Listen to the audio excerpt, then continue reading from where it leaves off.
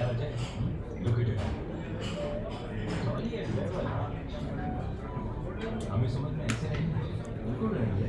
मेरे पापा जैसी सही प्लानिंग की। अच्छा, जैसे कि मेरे पापा ने इन्वेस्ट किया एलआईसी के जीवन अक्षय में, जो दे रहा है individual guaranteed annuity at regular intervals जिंदगी भर के लिए। हाँ, पर हमें तो इस स्टेज तक वेट करना पड़ेगा। हमने तो अभी इन्वेस्ट किया एलआईसी के लिए जीवन शांति जो हमें देगा डिफर्ड एन्युटी मतलब कुछ साल बाद से रेगुलर इनकम। LIC के एन्युटी प्लान से एन्युटी ऑप्शंस और नियमित इनकम पाने में फ्लेक्सिबिलिटी। LIC हर पल आपके साथ।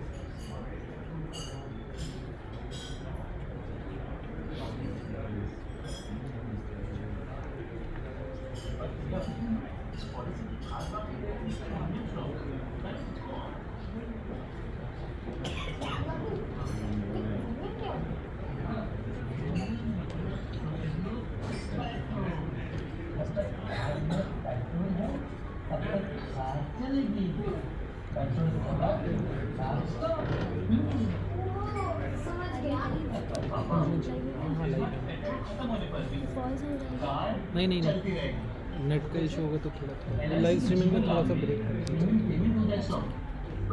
कितना ब्रेक करेगा? अब ये देख रहे नेट की कनेक्टिविटी के ऊपर है। नेट स्पीड जैसे इनसे ले लिया वाईफाई? हाँ, इनसे ले लिया, इनका ही कनेक्ट है। इनको बोलो क्या कि वाईफाई कनेक्टिंग चल रहा है? ये मैक्सिमम है। तो बहुत ब्रेक कर रहे हैं, तो थोड़ा बहुत नहीं है, तो कौन ही देखेगा?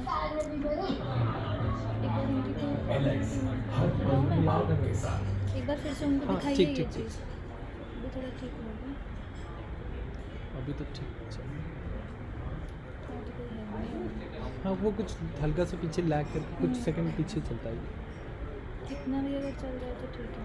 इतना तो चलना चाहिए। और इसको हम रिकॉर्ड भी कर सकते हैं ना बाद में, मतलब सेव कर हाँ, सकते हैं ये ना इस सेव फाइल को, ठीक है।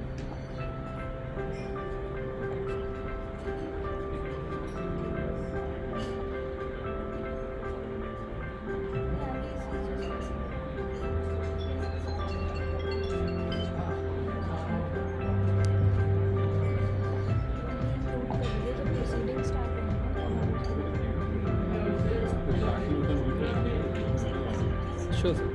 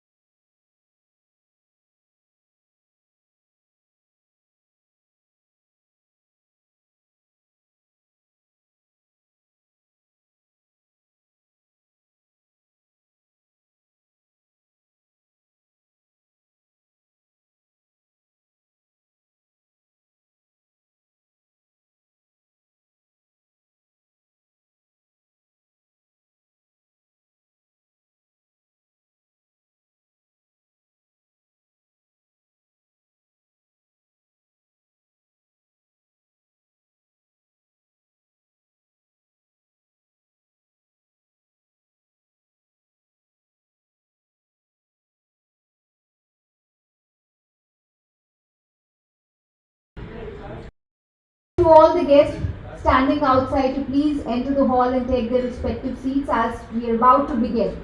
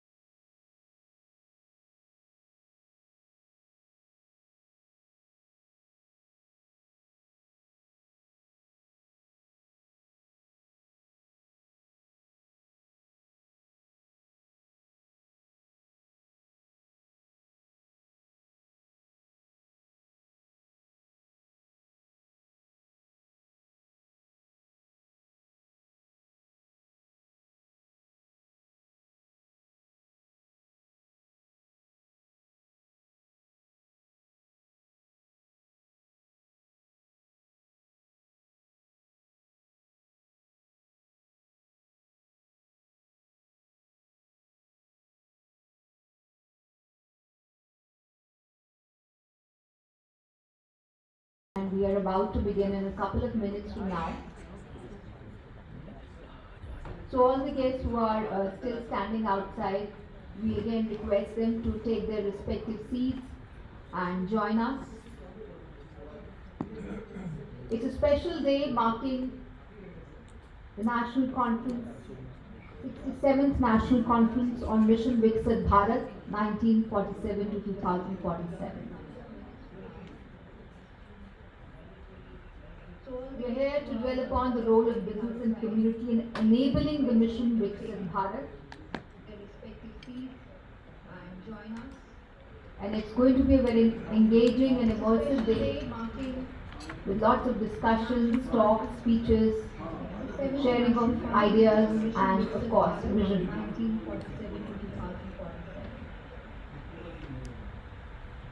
We would like to share that Honorable Minister, Mr. Harsh Malhotra, Minister of State for Road Transport and Highways and Corporate Affairs, is expected to join us later in the day. Earlier he was expected to join us in the morning session, but due to election-related engagements and other busy schedules in his work, he is expected to come later and join us later in the day.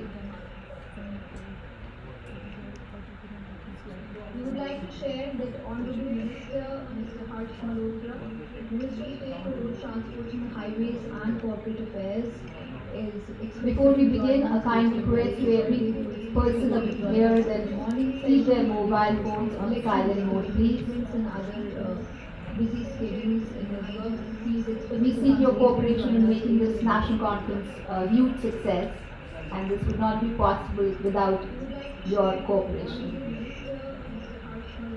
We really value your presence and your time that you're sharing with us here. Before we begin, a kind request to every person of here that keep their mobile phones on silent mode, please. And other busy schedules in his work, as we start in a few moments, we would be starting with the national anthem in some time, and we would request everybody to kindly rise up for that before the lamp lighting ceremony. Today we are having three sets of awards: the Indian Achievers Awards, the 40 Under 40 Awards for the dynamic entrepreneurs, and of course the Corporate Sustainability Awards.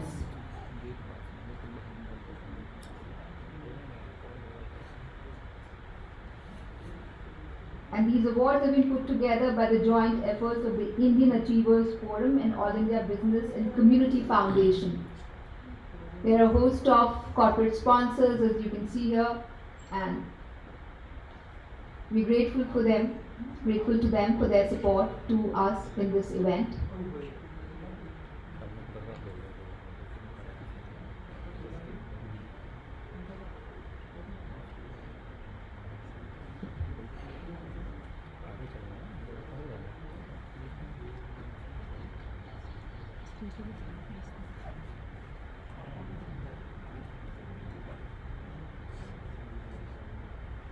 It's our honor to have guests of honor from different spaces and industries and sectors who've done remarkable work in their own space, from public service to police to different other spaces. We are really, really grateful to all our guests who are joining us here today.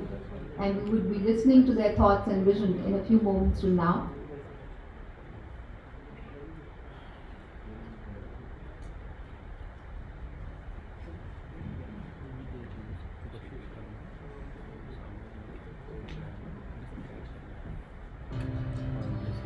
So ladies and gentlemen, a very warm welcome to you at the 67th National Conference on Mission Viksit Bharat 1947 to 2047, Role of Business and Community.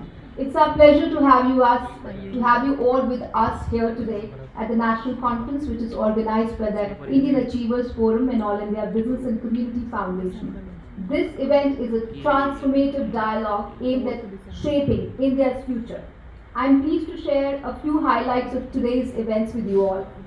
We will be honoring exceptional business entrepreneurs with the Indian Achievers Awards in a few moments from now.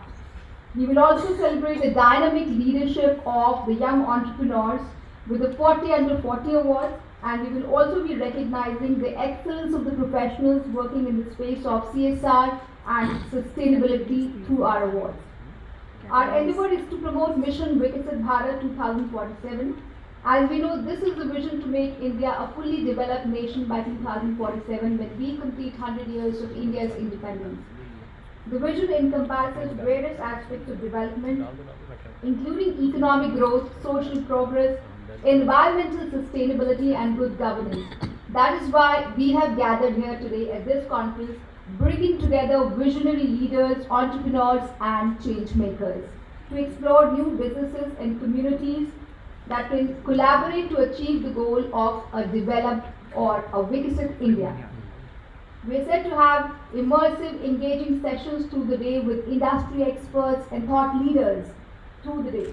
The organizers, Indian Achievers Forum and AIBCF, have put together this national conference with an aim to recognize the achievers and provide a platform to businesses and communities to come together for promoting Mission Viksit Bharat 2047.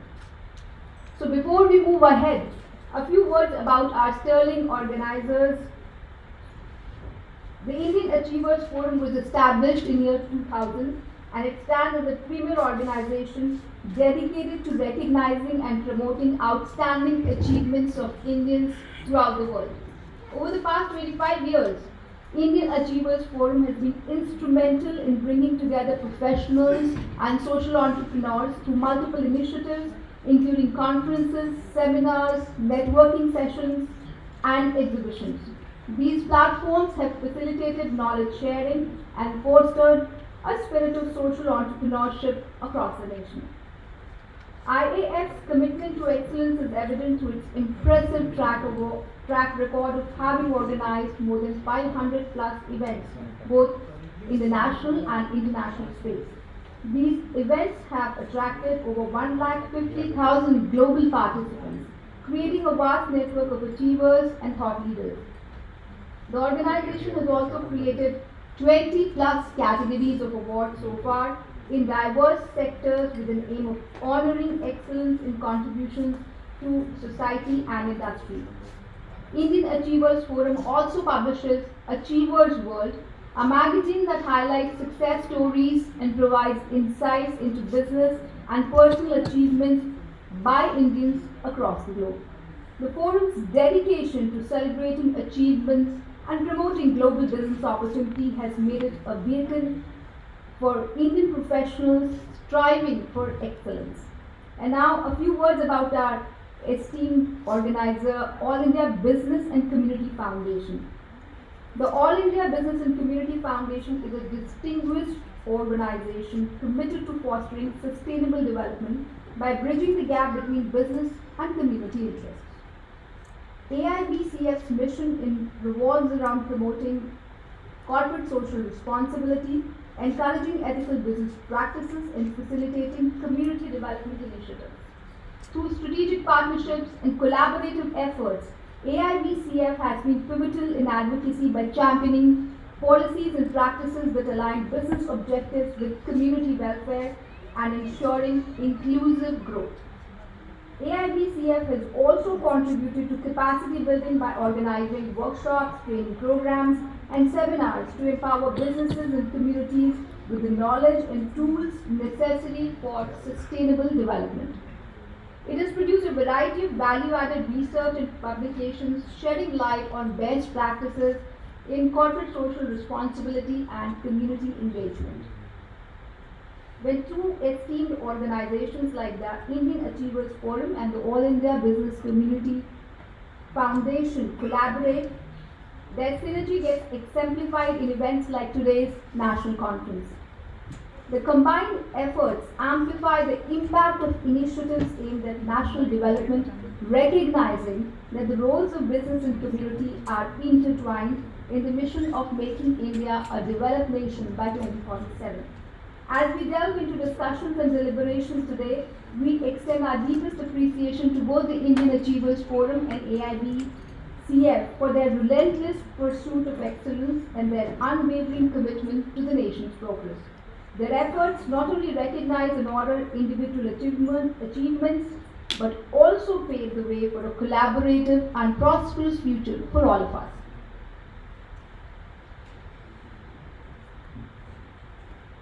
We would like to start the proceedings with the national anthem, and I would request all of you to kindly rise up for the same.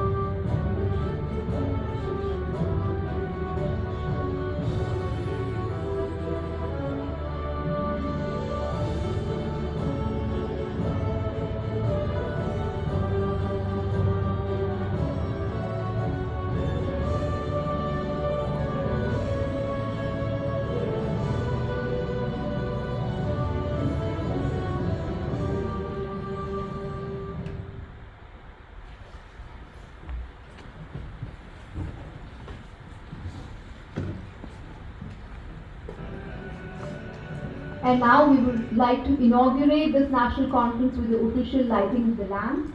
And for this, I would like to request our honorable dignitaries who are present with us to kindly come up on the stage. Mr. Ravi Shankar, Secretary of the Indian Achievers Forum.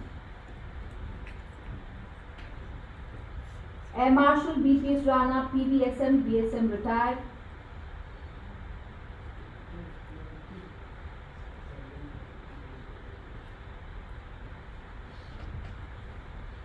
Shri Amod Kumar Kant, retired IPS, founder and General Secretary, Prayas. Mr. Surendranath Tripathi, retired IAS, Director General, Indian Institute of Public Administration. And Mr. Harish Chandra Unyal, President of the Indian Achievers Forum. I request them all to kindly start this national conference by marking the lighting of the lamp, please.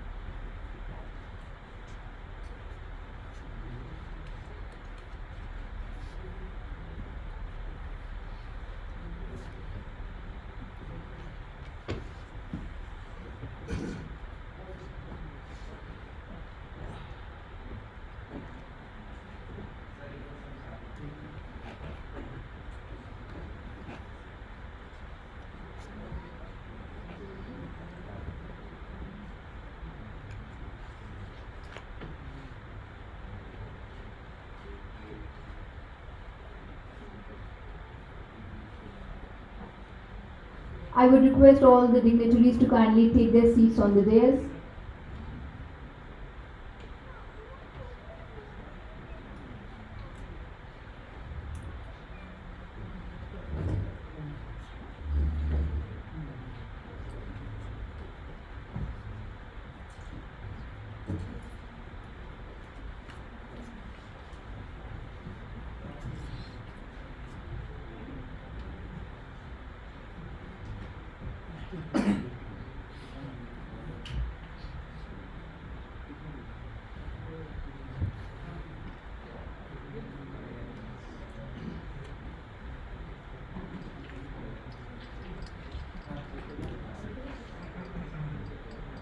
I would request Mr. Ravi Shankar, Secretary Indian Achievers Forum, to kindly give the welcome memento to Mr. Surendranath Tripathi.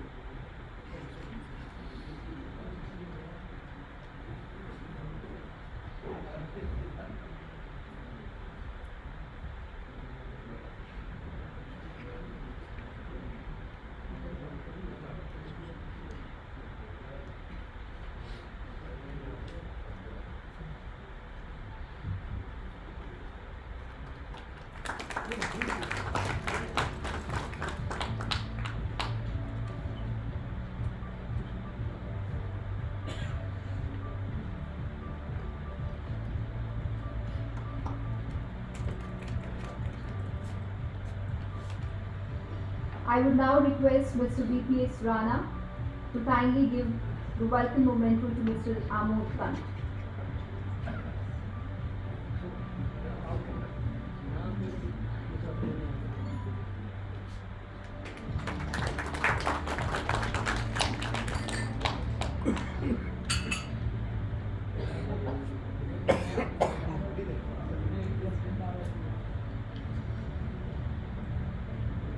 And now I would request the President of Indian Achievers Forum, Mr. Harish Chandra Unyal, to kindly welcome Mr. Rana.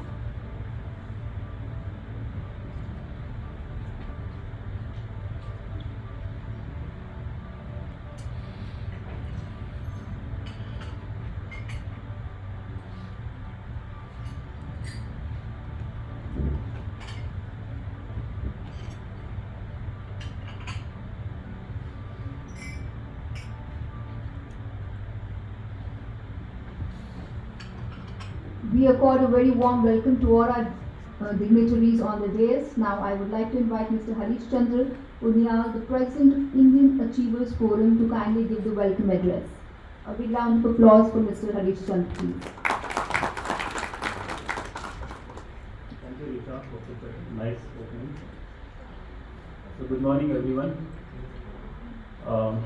and esteemed guests, esteemed colleagues, and friends. It is my immense pleasure to extend a warm welcome to all of you to the National Conference on Viksit Bharat 1947 to 2047, Role of Business and Community, organized by Indian Achievers Forum in association with All India Business and Community Foundation. This event marks yet another milestone in our collective journey of celebrating and empowering the spirit of Indian excellence. Today's conference is particularly special as Indian Achievers Forum has just completed 25 glorious years of services. Our journey started in 2000 with the guidance and encouragement of Sunil Shastriji. Over the past 25 years, the forum has successfully organized more than 100 diverse programs, not just in India, but in countries like United States, United Kingdom, Singapore, Dubai, Malaysia, Thailand, and many other countries of European continent. I am delighted to share that these events have seen participation from over 50 countries, featuring achievers of Indian origin whose exceptional contributions have brought honor to India on the global stage. These distinguished individuals have not only made us proud, but have also inspired generations with their dedication and innovative spirit. The theme of this event in Mission Viksit Bharat 1947 to 2047 resonates deeply with our collective aspirations to as a nation. It calls upon us to reflect on the remarkable journey India has undertaken since its independence and to envision a future where our country emerges as a beacon of sustainable growth and development. The role of business and communities is pivotal in this transformative mission. Together, they form the bedrock of a progressive society, driving economic growth, fostering innovations, and creating opportunities for all. In conclusion, I extend my heartfelt congratulations to all the award winners, and I express my gratitude to all our partners, sponsors, and participants who have made this event possible. Let us seize this opportunity to deliberate, collaborate, and recommit ourselves to the vision of a developed Bharat by 2047. Together, let us build a future where business thrives, communities flourish, and the nation prospers. Thank you very much.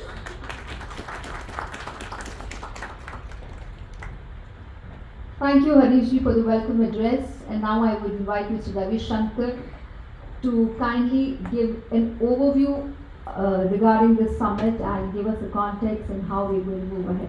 I will invite Mr. Ravi Shankar.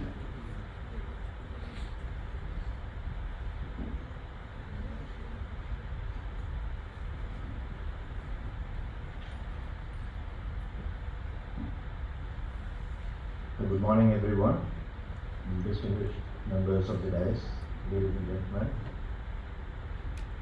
I am happy for two reasons. One is, in a very humble manner, Mr. Harish Chandra stated that Indian Achievers Forum has completed 25 years. Let us give them a big hand. So that is a great achievement. I have been associated with them for long, and I have seen this organization grow from strength to strength, and they have been felicitating and recognizing award winners for the last 25 years, and now in the recent years they have gone international, and multiple countries they have moved into. So hearty congratulations to them. I am happy about one more, there's one more reason why I am happy, because I am in the midst of all the achievers sitting here, and I am happy to be part of you. And this theme, Viksit Bharat, what is really progress? Actually, a country will progress when all of us, every one of us, think about progress and we progress. And progress is not really achievement. Progress is taking the one more step towards progress. What I am today, tomorrow, what kind of progress I have achieved, few months later what I have achieved, and few years later what I have achieved. So it's a long process, and every step we take towards progress is actually what is required, every one of us from our side. What is required is progress by every one of us to achieve the dream of our Prime Minister with Viksit Bharat. 2047 is going to be our centenary year, and let us all take a pledge to progress individually, our organizations, and then contribute towards the progress of India. At the same time, progress will require one important thing, a progressive mindset. When there is no progressive mindset, if we are always mired by criticisms and challenges and all that, probably the mindset, we will not be able to progress. Probably a mindset to progress is what is really, really important for achieving the dream of a developed India. So keeping that in mind, the Government of India, led by Honorable Prime Minister, has launched this Viksit Bharat, and in the next maybe about 22 years, when we achieve 2047, when we reach, we would be one of the, already we are a force to reckon with, and we are being noticed, and we will be really a superpower in the world. Superpower not in terms of arms and defense, but also in education, in health, in infrastructure, in embracing the digital and AI technologies, everything, all across the spectrum. So given this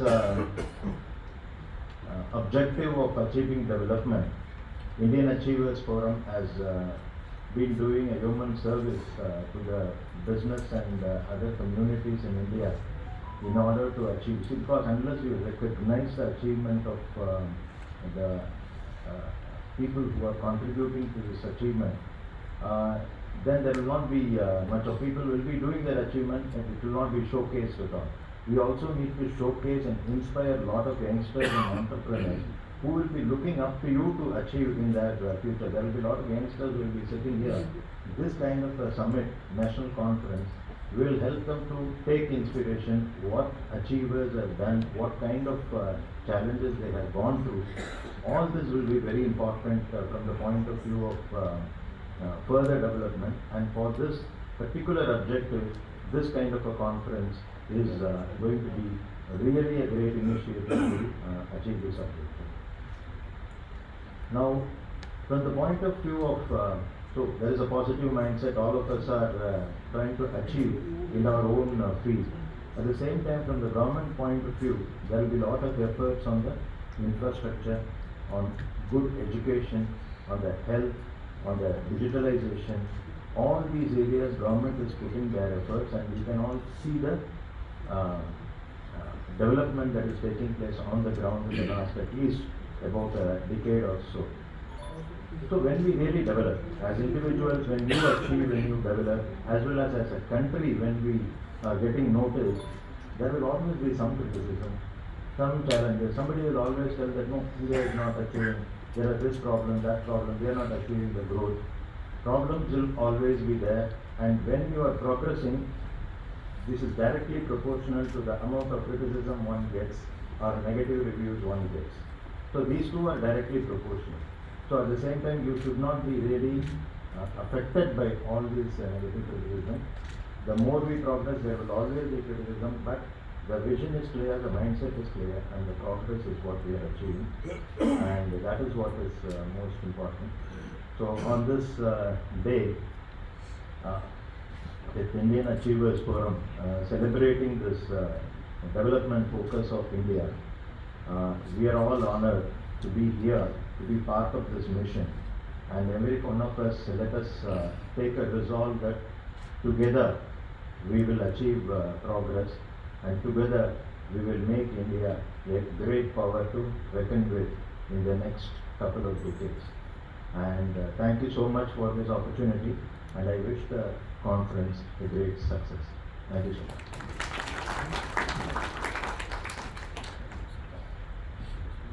Thank you, Mr. Ravi Shankar, for giving us a summit overview and telling us about the progressive mindset that is the need of the hour to achieve mission Viksit Bharat. And with this, I would like to invite our guest of honor, Mr. Surendranath Tripathi, retired IAS, Director General, Indian Institute of Public Administration, to kindly share his thoughts with us.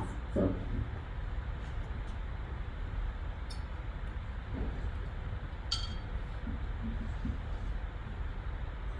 Good morning, friends. Good morning. Good morning. I think give us a feeling that you are still alive. Good morning. Good morning.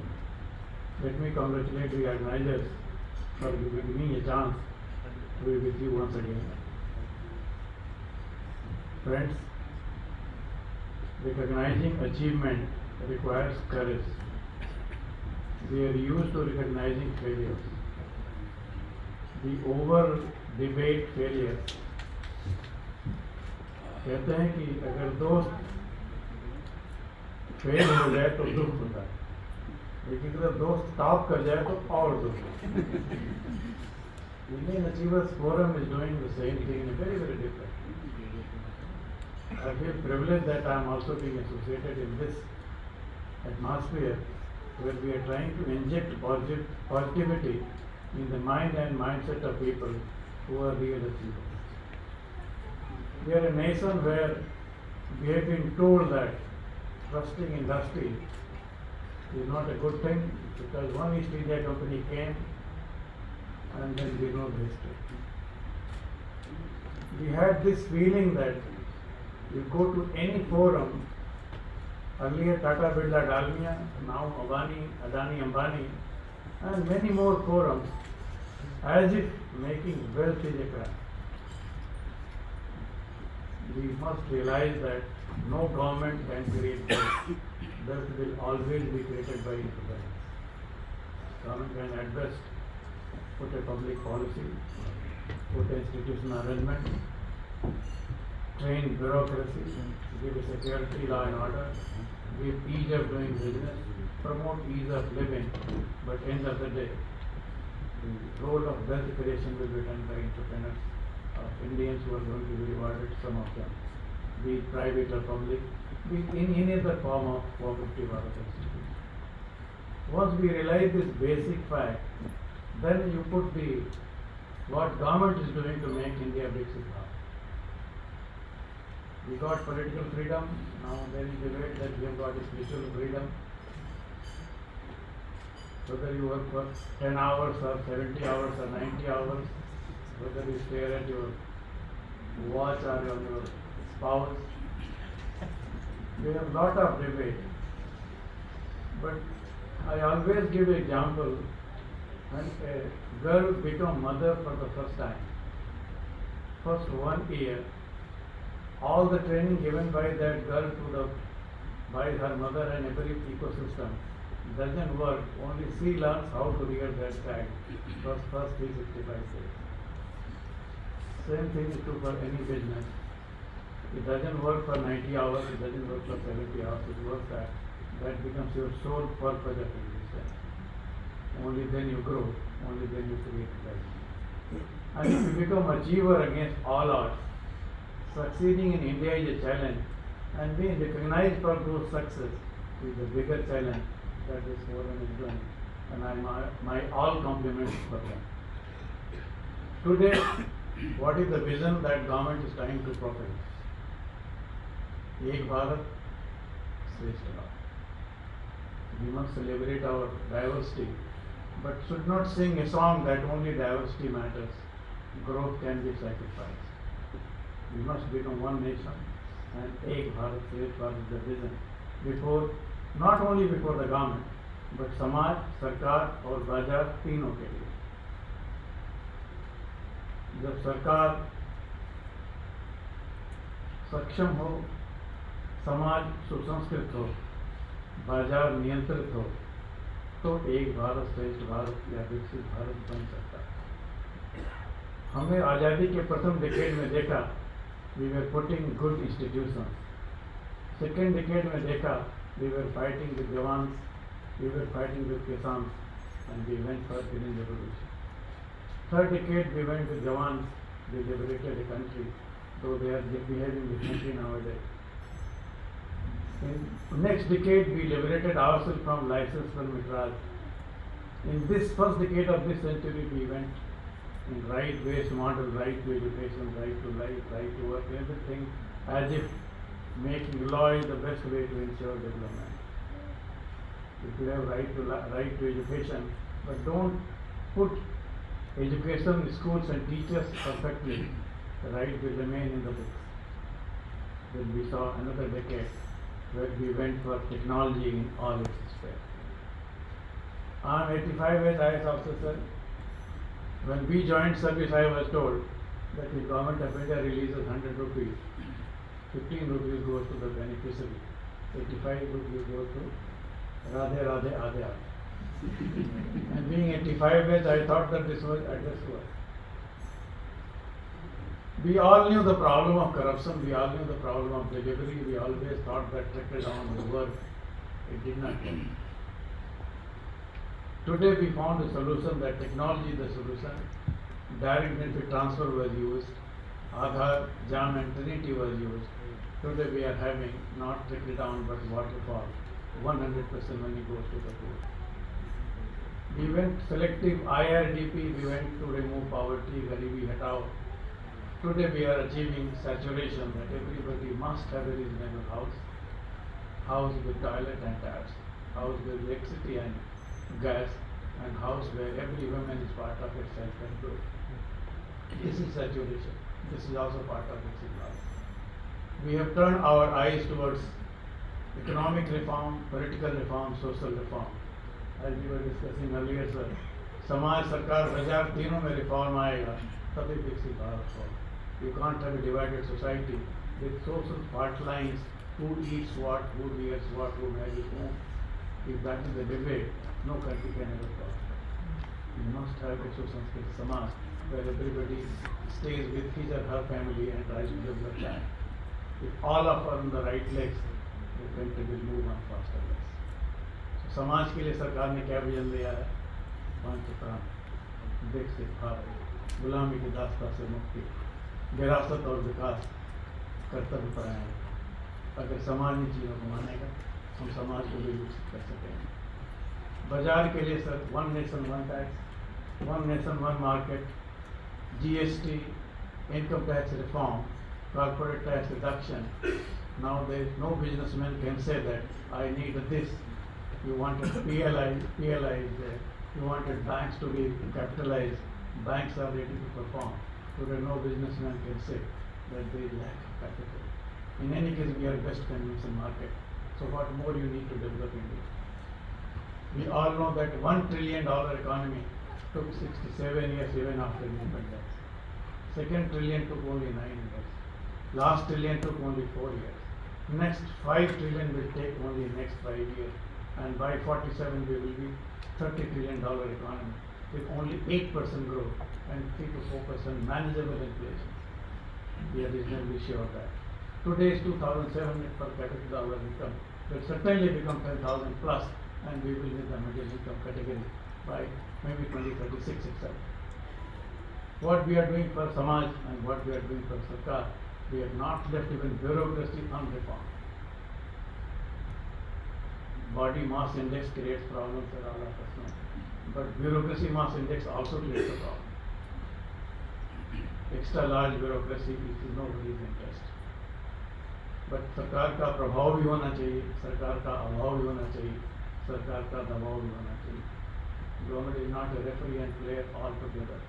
We abolished Niti Aayog, we abolished Planning Commission because we thought that they are overstepping from being a planner to being a player and referee together. You can't further ideas of central government at the risk and cost of the state government. by using your money power. Plant personal abolish, because we needed niti for the nation. We don't needed a niti based on coupled with financial arbitrary to perform a particular manner. We give power to the ministries and departments. You develop your own way and have your own agenda. And we also curtail the power of government. Honorable Prime Minister says minimum government and maximum governance is the rule. For the first time, a parliament claims that our achievement is not in making more rules, but in abolishing 1500 acts. Maybe by now it is 2000 acts. So friends, we are on the right path, both for Samaj, Sarkar and Parliament. When you have a good mindset, as was told earlier, when you have the skill set, the new education policy, when you have tool set, which is technology, AI and ML, what more you need to develop this great nation. Only 400 years has made all the difference. Till 1800, four centuries have made all the difference. Till 1800 AD, we were 25% global trade. In 47, we were less than 0.5% global trade. Even today, we are only 3% of the global trade. In 2047, we get only 7% global trade. We will be the third largest economy for next 5,000 years, because there are no country which can ever take us. We have a talk of population being the problem for India. Same population is giving us dividend. All the Fortune 500 companies can't survive in this world because they don't have one Indian as their CEO. You take up any tech company where Indians are signing private, we will be the software capital of India. Today we should become the skill capital of the world. Skilled in India is skilled for the world. If you go to Israel, they don't produce a single thing for Israel because they know that 1.5 million people can't consume everything. But the whole world is their market. They itself is a market of 1.4 billion people. Friends, we have everything, all that we needed. And मेरी इतनी गुजारिश है, यही समय है, सही समय है, भारत का अनुभव समय. Thank you very much for calling me. Thank you very much for being considered. Two of my IIT delegates are there. I think they will share more about it. Thank you.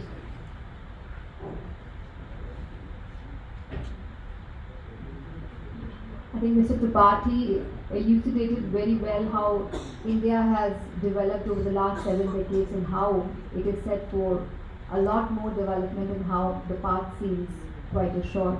Thank you so much, sir.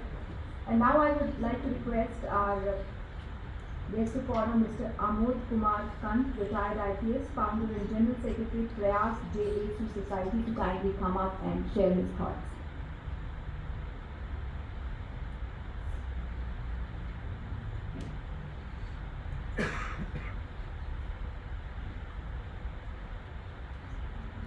Thank you, Anish, for inviting me. Whatever we have heard about 25 years of achievement of India Achievers Forum, it's something which needs to be applauded once again. It's not only that you are rewarding the achievers, but you are recognizing certain good practices, you are recognizing good thoughts, good ideas, and then placing them on a platform which needs to be watched.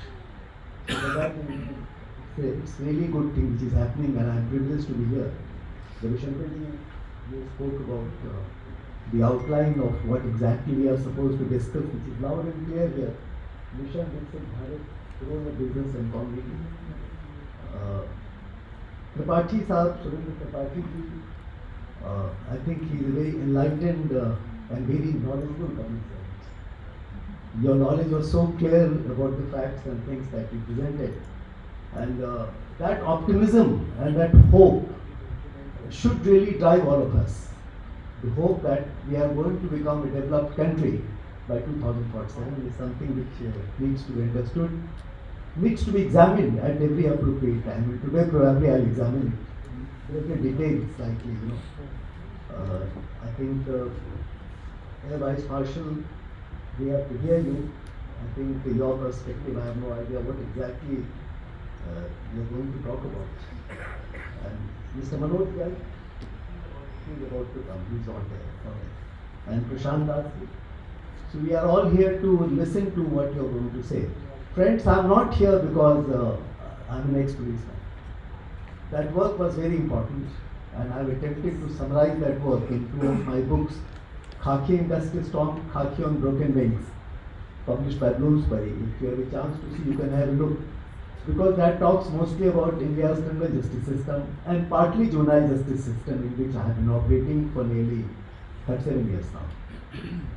Here I am for the reason that I represent volunteer, probably because I am the founder of Prayas, which came into existence nearly 37 years back.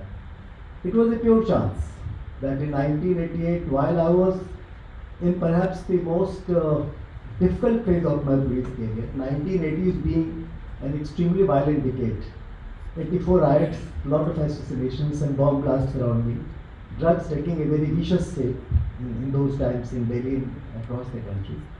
One very small thing, that a lot of children who were found on the streets of Delhi, who were found in slums, who were found on various situations of crisis, they had no place to go because the government used to run the homes and shelters which were more like jails. Even now, I think, although we are running a large number of homes and shelters, these are not exactly giving solutions to the problems of those kind of children. And Delhi police used to find about 40-50 such children who could not go anywhere. So that was an issue. And there was a big fire in one of the slums of Delhi in Jahangirpuri. The then Air Vice Marshal H.M. Kapoor, incidentally, was my Lieutenant Governor, and he took me there on that site of fire. And there we found a couple of 1,000 children homeless because nearly 1,000 houses had got gutted in that slum area. And that became an igniting point, an occasion for doing something. So that's how Prayas started. One, for the reason that the children who were on the streets of Delhi had to be looked after by somebody, and Delhi police had a role to play. And other, because there was a fire and it started off. And as it happens with voluntary organizations, unlike government, unlike market economy, the voluntary organizations take a meandering path. It generally doesn't put itself in situations where it fights with the adverse circumstances, but we try to utilize whatever best we can from the community, from society. So from those times, 1988 till date, 14th November was the birth anniversary of Prayas, and so was Mr. Tripathi's birthday is 14th November. So you are fortunate, you were born on Children's Day. And Prayas started on Children's Day 1988. I would like to cut that part of it. Just would like to say that today Prayas has nearly 316 centers in 13 states of India. We are directly served, full-time served by nearly 867 co-workers, we call them.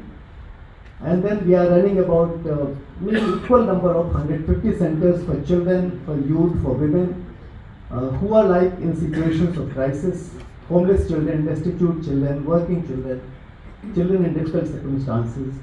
And these 13 states range from Arunachal Pradesh to Andaman Nicobar Islands where tsunami took place, from Kashmir where we are in big business, to Gujarat where early 20s, 2000 as it began, there was a big earthquake, if you can recall. So disaster has been a point where Prayas has been growing over the past 36-37 years. And as it happens that voluntary organization has a role to play. When you talked about Bajar, Sarkar and Samaj, isn't it? And that translates into market economy or business, we are going to discuss today. It translates into the government, and the government of India is probably the most powerful, the most pervasive, the most omnipresent government across the world. No other country can match India in matters of government. And Indian government is clearly divided into two parts. One, the democratic institutions from Panchayat to Parliament, from Patwari to Prime Minister, if I can say it. And that's very important, representative democracy. That is the most powerful part of Indian democracy, and the present Prime Minister is among the most powerful Prime Ministers in the country so far. And there is something which Mr. Tripathi represented, I represented as a police officer, the bureaucracy, the civil service, which is a very important part of the Indian democracy. That is one part of it. The second part is market economy. You said correctly, and whatever you described, Tripathi sir, they are very correct, very, very important. Post 1991, till date, whatever has happened, whatever we have been able to achieve is something which is remarkable. India, fifth largest economy in the world, very soon becoming third largest economy. Decidedly, we are among the top. We are also third largest military power incidentally. So India is a very powerful country, no denying the fact. We have strength, we have clout, we have presence. Globally, we are respected, and that's no less achievement. That is second part of it. But friends, there is third part of it also. Besides market economy, business, besides government, democratic institutions, and bureaucracy, we have got social sector, the voluntary sector. There are 32 lakh organizations in the country. They may not be doing great job, all of them, but they are very, very important, and they are filling the gaps. India's position in human development indicators, I took the information only yesterday. We are among 134th position ranked in human development indicators out of 193 UN-based countries. United Nations have 193 countries. There are 197 countries in the world. 193 are members of United Nations. Why is it that fifth largest economy translate into 134th position in human development indicators? That's a very big question. Why is it that sustainable development goals, which is also the parameter or the vision of the present Prime Minister, in Niti Aayog we had a body called CSR Standing Committee, Civil Society Organization Standing Committee. I remained a member coordinator of that body for nearly 5 years, till 2024. And the Prime Minister heads Niti Aayog. The Party Sami spoke about Niti Aayog. 2015, the Prime Minister of India, he opened up a vision, 15-year vision, which coincided with Sustainable Development Goals, 2030. And he also put out an agenda through Niti Aayog, where we participated officially. 7 years participation, 7 years agenda. And there were 3 years action plan.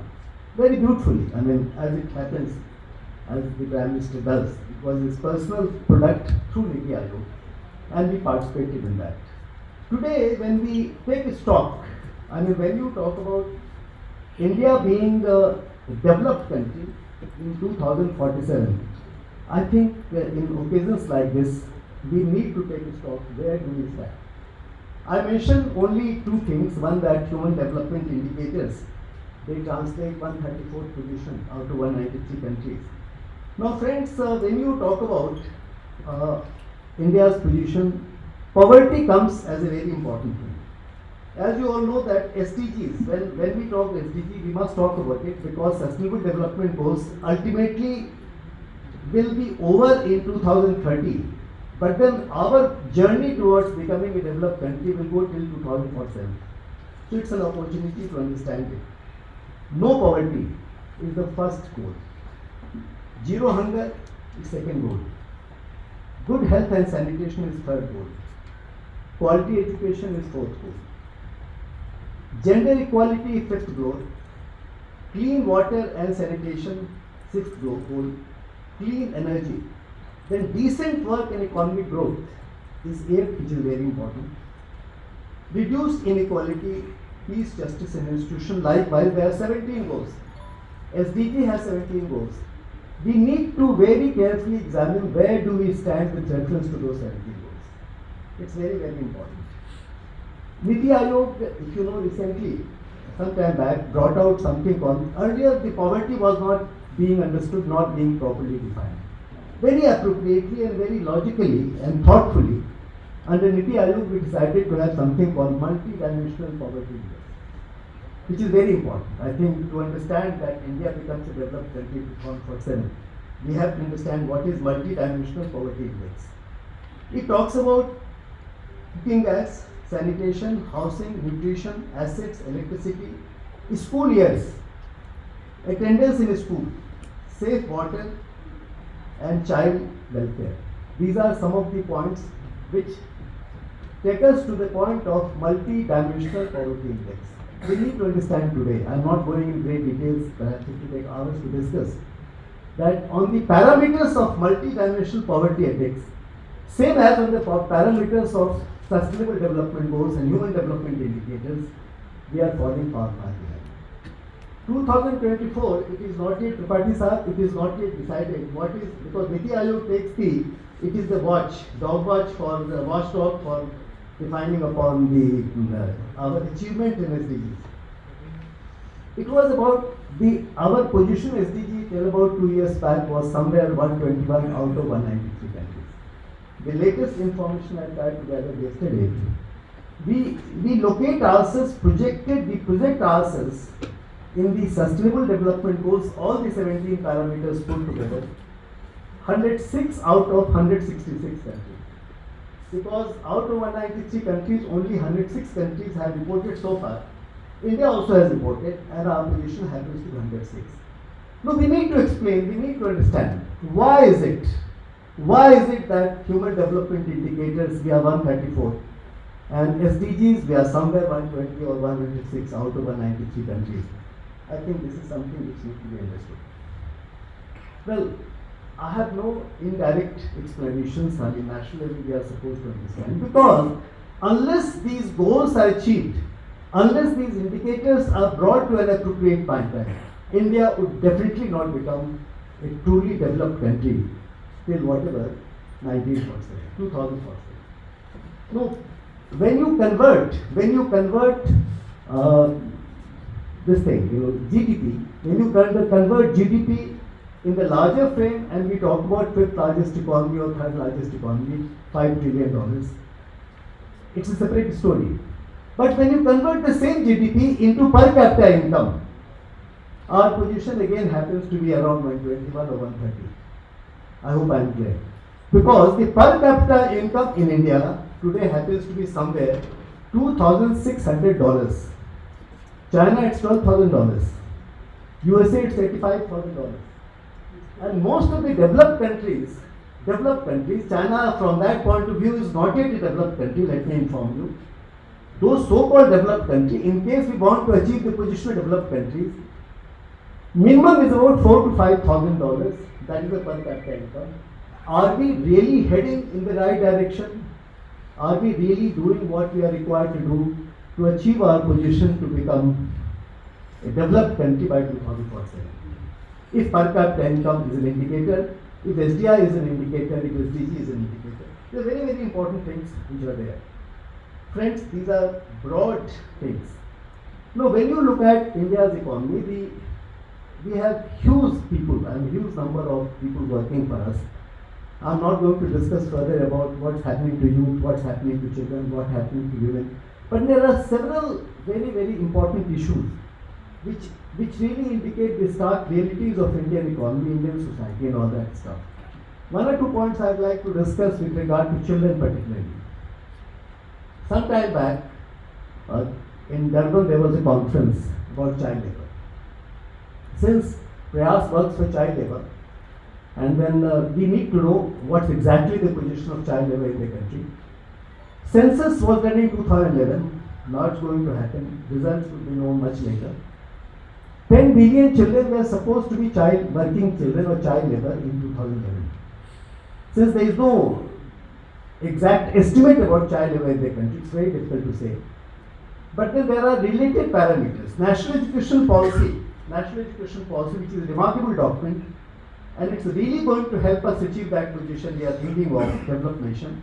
Coupled with skilling policy of India, we are working deeply in it. What exactly we are doing, I can't discuss further. But there is a very innocuous figure. National education policy, the government gives a figure of 32.2 million children who happen to be out of the school system because of socio-economic deprivations.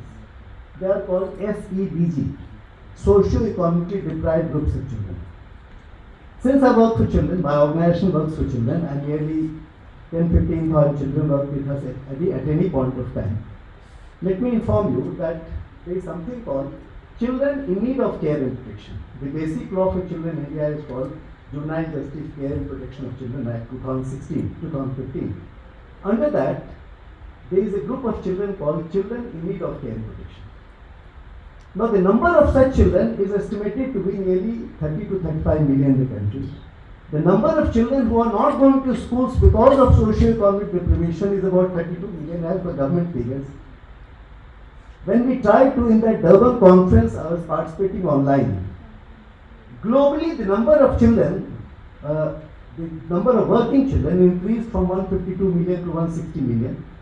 Then we tried to find out what was the share of Indian children.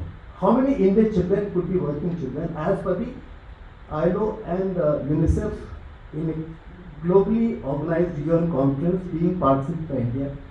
There was no answer to it, but it was said that since every fifth child happens to be an Indian child, and since our SDG is not exactly doing too well, human development indicators, issues relating to children, school education, etc., are not doing too well, at least fifth working child, globally speaking, should be working child in India also. That means 32 million Indians. 160 million children globally bear child labor, and considering overall condition of this country, nearly 32 million children would be the child labor in the country. I mean, these are the indications which really strongly militate against the thoughts that India is doing too well in the progress that is going to take us to become a developed country in 2045. I mean, these are many such figures I can draw. Just about 5 days back, I was invited by Government of Bihar to help them prepare state action plans to eliminate child labor. A figure came just before that. Nearly 20% of school-going children, nationally speaking, drop out from education by the time they reach 7-8%. 40% drop out in Bihar and Assam. That's the highest figure.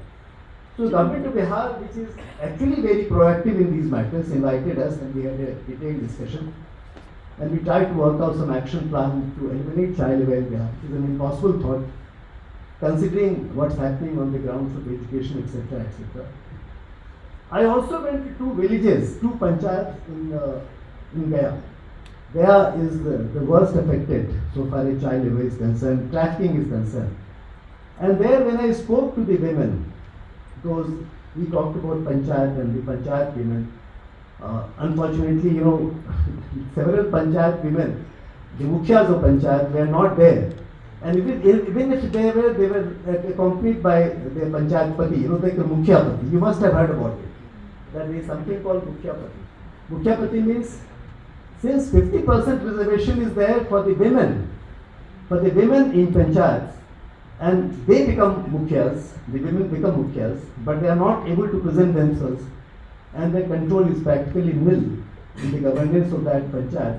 So their husbands, they operate as mukhyapatis. So in a way, I had a meeting with mukhyapatis, about 30-40 of them. And there, when we learnt about whatever is happening at the grassroots level, with regard to the economy, with regard to children's activities, the child labor, the trafficking, and the child marriage, and the school education, on these very important parameters in the villages of Bihar where I was there, alongside the state action plan that we were trying to formulate, the answer was very clear. That why are we in that position even now, despite a lot of legal changes? Friends, we are at a stage in India now where in social legislations, because when we talk about the real country that has to become a developed country 2045, the challenges don't lie in that process where we are growing very fast. Challenges lie in the process where we are not growing. These are the areas. Talk about health, talk about education, talk about poverty alleviation, talk about environment, talk about disability. Talk about deprived women, deprived children, deprived elderly people, deprived disabled persons. These are the areas in social sector which ultimately going to define our position. These are real challenges. So friends, these are certain thoughts that I thought I must share with you, because on the subject that we are talking about, Viksit Bharat, that developed India, a developed country, these are the real challenges, and these challenges have to be combated. So I thought I must share my views with regard to these things. Thank you very much. Thank you.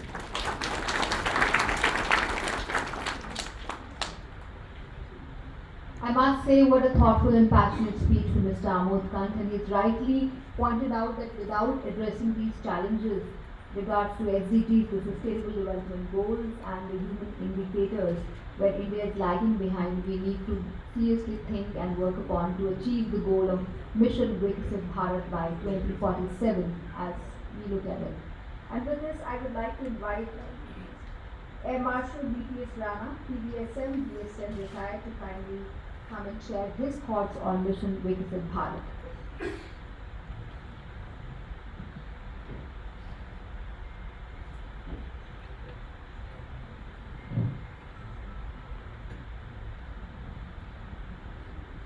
Good morning, everyone.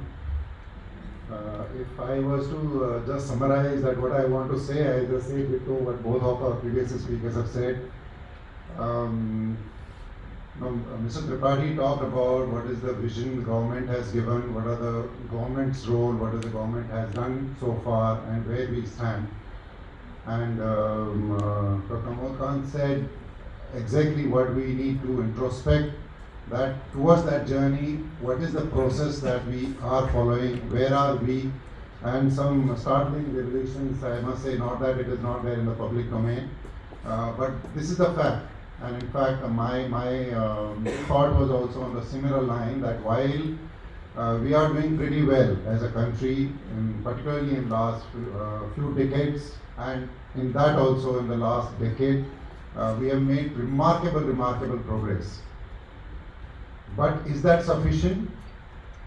Is that what we should be satisfied with, that we are doing pretty well now? We almost started galloping, but where have we reached in that path that we have set out for? If we are talking about a Viksit Bharat by 1947, in my opinion, while it's a very good idea, but we need to really work very hard. Each one of us who is sitting in this, and every one of us who's outside this hall, has to actually be working very hard. We have to be talking about on individual level, at a community level, at a state level, at a country level, that what is it that we need to do? What is it that is lacking? Today, when institutions like Priyas, and there are so many institutions, there are so many NGOs who are working towards uplifting of the society, of the deprived children, women, and disadvantaged communities, the tribal communities, the remote areas where the government is not able to reach.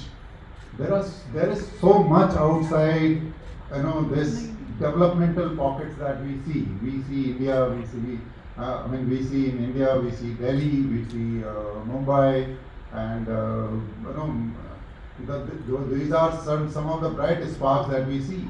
But how much of it is that we are able to see in those remote corners, where things are yet to reach, where their thought process is survival on everyday basis. So while we are doing pretty good, we have huge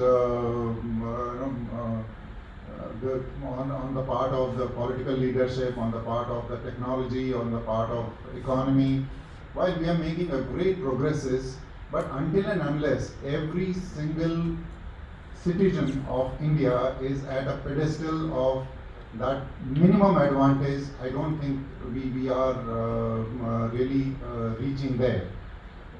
While this journey is very interesting, in last few years, we've really been hopeful.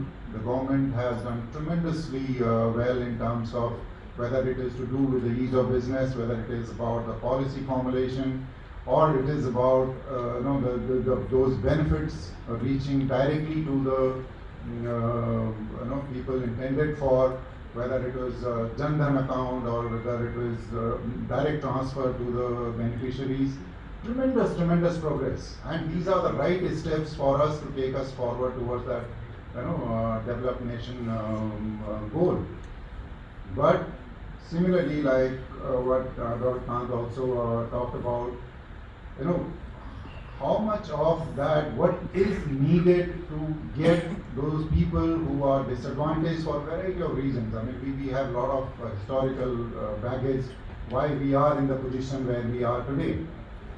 But those are not the excuses that we really have to see. We have to now see that what is it that each one of us on individual basis or on a community basis is supposed to be doing to make sure that these things, these indicators, so to say, improve. I mean, I fully agree with Dr. Khan when we say that it's good to be there in terms of economy, but there are so many things that we talk about economy doing pretty well. But until and unless there is a distribution of that wealth, it reaches those benefits of that economy reaches almost every common citizen. Then there are question marks. That bright spark of having a large economy is not sufficient till we make sure that every single child there is educated. There is no beggar on the street. I mean, these are the big asks for our country like ours. These are big asks, like we said, because we are carrying so much of baggage of social reform. There are so much of issues with our the basic infrastructure in terms of education, in terms of hospitals, in terms of the social indicators. So while every single thing is required to be done, we need to proceed on the economic front. We need to proceed on our soft power skills. We need to be on the technology front, whether it's aerospace, whether it's space, and it's happening. But it is still not sufficient. We are a very good military today, like we said. But the point is that is that military also is a deterrent enough? So we need to develop there. We need to develop on social indicators. We need to develop on the rural infrastructure, so to say.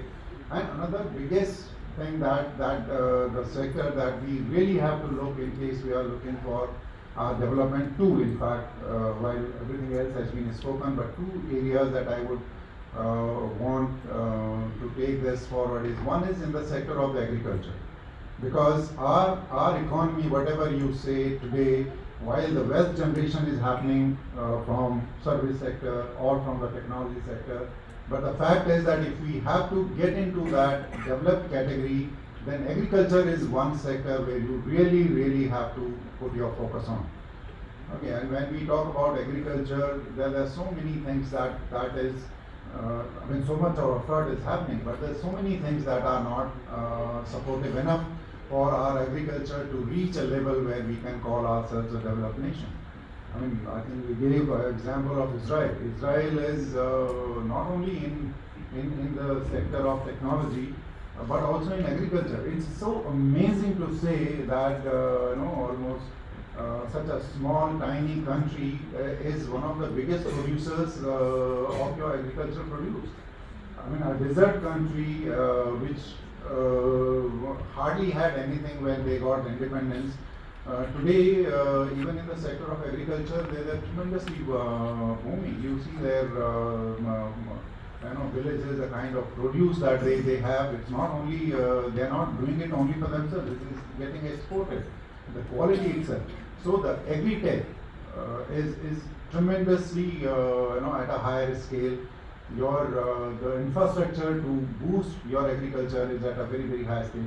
So there's something we have to learn from tiny country like Israel. Similarly, we can't take every time this excuse that we are a very populous country and therefore we have big challenges.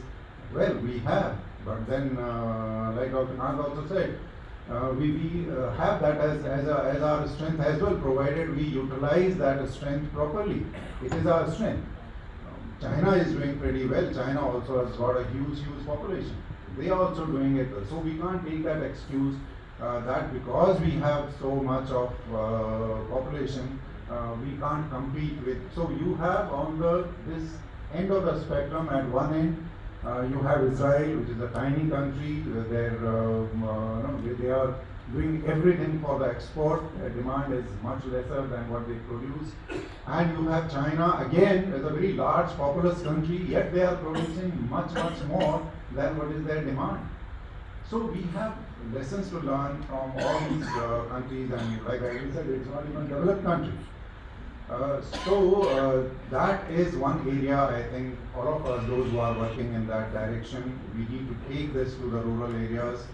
I work for Himalaya Unnati Mission. There's the second part that we were trying to talk about is environmental sustainability. Today, everything related to us for taking that developmental path is directly proportional to what you are going to do with your environment. We have done tremendous damage. I won't go in detail, but that is one area that we really have to be focusing on. That how is it that you are going to initiate those climate actions or the climate change. Today, these are the big challenges in future. Whether it is related to your green energy transition, whether it is related to your controlling your global warming. Today, most of the glaciers, quite a few of the glaciers have already disappeared. We are not even bothered sitting here in those things. But the fact is that the kind of impact that is going to create on humanity is huge. And therefore, when we talk about the utilization of our resources, extraction of our resources, being optimum utilization of energy, transformation to the green energy, along with a whole lot of technological advancement that we are doing, I think this is one area that we really need to take care of.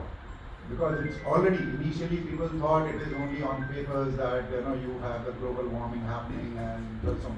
You see today, you see the LA fire. A country like USA today is not able to control fire.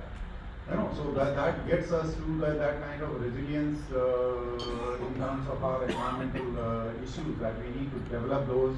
We need to be aware that if you are looking at our developmental goals, then we need to make sure that what are we going to do with our resources, what are we doing with our environment.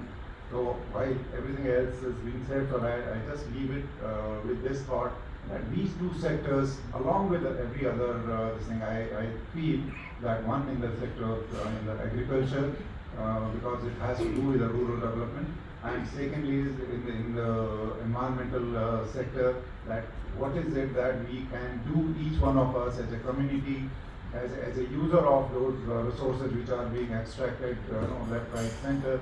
What is it that we can do to make our environment better for our sustainable growth of our businesses, sustainable growth of our economy? So I think I leave it at that. All of us who are here, until and unless we start working and thinking that what as an individual, as a community we can do to take care of these things, so that we realize that dream of develop India by 2047 in our centenary year. So I thank our organizers to get us here to speak on the subject. I'm sure every one of you would be keen to give that shot for the development of the country, and I wish everybody all the best. Thank you.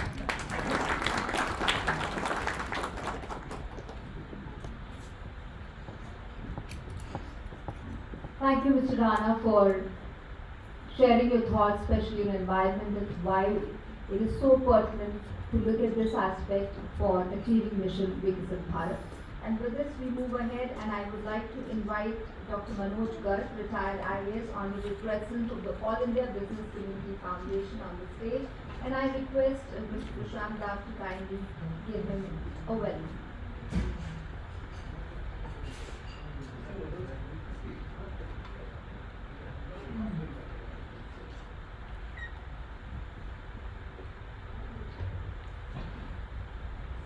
I think one aspect of Mission Viksit Bharat has to be the development of our rural hinterland, where Bharat lives. 50% of Indian population resides in the hinterland, in the rural areas.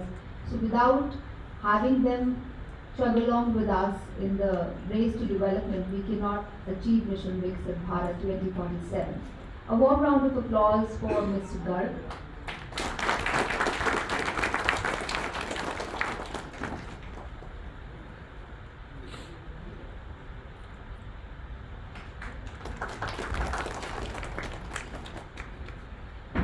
I I would invite Mr. Garg to share his thoughts on today's theme.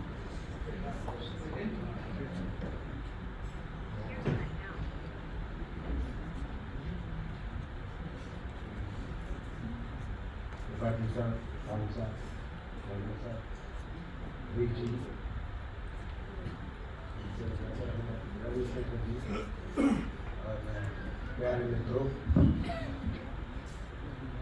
ये बड़ा ही खुशी का मौका है कि हरीश जी बड़ी मेहनत से हम सबको इकट्ठा करते हैं और ये मंच स्थापित करते हैं। ऐसी गोष्ठियाँ होती रहनी चाहिए। We have to progress at the same time. We have to think, contemplate, reflect कि where we are, कि हम किस स्टेज पे हैं, क्या खोया क्या पाया, इसका हिसाब साथ ही साथ खुशी का मौका होते रहना चाहिए और करेक्टिव एक्शन के लिए हमें तैयार रहना चाहिए। जिन भी देशों ने तरक्की की है, अभी इजराइल की बात हो रही थी, चाइना की भी बात हो रही थी। आई थिंक इजराइल तो छोटा मुल्क है, डेजर्ट में है, बहुत तरक्की की है, लेकिन चाइना हमारे लिए एक बिल्कुल स्क्वायरली फिट रोल मॉडल हो सकता है। उनका सिर्फ पॉलिटिकल सिस्टम थोड़ा सा हमसे भिन्न है कि that is a communist country और डेमोक्रेसी का भी इतना मसला नहीं है तो जितना हमारे यहाँ है। We are round the year busy in elections. आज भी I got caught in the traffic due to election rally. So हमारी काफ़ी सारी productivity, but that is our strength also कि हमारा इतना डाइवर्स कंट्री होते हुए भी we are a stable democracy, that is our achievement. मैं ये कहना चाहूँगा कि अगर हिंदुस्तान को जो गोल हमने रखा है, हमारे आदरणीय प्रधानमंत्री जी ने रखा है कि 47 तक विकसित भारत, वो अचीवेबल है, कोई दिक्कत नहीं है। Only thing is we have to fire all cylinders. शायद 90 घंटे का जो सुब्रमण्यम साहब ने कंसेप्ट दिया है, दैट इज नॉट अचीवेबल, कहीं half way. What he meant perhaps was कि हमें जी जान से लगना होगा। We can't sit on our laurels. आप वेस्टर्न वर्ल्ड का हाल देखिए, वो सारे लोग थर्सडे ऑनवर्ड वीकेंड की प्लानिंग शुरू कर देते हैं। तो that is why those countries are now producing 2% growth, 3% growth. उनका बेस बड़ा है, लेकिन चैलेंजेस भी, उनकी डिमांड्स भी ज़्यादा है। अगर हिंदुस्तान को 8-10% पे ग्रोथ देनी है तो we have to work hard, there is no option, and we have to work hard at the same time we have to work smart also. हम लोग, मैंने देखा है, मैं भी एक रिटायर्ड ब्यूरोक्रेट हूँ, आज भी कई संस्थानों के साथ काम कर रहा हूँ। I am heading a university, private university in Rajasthan. तो हम लोग कहीं सेटल कर जाते हैं मिडल पे, we don't settle for excellence. हम जुगाड़ कर लेते हैं, और ये ठीक है यार, लेकिन that is not the end goal. If you have to compete globally, we have to produce world-class things. We have to be competing with the very best in the world, and that keep that target in mind and produce world-class goods, world-class agriculture, world-class services, tourism. That is the way forward. And I once again thank Mr. Harish to invite me. बहुत बहुत धन्यवाद, बहुत बहुत शुभकामनाएं। Thank you.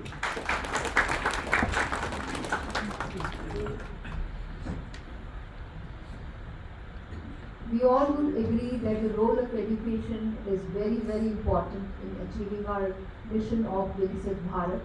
And I would like to invite Mr. Ravi Shankar, who is the Secretary of Inidviduals Forum, to share his presentation on education with us.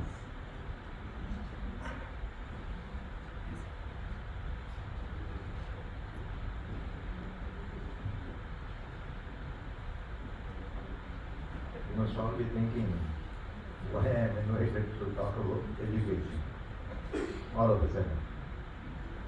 This is a kind of a teaser. You will know why I am going to talk about education a little later. But see, education is something which is very important, and we are talking about developed India.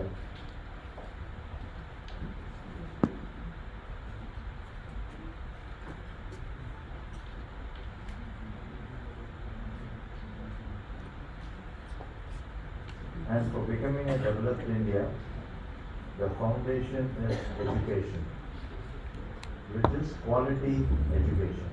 So that is what is important. And quality education, I am associated with an NGO who actually put this underprivileged line in their board, and they coach underprivileged children for IIT and other engineering colleges and medical exams. And the success rate is, if you look at it, 90%. They are educating about 1,000 students per year, and 90% of them get selected in one of these colleges. Now, when you think about the quality of education, we always think about achieving 90% of them get admission. But quality of their achievement, can their performance improve, and 90% of them can achieve or join in all those A category colleges. Again, that requires a great foundation in terms of school education. At the school level, there is science and mathematics. We have found when we interact with these students, probably where we have to start is not coaching them, just coaching the children at the college level and getting them admission into college.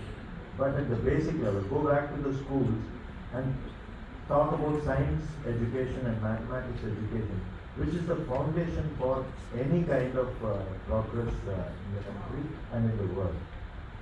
So that is what we are looking at. So that way, education in India is something which is very, very important, and that lays the foundation for whatever development we are talking about.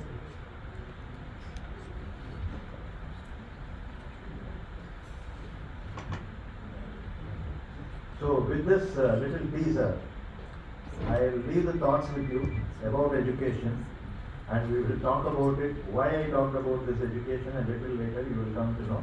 And I leave it at that, and we can continue with the session. Yeah?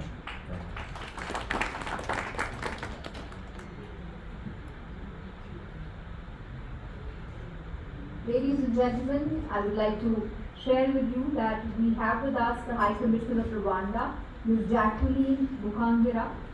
Please give a huge round of applause to welcome her. We request her to kindly come up with this, and I request Mr. Ravi Shankar to kindly give her a welcome honor.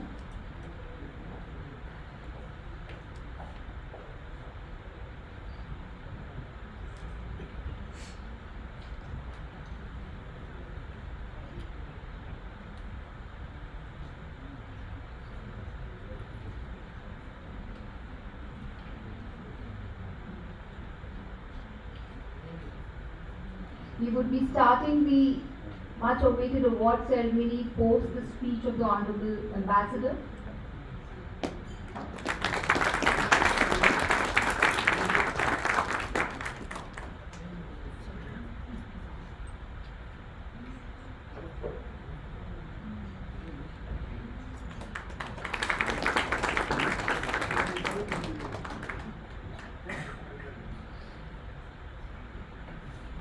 Thank you so much, Mr. Ravi Shankar, and now I request Her Excellency Ms. Jacqueline Mukangira to kindly share her thoughts on the Mission Viksit Bharat theme. We invite her to kindly address us.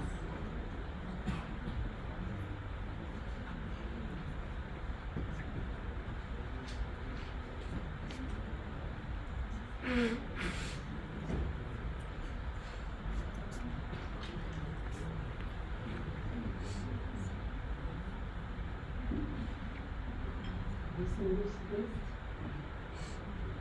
all protocol observed, ladies and gentlemen, good morning, namaste. It's a great honor and pleasure for me to be here today, and I wish to express my heartfelt gratitude to the organizers of this beautiful event for having invited me to come and speak at this great audience. Let me start by extending my best wishes to each one of you for this new year. Distinguished guests, ladies and gentlemen, I've been requested to share my views and insights on the current developments in my country, on investment opportunities in the country of 1,000 hills. I'm pleased to inform you that Rwanda and India enjoy excellent bilateral relations. Our both countries have been working together on various bilateral, regional, and multilateral issues of common concerns. Currently, the cooperation in trade and investment remains one of the priority sectors. And other areas of cooperation include defense and security, health, education, and ICT. Rwanda has opened its borders to citizens of the world, and Indians, being members of the Commonwealth of Nations, get 1 month free visa on arrival. So if you want to visit my country, you won't have to come to Shantineketen at our mission to get visa. You will just pack your bags, get your flight, and you will get 1 month free visa on arrival in Rwanda. And that is the same for all the Francophonie member states and all African countries. These facilities, which have been put in place by the two countries, have set a conducive environment for Indians to travel and invest in Rwanda, and for Rwandans to travel to India for studies, medical treatment, and some for trade reasons. Dear friends, I'm glad to inform you that my country has chosen the knowledge-based economy as one of its economic growth pillars. Rwanda's economy grew by 8.1% in the third quarter of 2024, following increases of 9.8% in the second quarter and 9.7% in the first quarter. So this brings the average growth rate for the first 3 quarters of 2024 to 9.2%. The growth was mainly driven by strong performances in the services and industrial sectors. Rwanda continues to be one of the fastest growing African countries in ICT, and there are several avenues for growth for the ICT sector, from e-commerce and e-services, mobile technologies, applications development, and automation, to becoming a regional center for the training of top quality ICT professionals. Ladies and gentlemen, today Rwanda is a fast developing, transformed, stable, and stronger nation with zero tolerance for corruption. I'm saying that there is zero tolerance for corruption in my country, and there is no one who is above the law. Over the past decade, Rwanda has implemented an effective doing business reform agenda to create a favorable and competitive business environment with multiple incentives. From the top political will to the downstream implementing entities, The opportunities in business, trade, and investment in Rwanda are protected by conducive laws that guarantee zero tolerance for corruption, free movement of returns on investment, and transparent tax laws. Dear friends, Rwanda has been ranked highly in a number of areas by different international ranking bodies, such as the World Bank, the International Monetary Fund, World Economic Forum, Transparency International, and so on and so forth. These include, but not limited to, number one, Rwanda is the safest country in Africa. Those are not my words. Those are the words of BBC Travel. You may Google it. Number two, Rwanda is the second easiest place to do business in Africa. Number three, Rwanda is one of the fastest growing economies in Africa in the last 11 years. Number four, Rwanda's business climate remains favorable for investments and offers stability and transparency. Indeed, we have built an environment that is very conducive. We have set the laws, the tax structures, and incentives that allow for meaningful financial centers to operate. It requires only 6 hours to open a business in Rwanda. And you can do it, thank you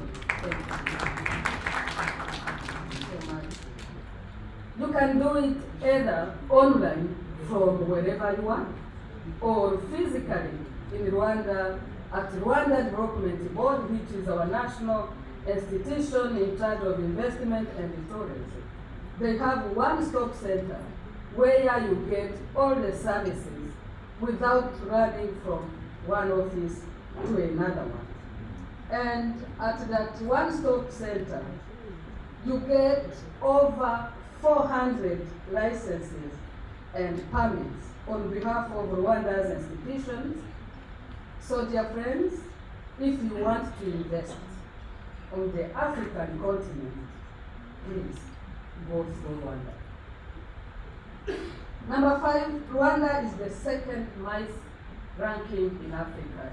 You may know that MICE stands for meetings, incentives, conferences, and exhibitions. Number six, in Africa, Rwanda is first in government transparency. Number seven, Rwanda has achieved 95% of network coverage.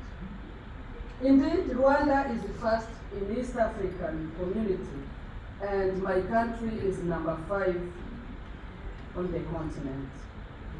Number 8, internet penetration is at 78% of the national coverage.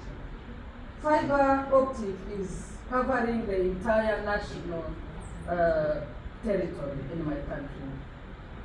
Digital payments in Rwanda have reached the level of 99%. Number 9, electrification of the country is at 74% in the household, and 88% of public roads are illuminated. Clean water in Rwanda is accessed by 82% of the population. Number 10, Rwanda is also a global leader in women participation in decision-making organs. I'm pleased to inform you that the Rwandan Parliament has 63.75% of female parliamentarians. That's the highest number worldwide. Thank you so much. So you understand very well that women are kings in my country. We are really kings. Distinguished guests, with these opportunities mentioned, my country is ready to welcome investors in various sectors, including manufacturing, infrastructure, real estate, financial services, tourism, education, health, cyber security, mining, and so on and so forth. The investment opportunities are backed by strong fiscal and non-fiscal incentives. Dear friends, we are glad that many Indians are established in Rwanda. They are doing very good business. I'm happy to inform you that India is #1 in Rwanda in terms of foreign direct investment.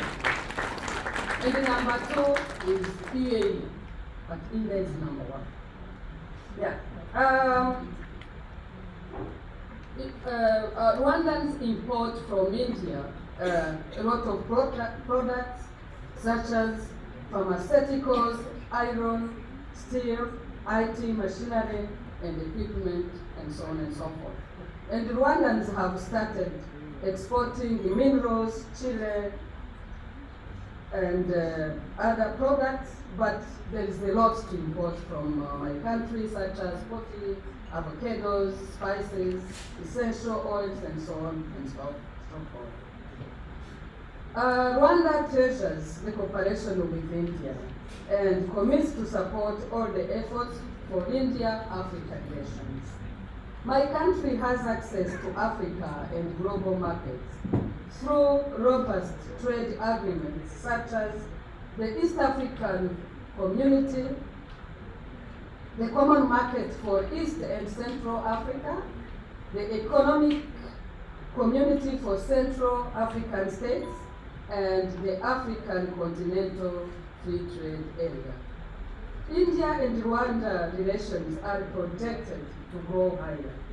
Therefore, these regional and continental blocks are the trade bridges that offer comparative advantages to India-Rwanda business and trade relations.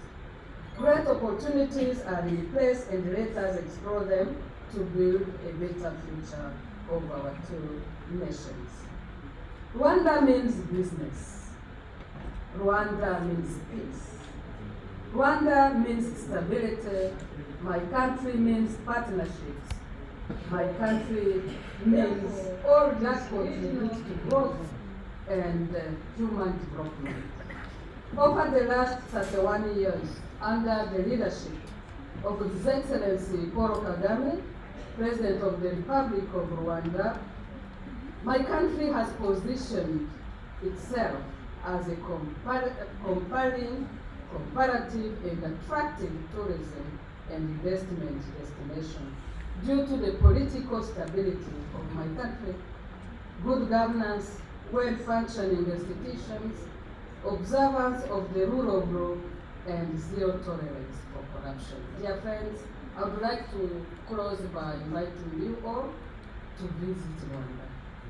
My country is known for its beautiful scenery.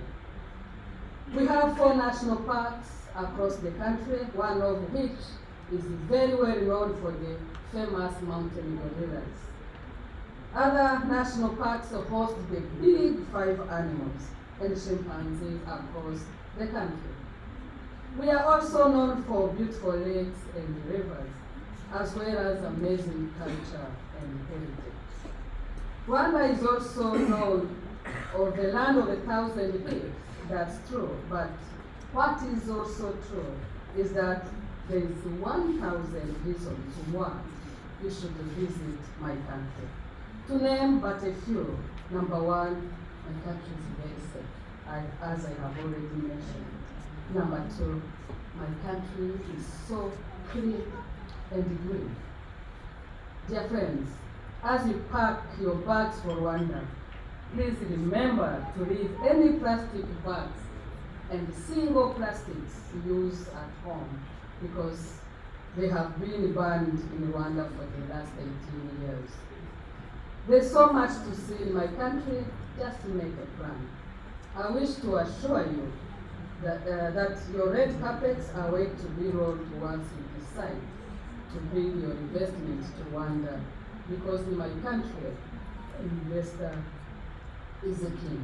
Thank you so much for your kind attention. I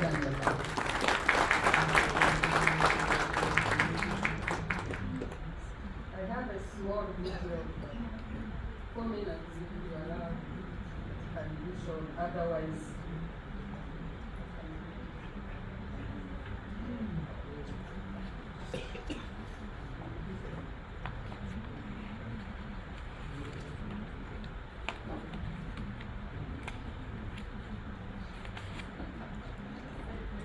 Thank you so much, Ambassador, for sharing your thoughts on Rwanda, and I'm sure it provided us a lot of insights about the business opportunities available for Indians in this African nation. He spoke so eloquently about the safety perspective, the business opportunities available there, and what Rwanda has to offer to a country like India, and what kind of synergy awaits between the two countries. So that was really an insightful speech. Thank you so much. We will be moving into the awards very soon.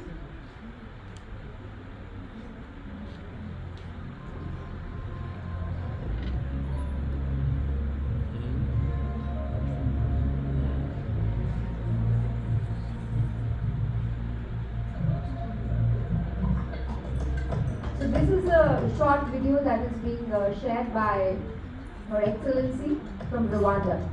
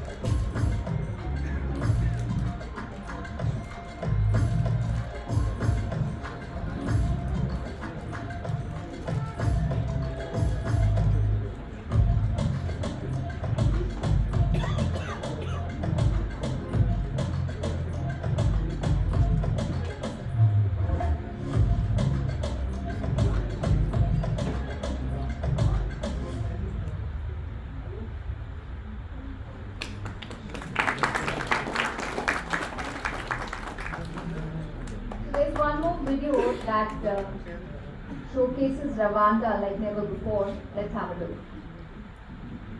Where innovation and growth converge against a breathtaking backdrop. This is your opportunity to embark on a transformative journey, ideal for organizations seeking new horizons. In the heart of Africa lies Rwanda, a nation that has not only overcome adversity, but has emerged as one of Africa's most promising business hubs. Here, the prospects are boundless, and the incentives are abundant. Imagine a nation renowned for its ease of doing business, with a government committed to fostering a conducive environment for foreign investments. The World Bank ranks Rwanda as one of the top countries in Africa for business-friendly policies. Picture a workforce that is young, dynamic, and eager to contribute to your success. The government of Rwanda's commitment to technology and innovation creates the ideal setting for your business to thrive. With a rapidly growing digital infrastructure, your company can harness the power of connectivity like never before. From the vibrant streets of Kigali to the lush landscapes of the land of 1,000 years, Rwanda invites companies and investors from all around the world to be a part of its success story.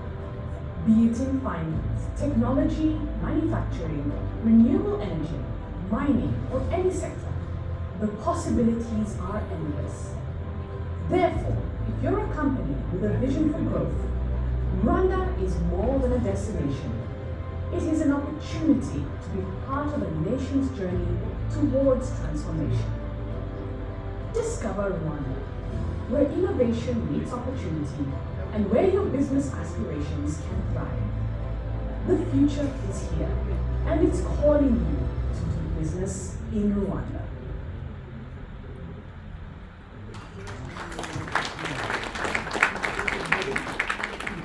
What a beautiful video, and truly represents their sense of opportunities awaiting in Rwanda. And with this, we have arrived at one of the most important junctures of today's event.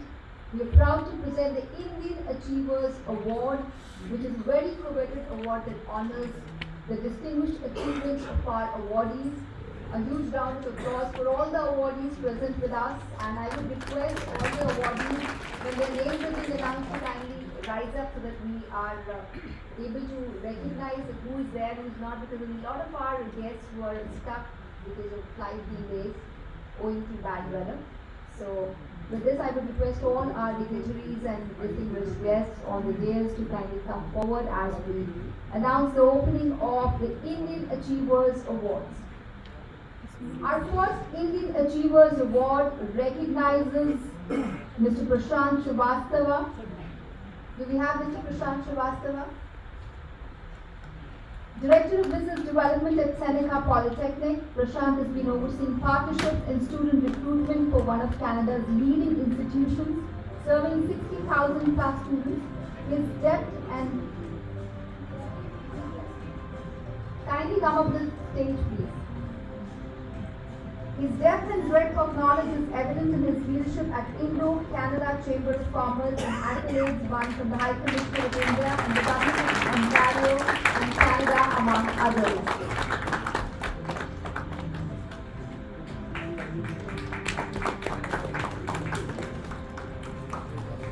A big round. This is our first award.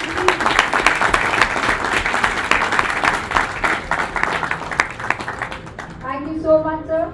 Our next award recipient is Dr. Nishu Chaudhary. Is she here? Yeah. She has been recognized for her ability to forge high-impact partnerships and mobilize resources for entrepreneurs seeking transformative growth in new geographies, mainly in Africa. For over 20 years, Dr. Nishu has worked in 17 countries as a global development strategist spanning infrastructure, climate, clean energy, education, health, and social development.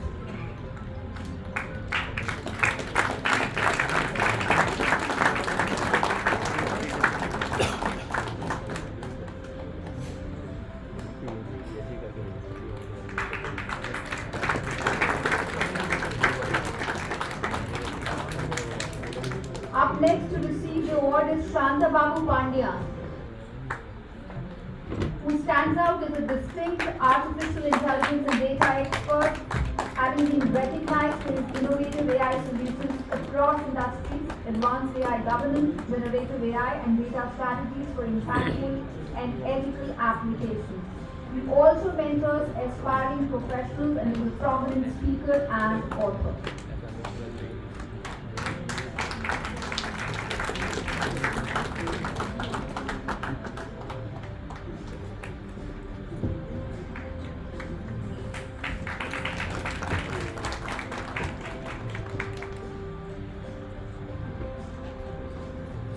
And next, Indian Achiever Award goes to an SDG champion standing tall in pioneering decentralized treatment of wastewater. We have our next recipient, Kunal Patel, with us. Is Mr. Patel here? Kunal is the co-founder and COO of Indra Water. Indra recovers up to 99% of the water for reuse with their novel patented electrical treatment technology. They have treated 2.5 billion liters of water, impacting the lives of over 5 lakh people.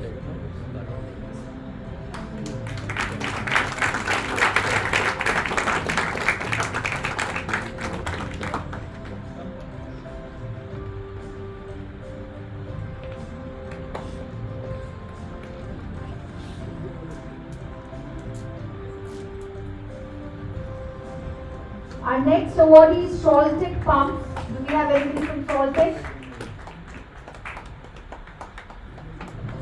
Soltec Pumps is delivering world-class fluid handling solutions. Soltec Pumps has continuously pushed boundaries to meet the evolving needs of diverse industries, including chemical, pharmaceuticals, steel, automobile, paper, and recycling industries. Their dedication to customer satisfaction has pumped new benchmarks in the chemical pump industry.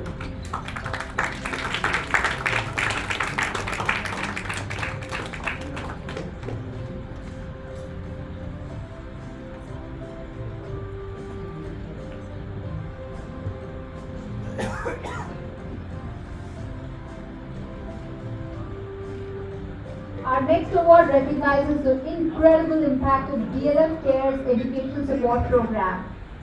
Do we have Dr. Amita Mulla? Please come. Her team is here to collect the award and told it's a flagship initiative of the DLF Foundation in providing access to quality education to higher education students from the economically weaker sections. The program has impacted over 50,000 students by offering scaffold learning, academic support and SEL education.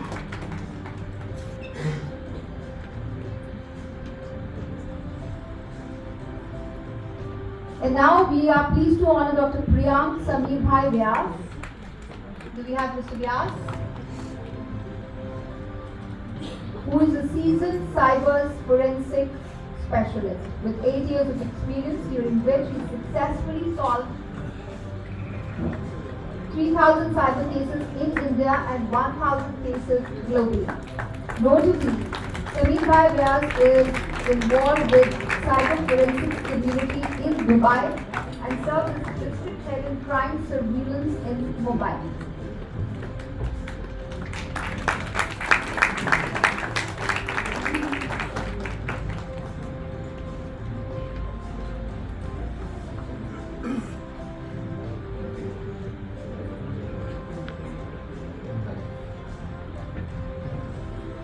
The next award recipient is none other than ICICI Lombard, the leading private general insurance company offering a well-diversified range of products including motor, health, crop, fire, personal accident, marine engineering and liability insurances to multiple distribution channels. ICICI Lombard is committed to customer centricity with its brand philosophy of Nibhai Bharat. To receive this award, we have Mr. Amit Sethi and Mr. Alok Singh. The next award goes to Ruby Gupta for her outstanding role in advancing India's Udan, Ude Desh Ka Aam Nagrik scheme at Flybig Airlines, connecting underserved regional airports and making air travel accessible to ordinary citizens. Her expertise in flight operations has significantly contributed to strengthening regional air connectivity across India. Do we have Ruby Gupta? Yeah.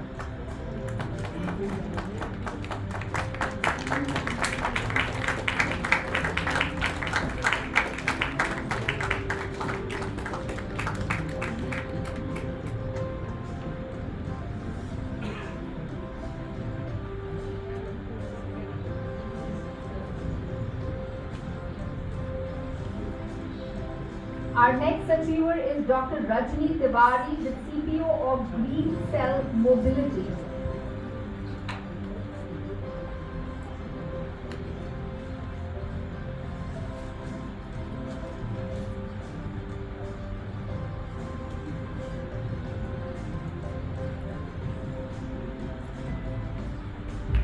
She's joined by her team.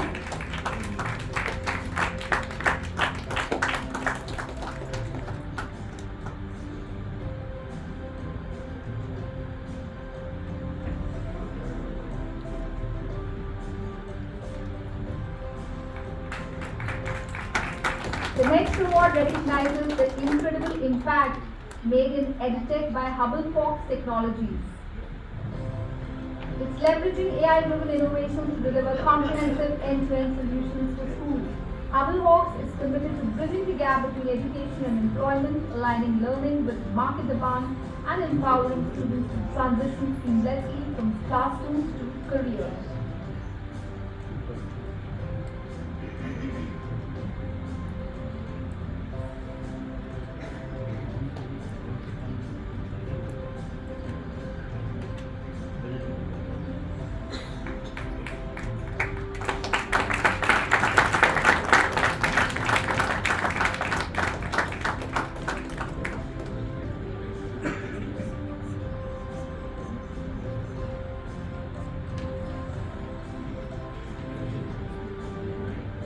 And now we would like to present the award to someone who's gone above and beyond the normal, Shri Munidhar Rath, for his remarkable contribution to both politics and social welfare. Serving as Sarpanch for 4 terms and Vice Chairman for 5 years in the Trutol block. He led impactful initiatives such as canal digging in Arijang, electrifying Patilo Panchayat, and partnering with the founder of Mahila High School to build a post office, significantly improving the infrastructure and transportation systems in Patilo Panchayat. His grandson, Devi Datta Rath, is here with us to receive the award at his behalf.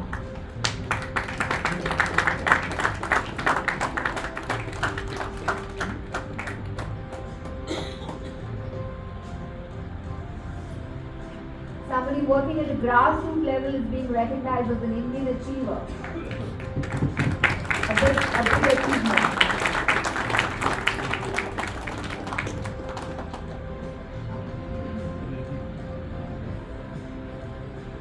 Now we would like to honor Mr. Inidviduals, the founder of Touristal India, who is driven by his passion for travel and exploration. Is he here? He established the company in early 2010 from a small office in Mohali, Punjab. Under his leadership, the company has expanded to 12 offices across 4 states with a dedicated team of around 100 employees. His unwavering commitment to global travel solidifies the company's mission.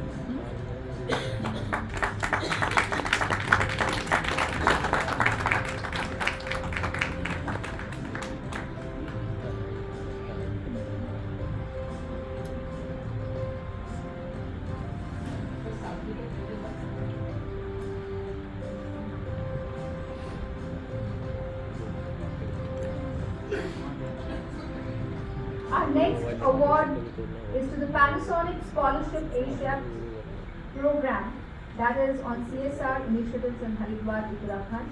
Focused on navigating the dynamic socio-economic landscape, the company strives to provide equal opportunities and enhance employability amongst the youth.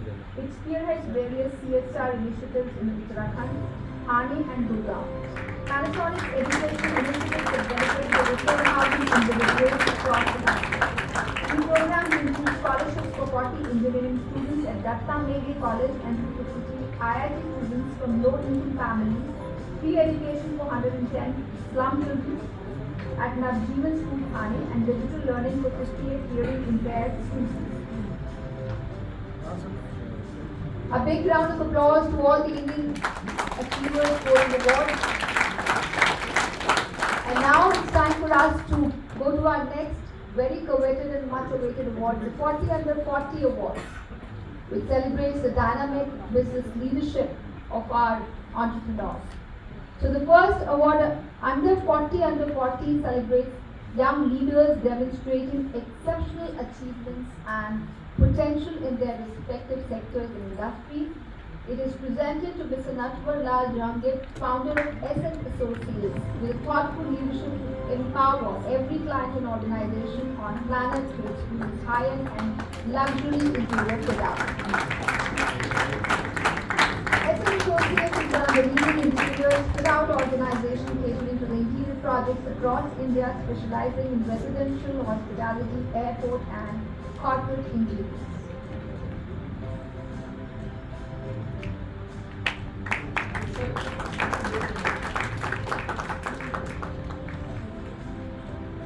Our second 40 Under 40 awardee is Deepthi Kalra,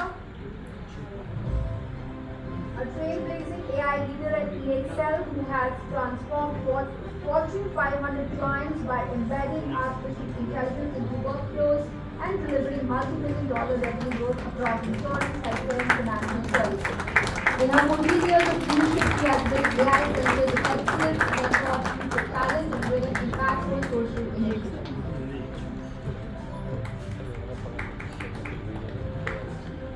The next award goes to Akshay Seth, the driving force behind ReadPro, India's leading CRM for real estate and a true international leader, empowering agents with cutting-edge PropTech solutions. Akshay's stewardship remit ReadPro's rapid growth and adoption within the real estate sector.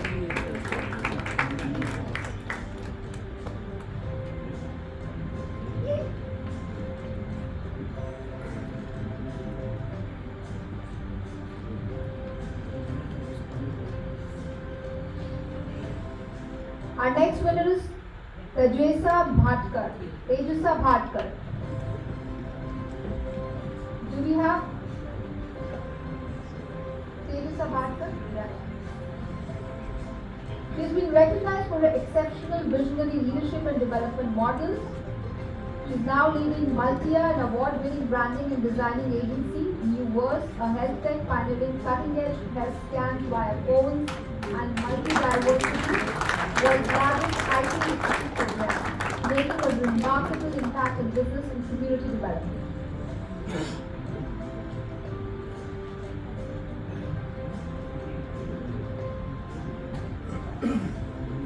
Our next awardee is Nikhil Bansal. He has been recognized for his outstanding contributions as the co-founder and CEO of Dayu Labs Private Limited. Holding a B.Tech from IIT Dhanbad, Nikhil brings over a decade of leadership experience, great work ethic and professionalism in the startup ecosystem. He is a passionate investor and mentor, inspiring and guiding numerous startups to success. Driving innovation and energy efficiency and sustainability, we present our next award to Mr. Balaji Singh, Director of Dual Electric Saver and Maintenance Company Private Limited. Do we have him here? I think he's yet to arrive. Some of our guests are stuck because of the air connectivity affected by bad weather. Do we have Ms. Sagarika? She is being recognized for her exceptional leadership in the legal bench, a distinguished partner at the TNS Law. She has been awarded for her strong commitment to delivering client-focused solutions, strategic insights, and innovative approach. Ms. Sagarika's relentless pursuit of perfection and her ability to inspire those around her set her apart as a respected professional.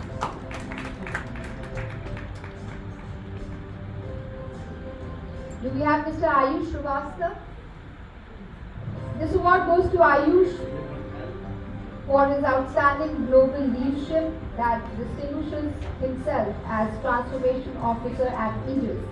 With over 14 years of expertise in business transformation and having previously worked with global companies like KPMG and HCL, Ayush brings patience, collaboration and insight to his leadership role.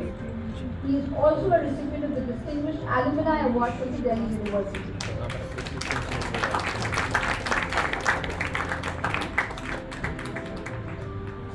Our next recipient is Dr. Sachin Sharma. Do we have Dr. Sachin here? He has an impressive legal background with an LLB Honours and LLM graduate from the University of Bristol. He is a merit holder. He is a company secretary from the Institute of Company Secretaries of India and India's first Doctor of Laws, specializing in GST. Renowned for his expertise in indirect taxation, he has been honored twice by Forbes India. Beyond his practice, Dr. Sharma simplifies GST laws on his YouTube channel, KSP Tax Consultants. Do we have Mrs. Sagar Singh?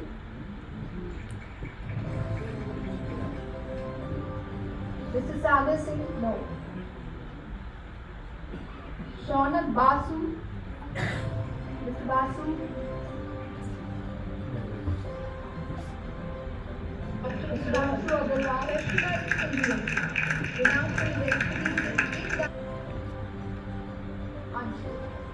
So our final award under the category of 40 under 40 goes to Anshu Agarwal, a man of wisdom who took his vision to another level where growth can be seen with naked eyes. His tremendous confidence and resilience inspires many and encourages thinking beyond boundaries. This recognition is nothing but an affirmation of all of his hard work, dedication and commitment.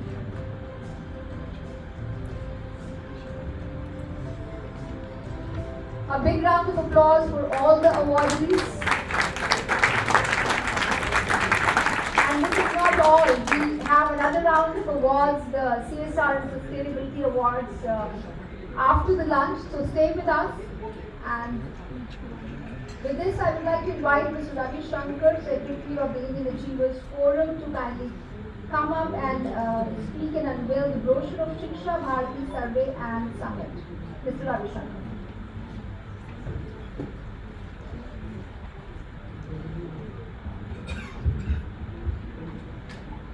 now you would have realized that why I spoke about education in the beginning. So this is an announcement of the CSR Sustainibility Awards that's being launched by Indian Achievers Forum. As I had talked about in my earlier talk about fundamental education, that is basic education at schools. The science, mathematics and other subject level education at schools is something which is the foundation for any kind of development for the Viksit Bharat. So that's where everything starts in India, and everybody talked about rural development, agriculture and growth in the hinterland. That if we have the education strong in that parts of India, then possibly the Viksit Bharat can be achieved much faster. And I had talked about an NGO with which I am associated, wherein we coach underprivileged students for engineering and medical entrance examinations. And what I found there during my experience in the last 15 years with that organization is there is a lot of potential. There is so much of intelligence in those people, but they are not connected to the opportunities. They are not having the knowledge to really connect with the rest of the society and the world. And this organization had actually spotted these good potential performers and became a bridge for connecting them with the rest of the world and showing them the opportunity. So there lies the real strength of India, and there is a lot of intelligence and potential, and sometimes you'll be surprised how intelligent and resourceful they are, but they are not with the opportunity. So what Indian Achievers Forum really had thought about this time is education is something which is fundamentally important. Launching this Viksit Bharat program for that education is something which is very important, and they are conceptualizing a program wherein education, the school level education, the schools which are providing quality education and who have created facilities and developing those potential people who have less access to education. Those are the schools Indian Achievers Forum has thought of rewarding them, recognizing them and bringing them to the forefront. So that is the objective with which they had conceptualized this idea. And actually Her Excellency had spoken about knowledge-based economy, which her country is really promoting. And knowledge-based economy requires a lot of fundamental knowledge. It all starts from the grassroots. And a lot of awardees here are working on the grassroots level development. And there are people who are working in the other end of the spectrum, the artificial intelligence and those upcoming areas. So the development scope is enormous, and it all starts with school education. So with this background, it's a great initiative by Indian Achievers Forum to launch the CSR Sustainibility Awards during this conference. And I would request the dignitaries on the dais to formally announce and launch this program, and you will hear more about this program and what it is intending to achieve in the coming months.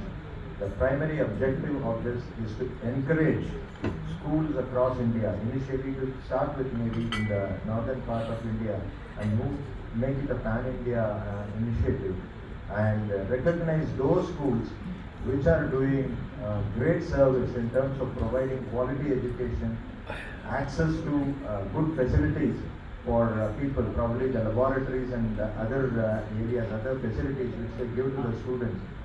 Whenever I see these students, they have good knowledge about the subject. Many of the students might not have the communication skills. That's what I have found. So it's the all-round education that is important. And this, I'm sure that the CSR Sustainibility initiative is going to really help those students, bring those schools to the forefront, and these schools will act as an inspiration for the rest of the schools in the country. So I congratulate Indian Achievers Forum and formally request all the dignitaries of the right hand to launch this program.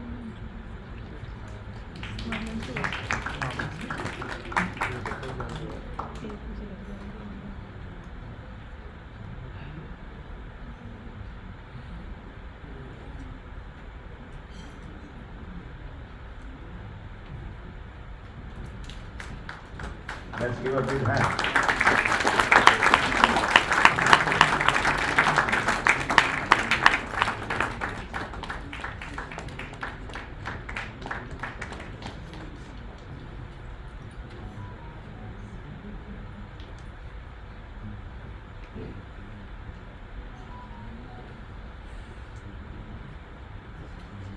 Thank you so much for unveiling this report, and I would request all our distinguished guests on the dais to kindly take their seats in the front row because we have a panel discussion coming up.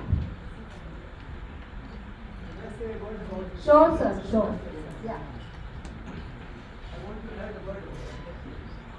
See, the National Education Policy, the National Education Policy of 2020, it is unfolding, and now it's nearly 5 years that it has not been able to implement. It's a remarkable document.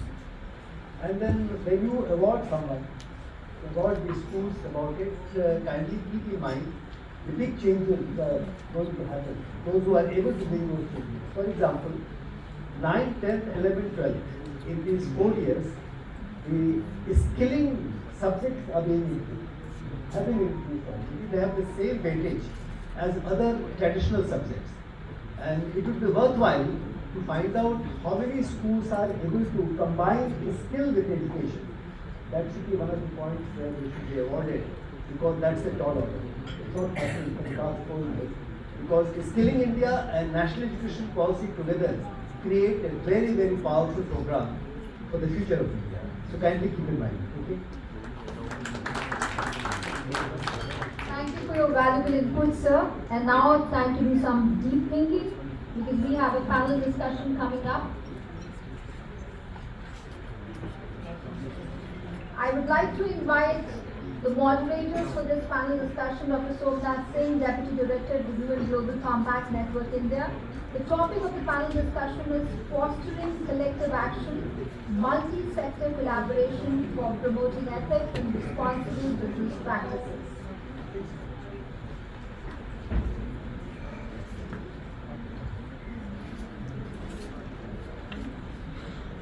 And with Dr. Somnath Singh, we have an esteemed panel to join him for taking the discussion forward. Dr. Ajay Garg, Director and Head AI Digital, Anand and Anand. Ms. Santi Periyasamy, Head of Rhythm Foundation QI Group. I invite all these guests to kindly come up on the stage. Dr. K.K. Upadhyay, Professor and Chairperson, Center for Sustainability and CSR at the BIMTech. Krishnan Kumandu, CEO, Adar Poonawalla Clean City Initiative.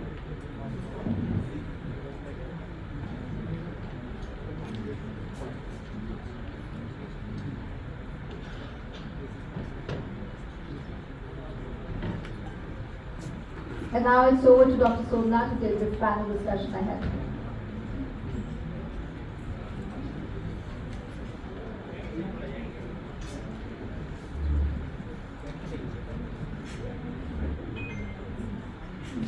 Good afternoon, everyone. May I request everyone to please be seated? May I request everyone please be seated? Thank you very much. Ladies and gentlemen, at the outset, I would like to express my gratitude to the Indian Achievers Forum and CSR Times for inviting me to the 67th National Conference on Mission Viksit Bharat at 24/7. The role of business and community to moderate a very relevant and meaningful session panel on fostering collective action, multi-sector collaboration for promoting ethics and responsible business practices. On behalf of Indian Achievers Forum, CSR Times and the UN Global Compact Network India, I heartily welcome the distinguished experts and speakers from different sectors, the organizer, the sponsor, and overall the valuable participants to this panel discussion. Let me give a brief overview of Mission Viksit Bharat at 24/7 and its correlation with the panel discussion taking place today. In this spirit of Mission Viksit Bharat at 24/7, this discussion takes on heightened significance as we envision develop India built on the pillars of ethics, inclusivity, and sustainability. Achieving this ambitious goal requires collective action, transcending public-private partnership, civil society organizations engagement, and the engagement of other sectors. We must harness our shared values and resources to champion ethical governance, sustainable practices, and equitable progress. Let us explore the transformation of power of collective action to address challenges and create a robust foundation for responsible business practices. I invite our distinguished panelists to share their insights, experience, and actionable solutions to inspire meaningful changes. Let us set the stage for an engaging and impactful discussion here. The panel discussion will focus on how business, government, academia, and civil society organizations can collaborate to promote ethics, transparency, and responsible business practices to realize the vision of a corruption-free India by 2047. The session will explore the importance of multi-sector collaboration and how ethical governance, transparent business practices, and social responsibility can contribute to building a stronger, more accountable nation. The panelists will offer their expertise on how this collective action can drive the larger mission of Viksit Bharat as 24/7 and create sustainable socio-economic development.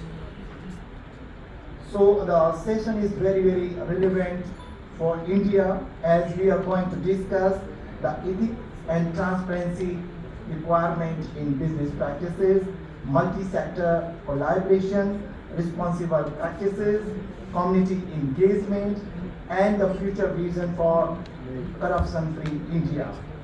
So now we have experts with us. We have Dr. Ajay Garg, Director and Head AI Digital Anand. Dr. Ajay Garg is a visionary leader and a trusted expert in the realm of artificial intelligence and digital transformation. As the Director and Head of AI and Digital at Anand & Anand, Dr. Garg has consistently demonstrated unparalleled expertise in driving cutting-edge technological advancement, fostering innovation, and developing strategic business solutions. His thoughts, leadership combined with a deep commitment to advancing AI technology, which has a profound impact on growth and businesses, empowering them to engage digital transformation and stay ahead in a rapidly evolving landscape. Dr. Garg's exceptional contribution to the AI and digital fields make him a standout figure in the industry and a trusted advisor to organizations seeking to thrive in the digital age. Dr. Garg will discuss the role of digital technologies, including AI, in enhancing transparency, ensuring ethical practices, and preventing corruption in businesses. Please join me to welcome Dr. Ajay Garg. Now we have Ms. Santi Parisamy, Head of Rhythm Foundation. Santi Parisamy is a visionary educator and leader with over 30 years of experience in the educational sector. Committed to the social equity and community development, she has played a pivotal role in aligning corporate strategies with social objectives, driving impactful corporate social responsibility initiatives that empower marginalized communities across India. Through innovative teaching and strategic leadership in NGOs and corporate foundations, Ms. Santi has fostered sustainable development and created tangible changes, ensuring underserved populations have the tools and opportunities to thrive in society. Mrs.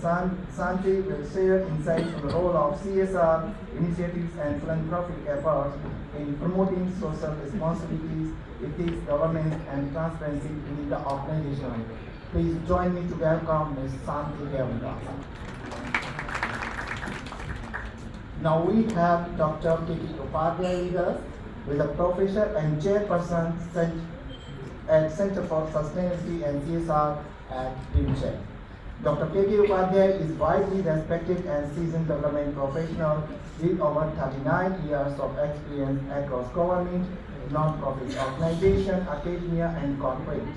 He has pioneered several innovative and outstanding social enterprises, Safal Apni Yojana, Bastar Integrated Development Program, and Health of the Urban Poor, and alumni of G.V. Pant University of Agriculture and Technology and Institute of Rural Management.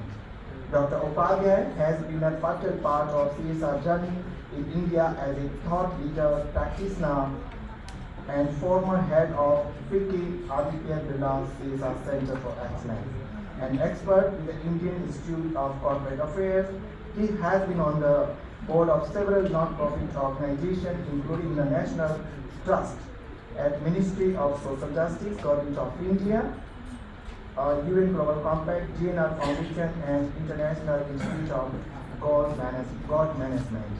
He contributed to the sector through several publications and research studies for USAID, UNIFEM, and IIED London.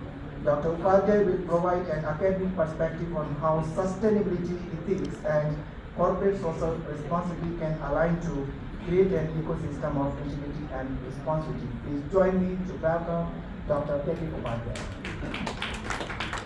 Now we have Mr. Natwarlal Jahangir with us, Director, SN Associate. Mr. Natwarlal Jahangir, the visionary founder of SN Associate, is a distinguished business executive with a wealth of experience in the luxury interior fit-out industry, with a mission to empower clients and organizations around the world. Mr. Jahangir has led SN Associates to the forefront of the interior design industry. Specializing in residential, hospitality, airport, and corporate interiors, SN Associates has become a trusted name for high-end, luxurious, and quality-oriented projects. Mr. Jahangir's unwavering commitment to excellence and client satisfaction has driven the company's success across pan-India, making him a respected leader in the field. Mr. Jahangir will share his experience on how the construction and interior design industry can implement ethical business practices and transparency in their operation and the role of business leaders in leading these challenges. Please join me to welcome Mr. Jahangir. We are waiting for other speakers with us. Till then, I would like to just mention that the topic is very relevant for us for the UN Global Compact of India, because hope you heard about the 10 principles of United Nations Global Compact. Under the principle 10, which talks about corruption or anti-corruption, fostering collaboration and collective action is the backbone of fighting corruption. So for me, it is very relevant topics, and definitely I would like to share a lot of things that what UN Global Compact Network India is taking initiatives to just promote transparency, governance, ethical practices across the sector.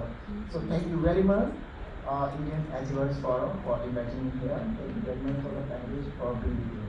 Now we'll start the follow-up discussion. Thank you.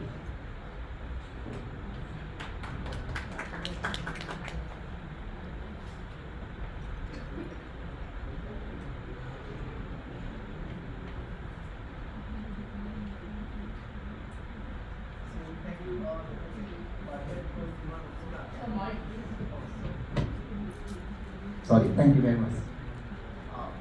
They say my voice is very audible. So thank you very much, because I would like to start from academic background.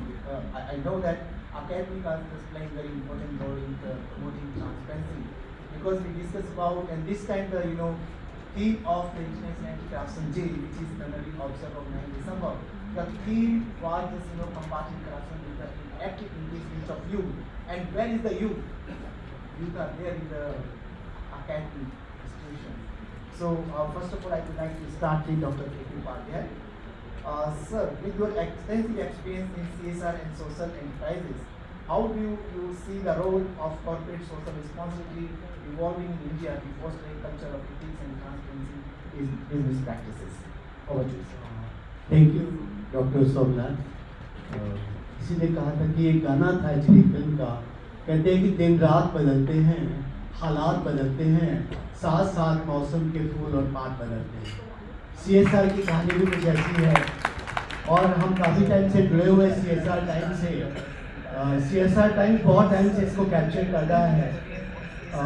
हमने शुरू किया था, जैसे morning में भी आपने सुना, जो हमारी भारतवर्ष की कहानी है। We started with charity practically, and charity has been part of our culture. In all religions, whether it's Sikhism, Prashant we give. In Muslims, Zakat. Hindus, में all the Vedas prayed. We started with charity.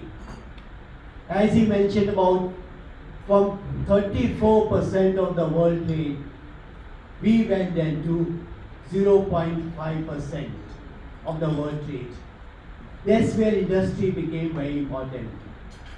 When industry became very important, they realized everything they draw from the society practically. That's where philanthropy started. So we changed from charity to philanthropy. Then it was realized that government is not enough to do. Like in the morning he was telling about, out of 100 rupees, only 15 used to reach. And then, even now, I think 3 years back, the gap between the rich and the poor has been so big that 54% of the wealth belongs to 1%. 74% wealth to 10%. Bottom 50%, just 5%. That's where government decided. We debated it for long, starting in 2012. Government in Company Act 2013 made 2% of the net profit to be spent on corporate social responsibility. About 23,000 companies spending about 25,000 crores a year. Till now, about 1.75 lakh crores have been spent on CSR. That's where companies suddenly start realizing. Now most of the companies, they do it themselves, they do it to their foundations, they do it for the NGOs, and they do with others. Now it's more a compliance for top 25,000 companies, but lot of others also do it. And transparency has been a part of it, where in general all over the world, all the companies, even the companies who come from the MNCs and others, they also work on this. It's all about to be good. अच्छा होना एक अच्छी बात है, but लोगों को भी पता होना चाहिए आप अच्छे हैं. That's where it goes now. Like say, you have to be recognized. That's where awards and all become very important. That's where we've been associated with the Achievers Awards and all. And this platform has been doing a great job. So Dr. Somnath, I will not go on actually, but in short, the only thing has been, it has been duty of the 3 major players, the government, they should make the law, the corporates, they should provide the money, and NGOs, they should implement with head and the heart. Dill और दिमाग से ये दोनों. Back to you. Thank you very much, sir. The data you just mentioned, that 1.75 crores spent on CSR every year, and from the Indian perspective, I know that lots of the development program has been run by the CSR, and definitely they are contributing to the nation's building. And sir, because I am indifferent that only 3 sectors are responsible to support the nations, to achieve the nation's goals. that is government, corporate and NGO, but academias are also playing very, very important role because they nurture the youth. They make the youth responsible. Today, if we are just talking about how we can just make the nation's corruption free, youth plays very, very important role. And at the academic level, at the education level, we are the one as a teacher. We can just nurture people. We can just make them a manager who can lead the ethical the society in future. So thank you very much, sir, for sharing your thoughts. Moving ahead, because sir has mentioned that NGOs are playing very, very important role, and for panelists sitting behind me, sitting beside me, is having a great experience in philanthropy and seeking support from the NGO. So, ma'am, you have a long track record in aligning corporate strategy with social objectives. So, how can CSR initiative be effectively used to promote ethical governance and combat corruption in both business and community sectors? Over to you. Thank you, sir. I'm also echoing a little bit of what sir had mentioned just now. CSR, at one time, if you mentioned CSR, or even before CSR was mentioned or looked upon as CSR, it was charity, right? So charity had very little meaning, and then we took charity along with philanthropy, right? So even from there, it has been evolving. What we historically knew CSR to be, which is an approach that linked organizations, businesses to communities. Right now it's working in tandem with bigger frameworks such as BHR, Business and Human Rights, as well as RBC, Responsible Business Conduct, right? In wanting to take this to the next level. And we also know that global organizations such as ILO, OECD, United Nations, everyone is there in the picture to ensure that businesses do not give in to undermining the interests of communities, right? So businesses has to ensure that they do not negatively impact people, profit, and the planet. So having said that, the CSR today has bigger challenges and bigger aspirations to achieve, bigger, a much more meaningful pathway to go on, right? And talking about corruption, corruption definitely undermines responsible governance.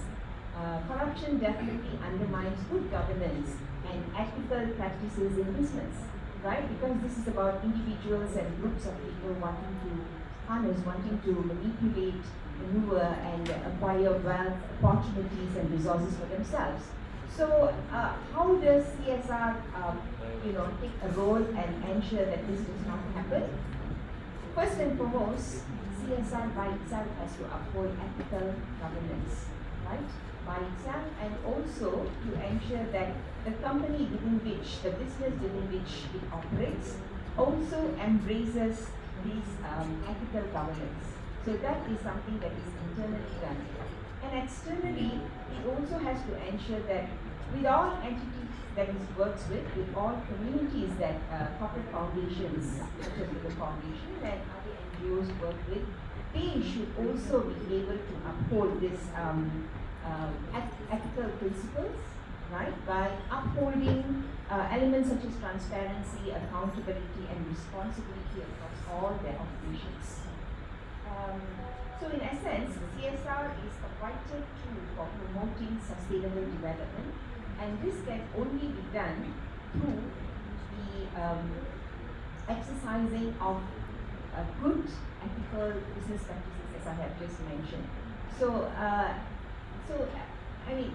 in a sense, CSR plays a much more responsible and accountable role, never like it has ever played before, because today we are all embracing the triple bottom framework, which is people, planet, and profit, and everyone, as Sir has said just now, every single person has the responsibility to ensure that ethical governance is given prominence so as to avoid corruption in both business and community sectors.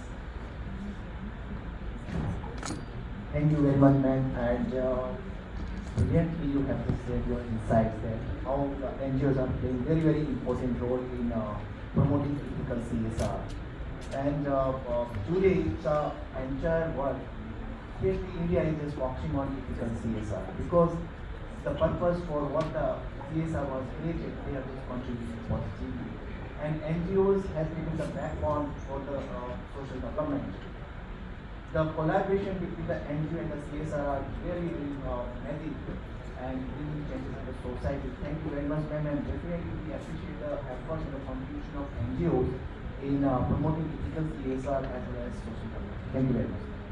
So, with this, I would like to move to our one of the experts here, who is I think delayed by 5 minutes only, sir. No issue. So, we have Mr. Krishnan with us, who is the CEO of Aadhaar Poonwala Clean City Initiatives. Mr. Krishnan is the CEO there. He is a seasoned management professional with over 25 years of expertise in waste management and sustainability. Under his leadership, APSI has transformed Pune's cleanliness landscape through innovative environment, friendly technology, and public-private collaboration. His efforts have led to the introduction of advanced equipment, filling solutions, and a mobile app for waste management. Krishnan's dedication to sustainable urban development has significantly improved the quality of life for Pune's residents, and I hope definitely we will just improve the life of all the people across India near in future. So please join me to welcome Mr. Krishnan here. I don't know why, are you feeling hungry or what? Because I think more than 70 people are sitting in the room, but you don't clap. Can you just give a power? Thank you very much, because it encourages the speakers to just come out with their full thoughts and insights on the specific topic. So please keep clapping for us. Thank you very much. So now I'll just move to our next expert, Dr. Ajit, who is the director at and head AI Digital Anand and Anand. Dr. Gar, with your expertise in artificial intelligence and digital transformation, how can business leverage emerging technology to improve transparency and ethical practices within their operations? And what role do you see AI is playing in fighting corruption? Over to you, sir. Thank you, and thank you, CSR. Thank you for inviting me.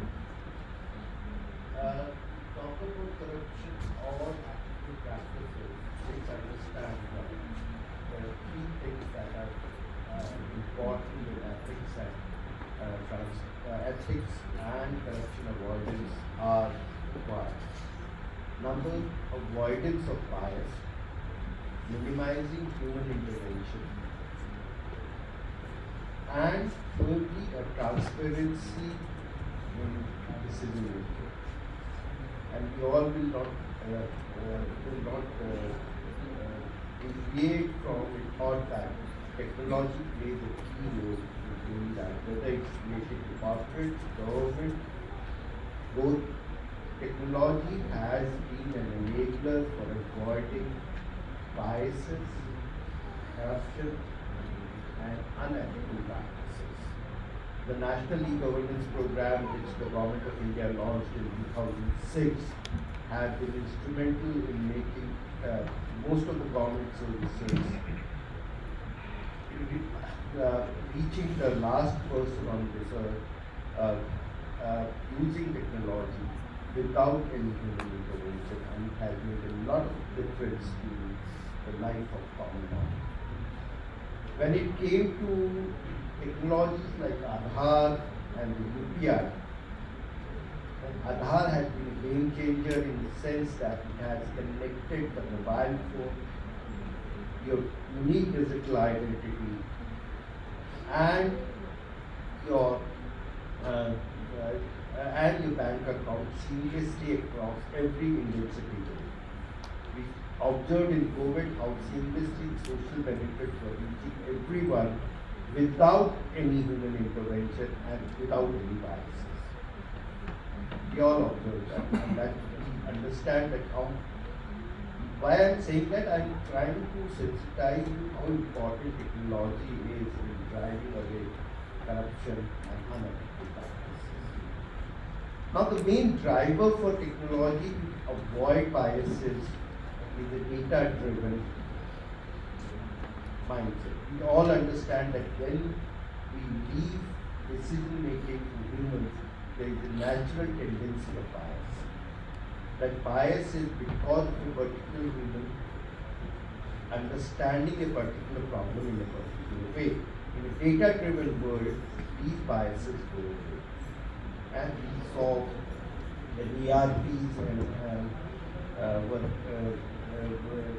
companies or corporates started using ERPs, there was a lot of decision making which got happening. But as we come to AI, the power of data will actually get exponentially enhanced in your decision making. The data will not only be subjective to a particular corporate, a particular region, or a particular geography. It will be a global data based on which algorithms will take decisions without any human intervention. It will not only be that it will be a particular decision that will be taken, but think of a world when Upadhyay Saab requests a company for a heating device for his home with particular problem statement.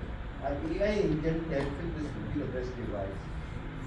Then it goes further and actually gets him the best code, delivers him at the speed which is required, where no human inefficiencies are employed, and he actually gets it delivered to his home, and the man comes and the AI actually intervenes in getting a person getting installed in his home.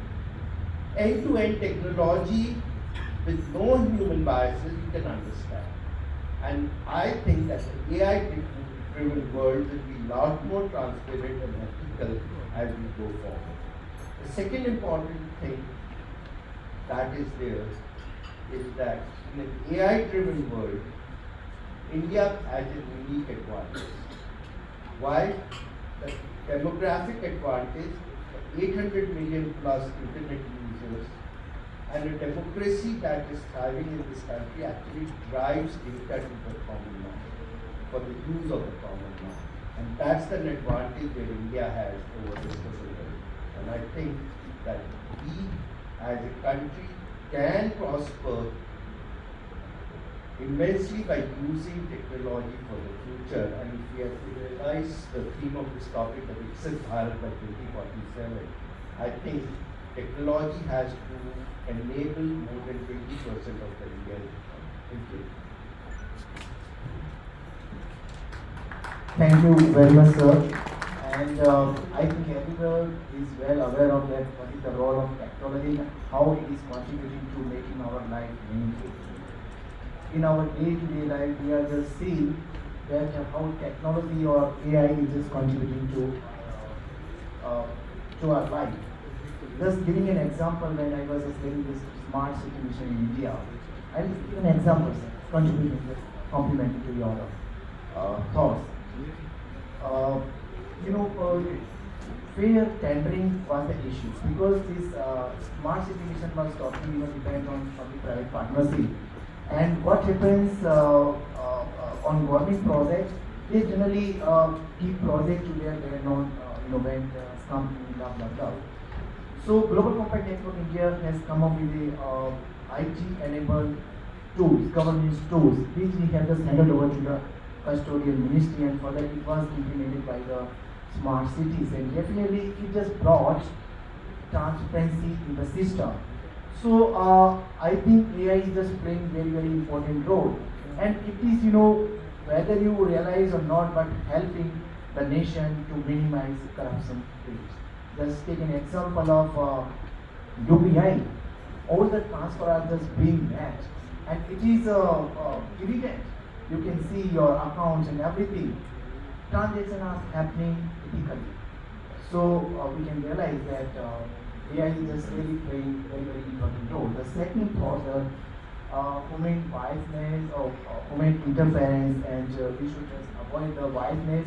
Yes, human interference sometimes just create obstacles to properly utilize this particular the skill or the technology, but somehow it is helping the human being to reduce their budget. Suppose that now ChatGPT has come, Gemini has come. People have thoughts in their mind, but making their thoughts and giving shape to their thoughts, they are just taking help from this AI. So AI is really playing very, very important role, not only just minimizing the corruption instances across the sector, but also enhancing the people's skills in their activities. Thank you very much, sir, for your thoughts. Now I will move to our next expert, Mr. Natwarlal Janki, Director SM Associate.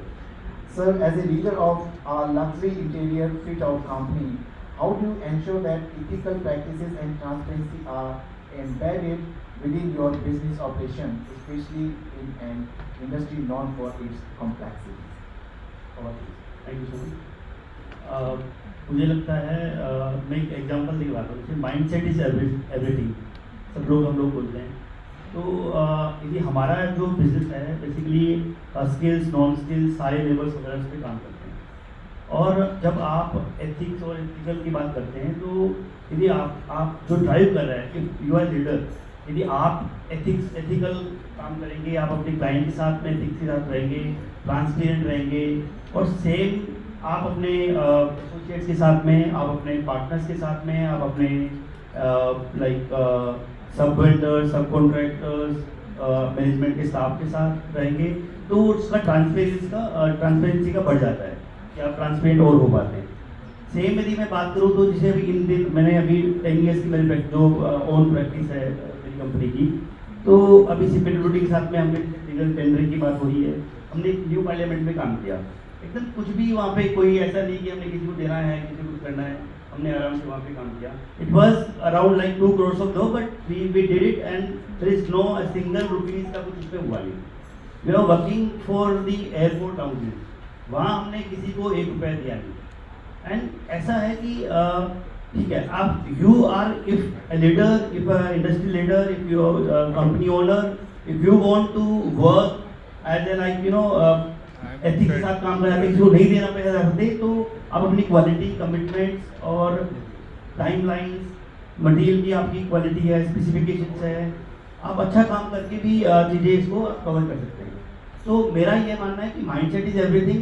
यदि आप खुद के लिए अच्छा सोच रहे हैं तो आपको जो आने वाले जो जनरेशन है, जैसे अभी नए नए हमारे पास 24-25 ईयर्स के जो बच्चे आते हैं इंजीनियरिंग करके, यदि हमारे को प्रैक्टिसेस करते हुए देखेंगे कि हम कैसे प्रैक्टिसेस करते हैं और क्या हम किस लेवल पे हम काम कर रहे हैं, तो 100% आने वाली जनरेशन भी अच्छा काम करेगी। Thank you so much. Thank you very much, Mr. Gandhi. And he just explain a very, very important things, because generally he talks about the leadership of an industry, leadership of an academic institution, leadership on an NGO. If leadership is very much strict and positive about the ethical leadership, because they will not even accept or give rights to anyone, so they will definitely continue to minimize corruption instances. And sir, what practices you are having at your enterprises, at your company, is wonderful. And I hope that with this, you will just continue with your best practices. And I'll just move to the next speaker with us. Thank you very much, sir, for your talk. Now we have Mr. Krishnan with us, CEO of Adar Poonawalla Clean City Initiative, APCCI. Mr. Krishna, your work with APCCI initiative comprise successful public-private partnership in driving sustainable urban development. How do you see such collaboration playing a crucial role in promoting ethics, transparency, and responsible governance in the complex of India's goal of becoming corruption-free by 2047? Good afternoon, everybody, and thank you, the panelists, and thank you for inviting me for this session. My name is Krishnan Komando. I am a waste management professional and sustainability professional for the last 3 decades. And in the last 1 decade, I have been associated with Other Punawala Clean City Initiative, which is one of its kind initiative not only in India, perhaps in the world, where a private industrialist and philanthropist named Adar Punawala of Cyrus Punawala Group, who needs no introduction because of the COVID vaccine which they have developed. And we have been actively involved in cleaning the city of Pune for the last 10 years. We are cleaning about 800 kilometers of roads per day and about 100 kilometers of roads in Mumbai with a fleet of over 300 machines and 600 manpower.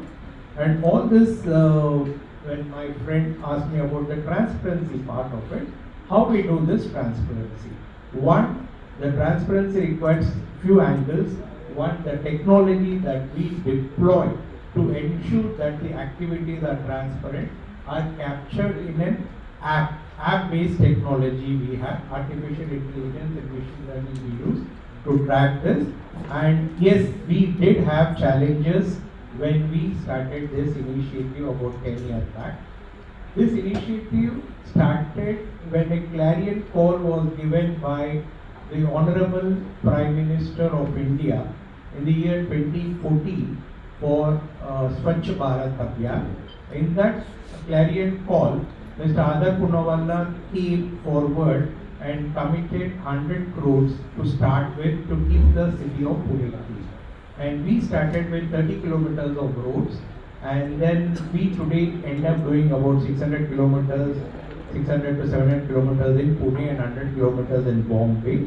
And this is one of its kind initiative where we have integrated the entire process in such a transparent way that there is no unnecessary intervention from the government in terms of any unethical practices that is being followed, because this journey has begun with a clean state. Of course, we did have challenges. It is not that I am saying everything was rosy and transparent from day one. We did have challenges, but we have overcome it. And what we do is that we have brought all GPS-enabled machines, all state-of-the-art battery-operated trucks, battery-operated vacuum data picking machines, so that the transparency was evolved by a stringent process of measuring and monitoring of the activities of the entire system.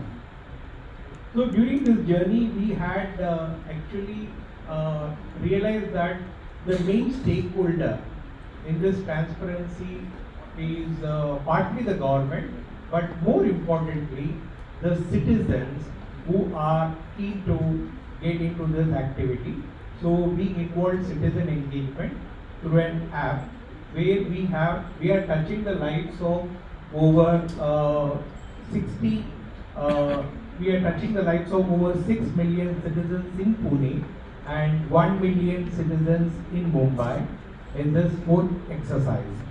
So a strong process-oriented mechanism coupled with technology gives little chance for any tampering of the activity. This leads to a sustained avoiding unethical intervention, because this, unfortunately, in India we have this challenge. I personally, being in the waste management industry and dealing with all the government bodies for over 30 years, have realized that how deep-rooted this problem, this menace is there. But fortunately, this menace is reducing, and to become a Viksit Bharat in 2047, we will move much ahead, because of the simple reason that in the last 10 years, the transformation that has happened in the public domain, like my friend was talking about the UPI and other things. Now, for example, if you take a driving license, you get it online. As a citizen, common citizen, I can take the driving license, I can apply online and get it done. In the same manner, when I want to have an Aadhaar card, when I want to have a passport, when I want to change the address, I need not go a person need not go from pillar and post to get all this thing. So digitization and UPI, and there are a lot of other things which are coming to a very major play in this country, and I am sure in the next 5 or 10 years we will reach the levels of many advanced countries like Singapore or any other country for a majority of the population. I am not talking about the part of the population, because India is a vast country, so there will be some part of the population who may not have access to digital revolution, but there will be some schemes evolved by the government which will be doing that. And one more thing, when we are talking about transparency, I would like to mention about a group, Dr. Cyrus Poonawalla group, who are the world's largest manufacturers of vaccines, and we are giving affordable vaccines to all with a great transparency. When we mentioned that we will supply the COVID vaccine for less than $3, we maintained it, and we have vaccinated nearly 90% of the population in India, which itself is a very, very transparent process, and thanks to the government and the administrative machinery, where they have done a wonderful thing. In the same manner, in our waste activities, the garbage cleaning activities also, we are getting a lot of response from the government, the officials and the bureaucracy to do this. But I would like to underline one thing, that it is a challenge and we are facing that challenge, and we are improvising on the technology, because every fleet that we have is equipped with GPS, all that geotag, lat lock, whatever the new technologies. We have a bunch of young professionals who work day and night in developing all those things. So to conclude, what I would say that it is a challenge, but it is doable in the new India that we are having today. In the last 28-30 years, when Dr. Manmohan Singh, the Honorable Prime Minister of India at that time, did the liberalization, then the journey began. But actual journey began only about 10 to 15 years back, because India is a very complex country, and things will take long time for the process, because I was involved in the process of, like my friend was telling about tendering and all. From manual tendering, we have evolved to e-tendering, and from e-tendering to digital tendering, and now with ChatGPT, AI, these are all going to be very, very advantageous things. But at the same time, one must remember that there will be challenges, and we have to overcome the challenges, and we as citizens and decision makers have to overcome the challenges. The citizens of India have to take it forward and do it, because when I visit abroad, because our green city has got recognition from all over India, people who have come to Pune want to associate with us. We are talking to many governments and many cities, and not only in India, from abroad also we have people coming in. And the most important thing about transparency is that we are having a report called as Global Reporting Initiative, which is as per UN Sustainable Development Goals, which we are complying for the last 5 years, and we have got certain acknowledgements and awards. Because the thing is that the transparency is very, very important. The due diligence is done for 6 months. We make the report for 6 to 7 months. So it is all transparent, and whatever we say is being done. For example, we are giving water to more than 6,000 citizens of Pune who are needy RO water. They have to swipe a ATM card and get water. 20 liters of water per family is given every day. That is, there is no option. They cannot swipe it twice. Automatically the system will lock. That has been a big benefit. And citizen app, where anybody sees a garbage, they can take a photo. It will automatically go to my cloud. We will clean it and report back the garbage. And in the same manner, we have filled over 100,000 potholes in the city in the last 5 to 6 years, and nothing has come out, because all these technologies are niche technologies which are used in the world, and we are doing it. Though Mr. Poonawalla has pledged 100 crores, today we have spent more than 200 crores in our Green City initiative, which is a totally philanthropic and a CSR initiative. Thank you. Thank you very much for giving me an opportunity to explain about what we are doing in Pune. Any of you are welcome to visit our website and visit Pune to see what we are doing. Thank you very much, Mr. Krishna. Wonderful, because the way how we can just promote public-private partnership to transparency and ethical practices, the practices, the solution that you are applying in your industry, in your company, are the deploying technology and digitization of the technology in your industry. Because if we just deploy technology, definitely it will help us to just promote transparency, good governance, and ethical practices in the industry. And the second thing that you have mentioned that to promote transparency, we have to have regular monitoring system. If we have regular monitoring system in place, definitely we can just stop or control this corruption instances. And the third thing is stakeholder management. Stakeholder management, whether you are dealing with the government, private sectors, other stakeholders, shareholders, it is very difficult. If you manage the stakeholders, but bring their ownership and engage them in your initiative is very, very difficult task. But through transparent communication, transparency with them, you can ensure there should be no corruption instances across the industry, across the operation. And the last thing that you have mentioned, which is very, very much important, that report on your achievements. So you are just using global reporting initiatives. It is an international initiative to just help you explain or show your work on transparency and contribution to nation building. Thank you very much, Mr. Kinnan. Now, I want to add one point about citizen engagement. We have over 50,000 volunteers who clean the city of Pune every weekend, and we have numerous students who are participating in this. We are seeing a major activity in the youth participating in the nation building and cleanliness drive. Thank you. Thank you very much, Mr. Krishnan. Now, because we are running short of time, so each speaker has 2 minutes only to just respond. And my common question to each of you that given your extensive work with different sectors, whether it is CSR, academia, businesses, and NGOs, right?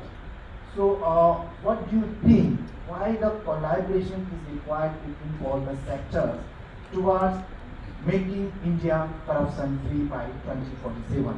So, this is my question with all the panelists here. Please give out your thoughts. Thank you very much. We can start from Dr. Upadhyay. See, one thing is very clear, in all the 3 sectors, government, corporate, civil society, or what we call NGOs, one thing which is lacking is trust. We don't trust each other. Second thing is transparency. There's hardly any transparency is coming up, as you see, but still lot of people question it. So I think when working at the partnership, 2 things are very important. First thing, let's start building trust. And second thing is, let's have transparency. And third thing, let's start working together. Thank you very much.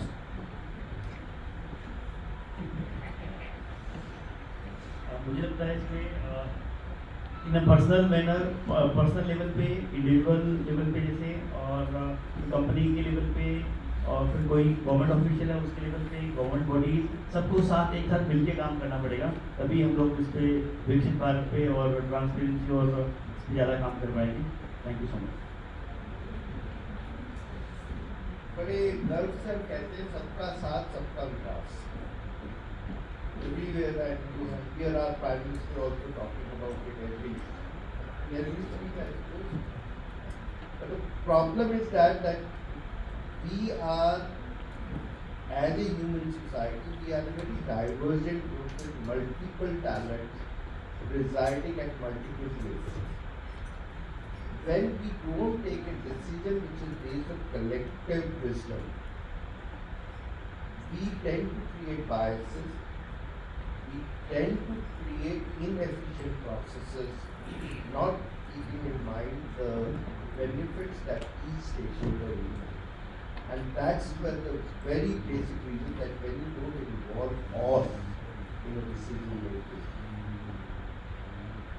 when something is thrust on you rather than you are not part of that process of creation, so as Sir said, the trust lacks and there is less encouragement to set the tone. And I think collective wisdom is the way forward for any civil society to grow. And it's one of the most difficult things, keeping in mind the human ego. We have to actually bypass that when we are doing. Thank you, Dr. Ajay. Now we'll move to Ms. Santi. So we are talking about multi-sector collaboration, and multi-sector collaboration involves everyone. It's the government, the corporates, the private sector, and the third sector, not forgetting them, because they are very important stakeholders when nation building and sustainable development is concerned. So as everyone here has said, it's the trust. Now, they are stakeholders and their voices need to be heard. In order for their voices need to be heard, there has to be trust between the other sectors as well as them. So we have to empower them, and this empowerment can only be done through building awareness among them. They have to understand what their rights are, and they have to understand their role in nation building as well as sustainable development. So I feel we all, especially we're talking about corporate foundations, we need to work with these people on ground to ensure that they are able to demonstrate good governance, they are able to demonstrate that they would be able to exercise, they will be able to utilize funds given to them to develop communities in the best possible way. And when this trust is built, then it's going to be easier for the other sectors to be working with the third sector. So as everyone else has said, I too believe that the onus is on all of us to facilitate good partnerships with this sector, which is the third sector, and that will definitely contribute towards sustainable development, eradicating corruption, and a successful future. Thank you. Thank you, Ms. Santi. Now over to Mr. Krishnan. I would like to, wonderful panel and very valid and pertinent points. One last thing I would like to tell you that if we need to get transparency in our system, in our country, the first and foremost thing that we need to get is that trust and respect for our country. That trust and respect will come with cleanliness, cleaning with ease and dignity. And second is the emission norms that we have in India, that has to be tackled. So, for example, in a small way in Pune, we are saving CO2 emissions of 70 tons per annum year on year because we have deployed the state-of-the-art equipment, and monitoring and measuring is very, very important. So, if we focus on this emission itself, the country will progress and people will acknowledge. If I remember, just I want to share last example. Singapore was not what it is today 50 years back. Most of you know. And I had an opportunity to visit Sweden many times. I worked globally and many forums. Sweden was also having the same problem 50 years back. But it is the people who have transformed it, the youth who have transformed it. So if we want to have a Viksit Bharat 2047, we have to make a note that along with transparency and eliminating unethical ways of operation, we should make our cities more livable. That is our slogan ABCCA, to make cities more livable. That is most important apart from all the other jargons that we use. I'm sorry to say this. Thank you very much, Mr. Krishnan. Let me just take you through the thoughts that's from our experts here. So I'll just take one point from each one of you, as you mentioned. Building trust among all the stakeholders or the partners will be compulsory to promote transparency across the sector or across the operation. This is, I think, came from Dr. K.K. Upadhyay. And Mr. Jangir has just emphasized on collective action of all the sectors. Yeah, definitely all the sectors come together to develop strategy and fight against corruption. And Dr. Ajay just emphasized on collective wisdom, which is very much necessary to combat corruption.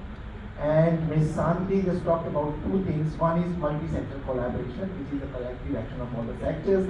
And second thing, she emphasized on education and empowerment on ethical practices of all the sectors.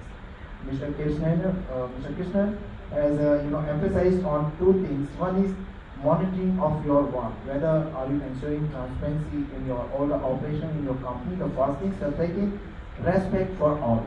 This is the different thing that we have emphasized on. And one thing I would like to add here that all the industries and the sectors should be compliant with the regulations, because if they are not compliant with the regulation, definitely, in a way we can just promote corruption. So please comply with the regulation. So through our discussion, but I can just briefly mention that there is a need of a comprehensive understanding of how multi-sector collaboration can combat corruption and promote a culture of ethics and transparency across the sectors. And the second thing that actionable insights for businesses and organizations or embedding responsible practices into their operations is very, very much compulsory for all the sectors, for the businesses, all the stakeholders. An increased sense of responsibility among business, communities and individuals to contribute towards achieving a corruption-free developed India by 2027. So all the sector has to think of it, develop their roadmap, develop their strategy and implement those strategies very effectively to combat corruption. This way we can definitely achieve our goal for making India corruption-free by 2027. With this not, on behalf of Indian Achievers Forum, CSR Times and the Global Compact Network India and other partners, I express my gratitude for all the distinguished panelists here for sharing their thoughts and insights and the roadmap how we can just combat corruption and making India a corruption-free country in the world. Thank you very much, sir. Thank you very much, everyone. Thank you so much, Dr. Somnath Singh, for sharing a wonderful and thought-provoking panel discussion. And thank you, our esteemed panelists, for sharing their valuable time with us. I would now request Ms. Rekha Sharma, Director of All India Business and Community Foundation, to kindly come up on the stage and honor our panelists and the moderator, please. Srimati Rekha Sharma.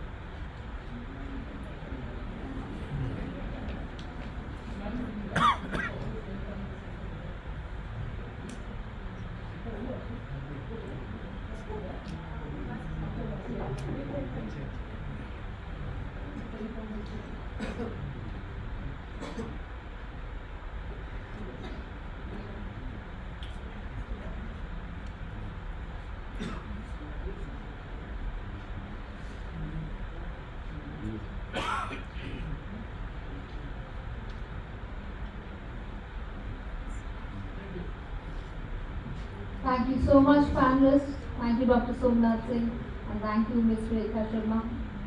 And with this, we are moving ahead, and we would like to show the presentations and videos from our esteemed summit partners and sponsors. We would like to play the video from Tata Steel now.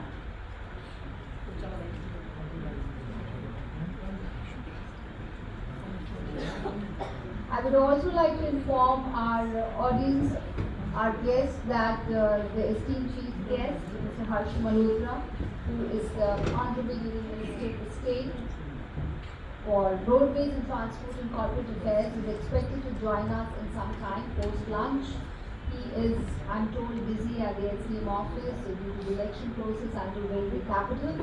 So we are expecting him to join us soon after the lunch break, and we also have CSR Sustainability Awards happening on the other side of the lunch break. To transform the nation's future through steel.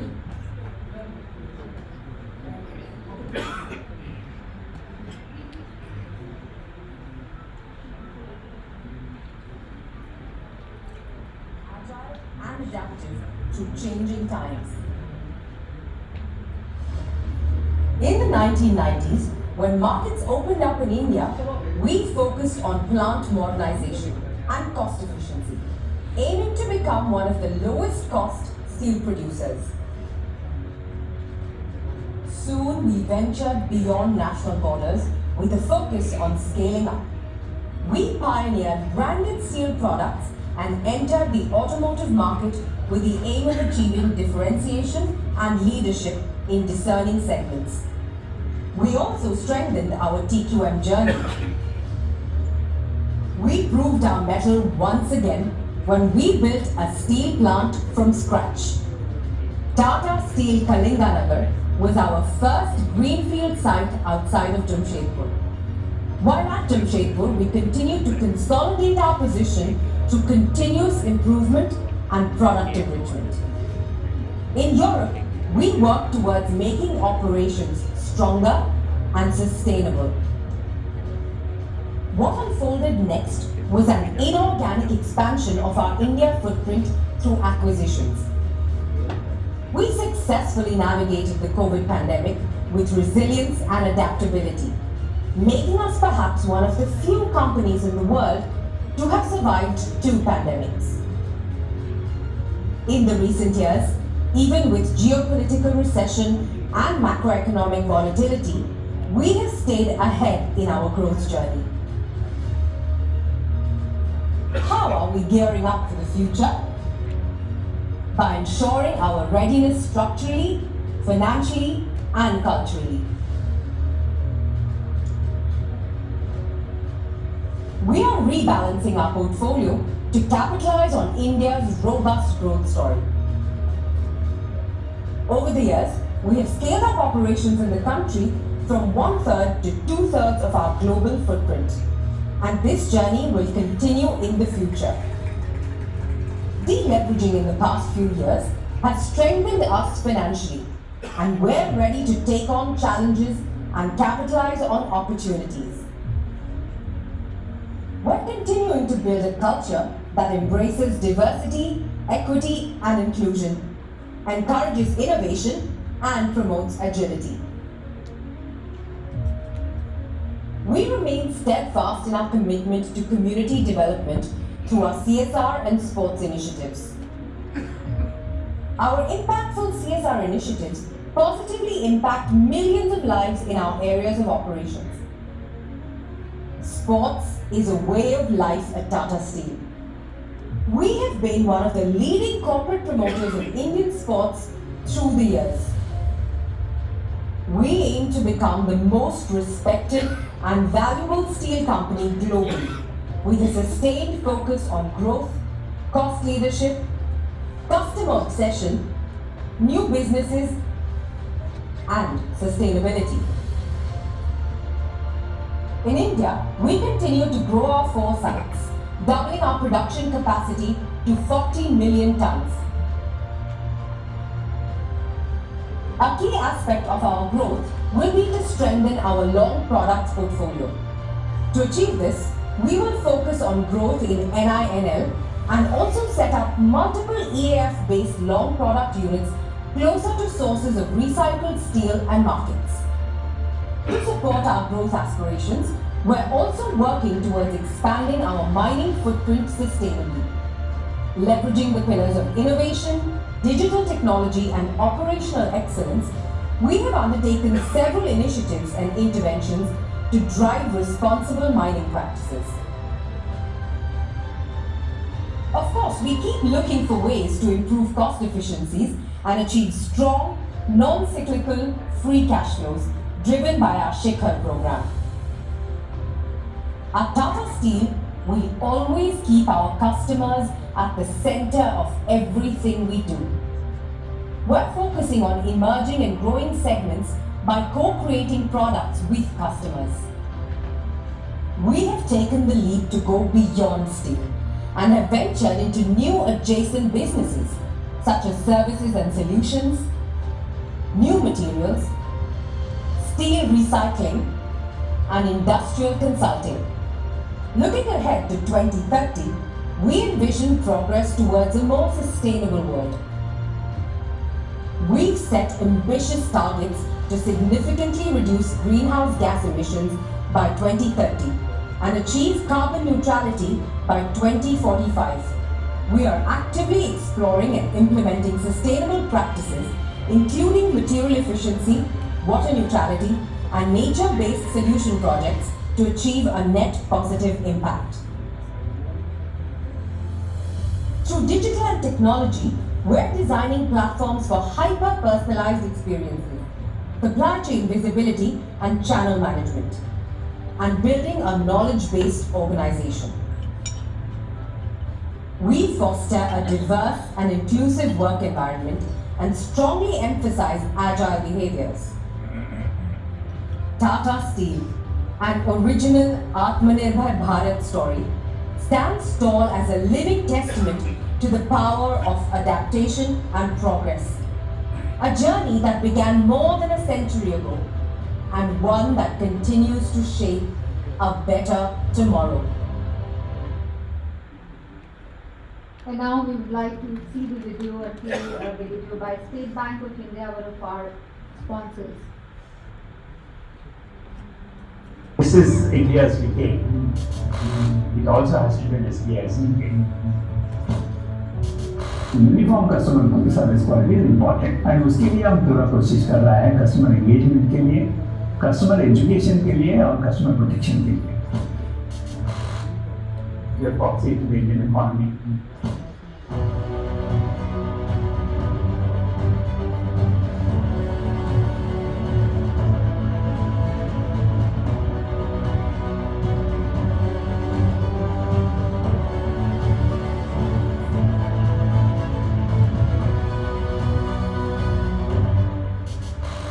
We will always try to keep SBI as the best bank.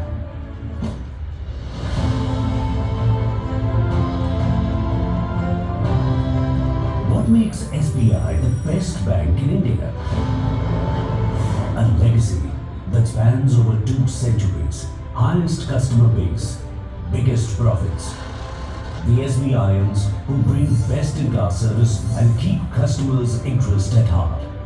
And above all, the people of India who trust SBI with their life savings, putting it among top 5 most trusted banks globally. All this with a strong philosophy at the core. Consistency, improvement in productivity, resilience. This is the story of India's largest bank, State Bank of India. India, by 2030, is primed to become world's 3rd largest economy. This exponential growth needs financial fuel supported by a solid banking framework, and this is where SBI leads the way. I often say growth story of India is SBI's growth story. SBI has not only kept the wheels of the economy running in the past, it is also well aligned to the aspirations of the great country. Today, our balance sheet is stronger than ever, and we aspire to achieve a target of 1 lakh crore profit in the coming years. SBI is well placed to help India unlock its true potential. Daring to reach where others won't, SBI has ensured that even the smallest villages have access to banking. It is also the leading contributor to government financial inclusion schemes for bank accounts, insurance and pension. SBI's vast network ensures that no dream is too big. From the bustling metros to the quietest of villages, we are there to empower every Indian. Our commitment is to transform every life. Doesn't matter where they are. Access to financial empowerment is a basic right that we wish to give to every fellow countryman. With biggest market share in deposits and advances, SBI has diversified businesses through its various subsidiaries to offer products like insurance, credit cards, mutual funds and a lot more under one roof to its customers. All this through the right mix of tradition and technology. Our ability to seamlessly integrate cutting-edge technology with unparalleled customer reach ensures that SBI remains the backbone of India's financial system. We are playing the role of a catalyst for India's growth, and we have the capacity and the foundation to carry every Indian citizen to the future. Our legacy speaks for itself. Legacies are stories of the past, but experience and trust matter more than ever in today's fast-moving world. SBI's legacy began in 1806 with the establishment of Bank of Calcutta, Bank of Bombay in 1840, and Bank of Madras in 1843. These institutions laid the seeds of finance and banking in our country. Since then, it became the banker to some of the greatest Indians. In 1921, all the three banks were merged to create a single entity, the Imperial Bank of India. After independence, it was recommended that a strong state-partnered commercial banking institution is set up. In 1955, Imperial Bank was rechristened as State Bank of India, starting a new era in Indian banking system. Since its inception, SBI is the most trusted financial partner for Indians from day of their birth to sunset of their life. The ease of opening account, doorstep services for senior citizens, education loans for students, and dedicated wealth branches for high net worth individuals have made SBI the bank of first choice. SBI is also the largest home loan provider in India, partnering not just with individuals but also the government by supporting its vision of providing affordable housing to weaker sections of the society under the PM Awas Yojana. Every loan we disburse is a statement of our commitment to stay invested in the potential of India. Our commitment is not just restricted to high net worth individuals, but it extends to our annadatas who feed the entire nation, to every single salaried individual, to every entrepreneur, to SMEs, and in every nook and corner of the country.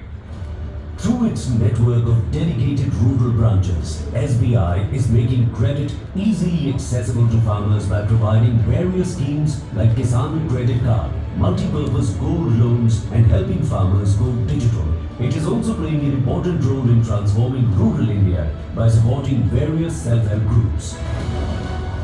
Fully invested in India's entrepreneurial potential, SBI offers tailor-made loans to MSMEs, large corporates, and assistance to startups. SBI is also the leading partner in government initiatives, from providing microcredit facility to street vendors under PM Swanidhi Yojana to financing large manufacturers under the Atmanirbhar Bharat program. SBI is playing a significant role in country's infrastructure development, mega railway projects to superhighways, massive ports to modern airports, large power plants to huge telecom projects with an investment of 4 trillion rupees. SBI is fueling India's ambition of Viksit Bharat 2047. During last few years, we have invested a lot in digital transformation and technology. And now is the time to leverage it to boost productivity and make it the cornerstone of our operational excellence. We shall also use the AI/ML tools extensively to proactively monitor risk and contain it towards building a resilient SBI. To make India future ready, SBI has consistently invested in technological innovations. Today, YONO, the financial superstore, has become the preferred platform for both retail and business customers, making 24/7 banking a reality. It has also spread its wings to seamless and secured UPI transactions for every Indian.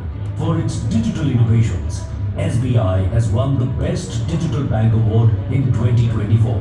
Other services like WhatsApp banking, dedicated contact center numbers, and self-banking through e-commerce are making banking hassle-free. With India poised for robust economic growth, we see an opportunity for us to further India's expanding middle class, empower small businesses, and lead digital banking initiatives that can serve as a model globally. We see ourselves as the bridge connecting India's financial ecosystem to international markets, facilitating smoother cross-border trade and investment opportunities. Moving with times, SBI has successfully made artificial intelligence and machine learning its close ally.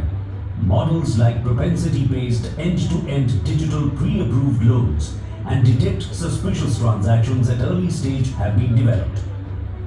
At SBI, the quest for perfection is unrelenting. A truly global bank, it provides variety of world-class services in various countries to its customers. With an asset size of 62 trillion plus, SBI is one of the top 50 international banks and the only Indian bank to be part of Fortune 500 list for last 19 years. In 2024, SBI was named the best bank in India by the Global Finance magazine. Consistency and reliability are the hallmarks of our legacy. At SBI, we honor our past while innovating for the future. SBI has grown to where it is today because of direction and intent. And being the leaders in the banking industry, we are able to anticipate the needs of tomorrow, today. SBI's biggest asset is its people, a workforce of over 235,000 across the globe. That is why SBI has invested heavily on training needs of generations of SBIans, keeping them ahead of the changing trends in industry. For all its successes, SBI has never lost sight of values like sustainability. While aggressively pursuing its sustainability goals, SBI, through its foundation, is also actively fulfilling its social responsibilities under CSR and supporting national programs like Swachh Bharat, Jal Shakti and many more. We have taken a range of initiatives like switching to renewable resources, energy efficiency, promoting good governance practices, green term deposits to finance green initiatives, and target of attaining green portfolio of 7.5% in domestic advances by 2030 has already been set into motion. For us, business and the wellness of society go hand in hand. SBI takes immense pride in its journey of innovation, dedication and excellence, which has earned them several recognition and accolades over the years. SBI, it's not just a bank, it's a promise of bringing ease to life. With a strong legacy of trust and leadership, SBI has served generations and promises to serve generations to come. Bringing ease to life, SBI, the banker to every Indian.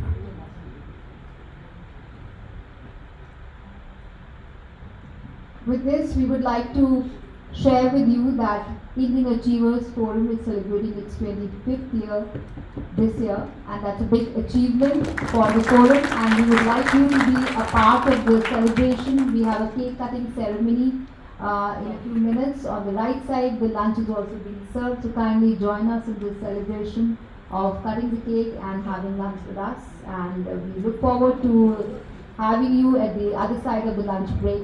We will be back, and a lot more is happening on the other side with our chief guest also joining, and the CSR Sustainability Awards also happening. Thank you so much.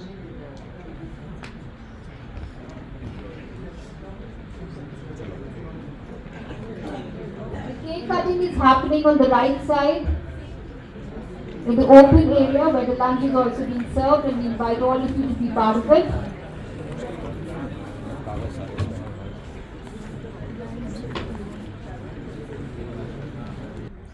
कुछ करो।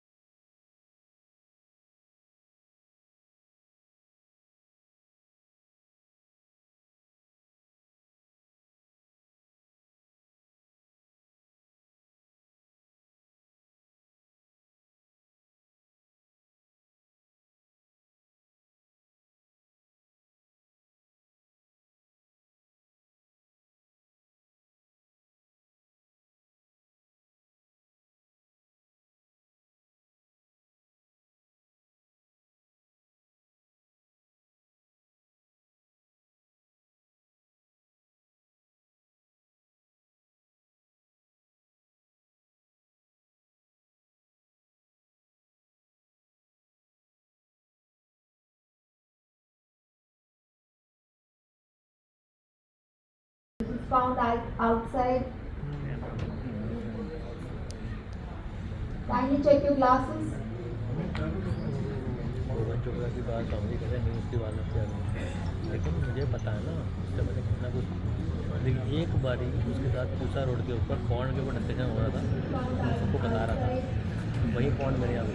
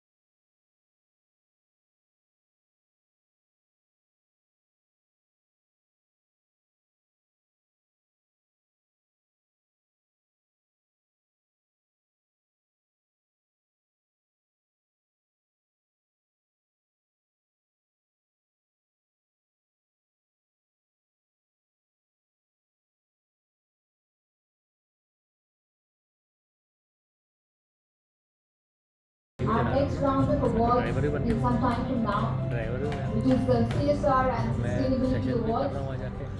Pickup भी कर रहा हूँ, plantation भी करा के आ रहा हूँ, CSR वाले के पास भी जा रहा हूँ, जाके प्लांटेशन में पानी भी दिलवा रहा हूँ, कम्युनिटी को एंगेज भी कर रहा हूँ। Some of our distinguished guests have already joined us and some are just about to enter. Not authority का भी प्रोग्राम अथॉरिटी, तो वो एक मल्टी हो गया ना।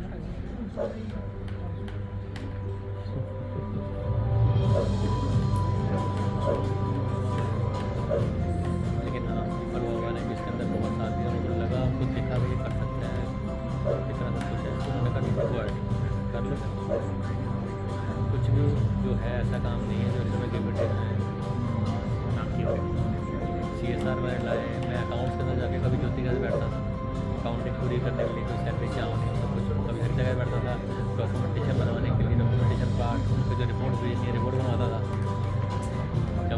जब BMW का स्टार्ट हुआ था उस समय तो ये आई थी नहीं, तो मैं उस समय बैठ के अंदर बना रहा था, बजटिंग कर रहा था, बैठ कर बजटिंग मैंने ही करी थी उस समय, BMW की बजटिंग मैं ही कर रहा था, कि कितने पौधे लगने हैं, क्या है क्या नहीं। और पता है BMW का क्या हुआ था, स्वामी जी भी गए, प्रिंसिपल और मैं भी गया, स्कूल के अंदर गुड़गांव के स्कूल में लगा था, खराब हो गया छुआ थे शायद ये जो हमारे पास चला गया, कैसे करूँ?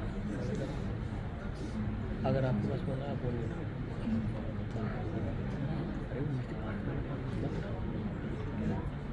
मैं डील कर लूँगा, मैं होंडा भी चला जाएगा, पहले आपके आपने जो बात की होंडा चला गया हमारे हाथ से, चलो ठीक है कर लेना अभी, पूरे अंदर आ गया।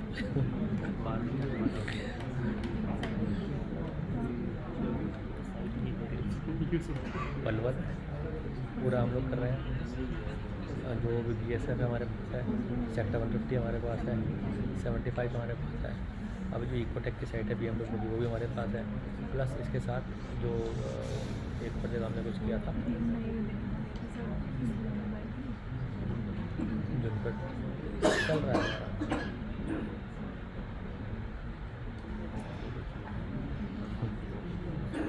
वो तो एक बारी फ़ोन पर वो रखेगा नहीं, वो आधा घंटा आपको तो आपका काम खराब नहीं कर देगा उसके अंदर।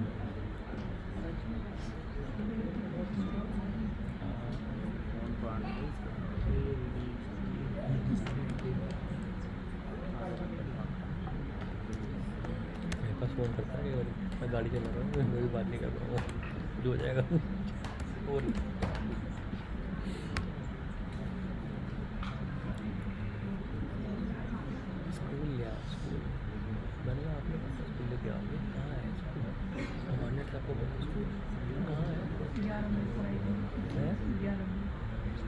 कहाँ है कोई लाओ तो सही school.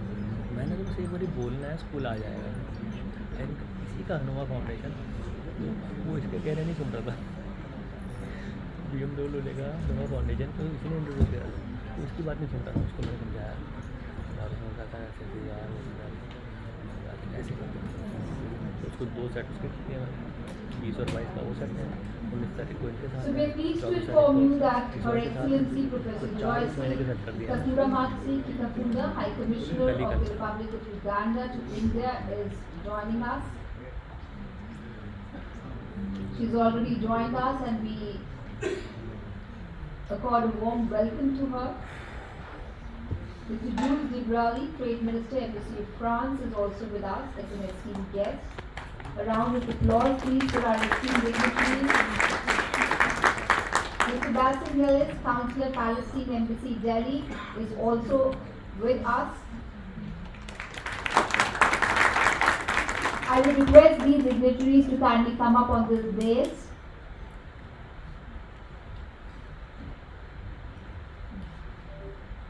I would also invite Srimati Rekha Sharma, Director, All India Business and Community Foundation, and Secretary of the Foundation, Shri Prashant Das, to kindly also join on this dais with Mr. K.K. Upadhyay, Professor and Chairperson, Center for Sustainability and CSR at the WIMTech.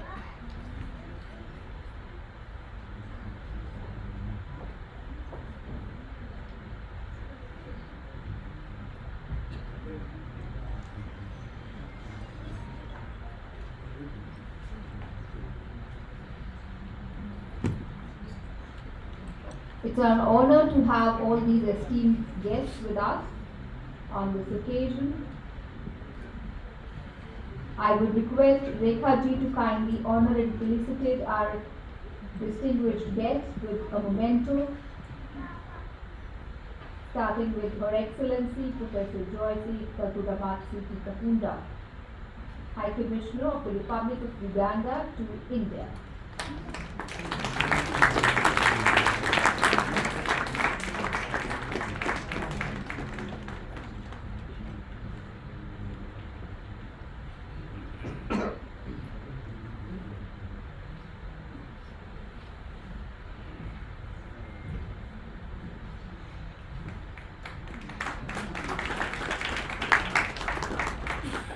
Mr. Debrali,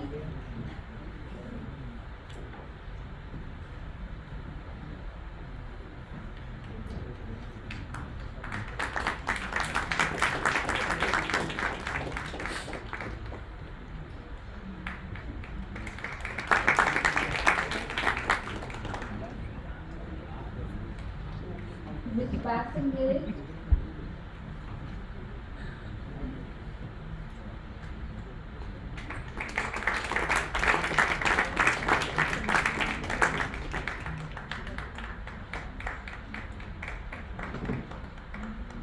and Mr. Upadhyay.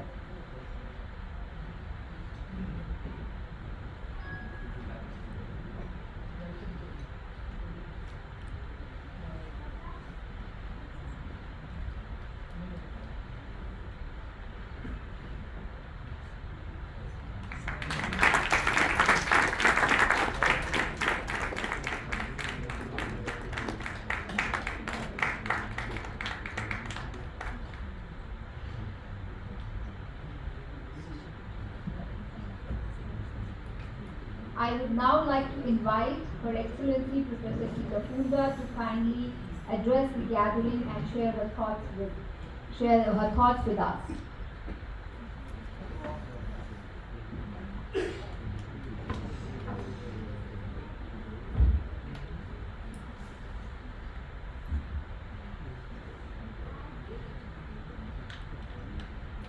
Thank you so much, Madam MC, my sister. Thank you. The chief guest, the honorable chief guest, excellencies here present, the president and members of India Achievers Forum, distinguished participants this afternoon, greetings. Good afternoon. Namaste. Namaste. I hope you had a good lunch and you are now ready, not too full to fall asleep on us, but ready to listen to what we are going to say. I wish to thank my friend and sister, Madame Rekha, for this invitation. She told me, please come. I definitely didn't have time. And that's why I'm late. I'm rushing off, but I will try to stay as much as possible. But I don't know if anyone can say no to Madame Rekha. I don't think it's possible, but for me, I can't. Well, she's my sister. She has taken delegation to my country. So I dropped everything I was doing. I said, I must be here. Now, where is the presentation? It's there. Oh, okay, there it is. But good people here want to see it. Maybe they sit back in there. How will they see it? Not the mic, I mean, yes. How will they, you can sit in what seat for now. Yeah, it's 10 minutes, I think. I was told. Yeah, you sit in our seats, but you can see it, otherwise you won't know what I'm talking about.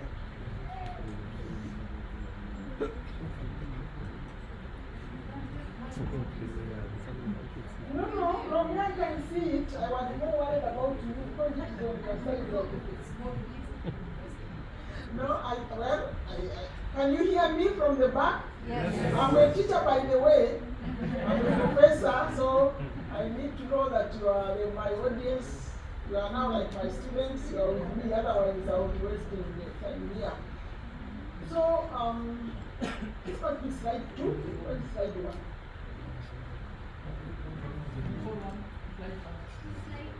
Yeah, slide 1. Put slide 1. Okay. Just to honor the Indian Achievers Forum. Okay, slide 2, please. Yes. So I was asked to give a short presentation of investment opportunities in my country, Uganda.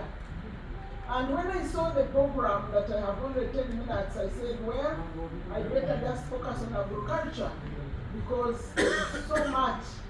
The investment terrain in Uganda is so wide.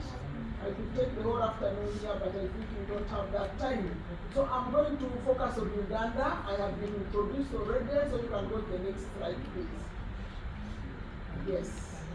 For those who don't know where Uganda is a relatively, compared to India, small country in the heart of Africa. It is in East Africa. It is surrounded by the huge country, DRC Congo. Also, we have South Sudan, we have Kenya, we have Tanzania, and also Rwanda. So as you can see, we are landlocked, which is a big problem. But in recent years, we have turned that around. Instead of sitting and mourning that we are landlocked, which we can't change, now we say we are land-linked. So we are happy about it.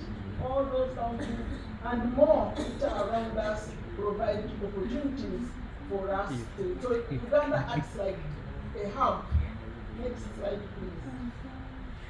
So those are just a few statistics. The population is 45.7 million.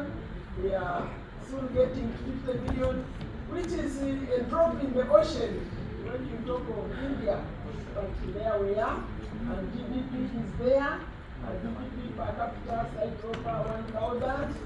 The area is about 240,000 square kilometers. That's about the same size as the United Kingdom. And then agriculture is the backbone of the economy. That's why I have decided to focus on that today. And then it provides 25% of the GDP agriculture, and about 35% of the exports. So the major exports are coffee, tea, cotton, cocoa, I would say livestock and livestock products, milk. In fact, we are exporting, recently we started exporting milk to India. It was a breakthrough. Maybe plantain, just like a banana, that is actually what we eat. We have corn, which is maize, oil seeds, and many others. Next slide, please. So those are the investment opportunities at a glance. I can't see, I think I put it in the color that I can't see. I wish I had my laptop here with me. But anyway, the first one I think was agriculture, which I'm going to talk more about. There is also mining, minerals and mineral development. Almost now it comes next to agriculture. And very recent, I must say, a year or two, gold has just shot up, and gold India has put India as #1 export destination country in Asia. So gold, I don't know what is with gold. The Indians, they love gold, they have the money. So a lot of gold of recent. So in my time, I've been here for 2.5 years. I'm now, you know, my country is the highest country. My country, India, is the highest export destination in Asia, and the second in the world. So that is something. I was coming from Australia, which is very far. Now I'm nearer in India, and already my country is #1. So I feel happy. And also, of course, we have tourism investment. You know, tourism, you need hospitality, you need the hotels, everything related to tourism. And 2 years ago, we started a direct airline from Uganda to Mumbai. In October of 2023, it's less than 2 years, we started that route. So the people who want to go to Uganda can now. We are trying to make it come to Delhi and other big cities. So there are other tourism. We have really in the investment area, ICT is also there. It also needs investment. But in the interest of time, I'm not going to go into those. But of course, our embassy is in the Delhi. If anyone is interested, you just come. I have my cards here. I'm free with my cards. They even have my mobile. You can call me, but please not at 2 a.m. Anytime, but not beyond 1 a.m. Okay, let me have the next slide, please. Okay. So you may ask, but why Uganda? A small country, you have already told us it's landlocked. Why should I invest in Uganda? So we have security of person and property is secure, is guaranteed for the last almost 40 years. Almost 40 years, we haven't changed government, and we are the most secure country actually in East Africa. And I'm not saying that because I'm the ambassador, but we are also exporting, you know, security to our neighbors, Somalia, to South Sudan, to DRC Congo. So the security is there. The economy is 100% open, so you can see. And Uganda is one of the fastest growing economies in East Africa, in the East African community. And the FDI inflows are increasing very, very much. And that's, of course, because of the stable economy, because it's a private sector driven. And another thing which you need to know is that you come in with your money, you invest, you take out your money. Nobody will tamper with your money as long as you pay the taxes and you pay your workers. You can take the rest 100%. Not many countries do that. The next slide. Yeah. So we have the market, because when you are thinking of investing, you think of the market. that 50 million I had, 45 point something, is that enough market for my produce, my products? But we have that one plus. That's the domestic market, we have the regional markets, and we have the global markets. And they are all there. We have the East African community, we have the COMESA, we have the Africa Continental Free Trade Area, we have the EBA, everything but arms for the EU. We have trade agreements with China and also trade agreements with India for the least developing countries. So you can see the market is not a problem.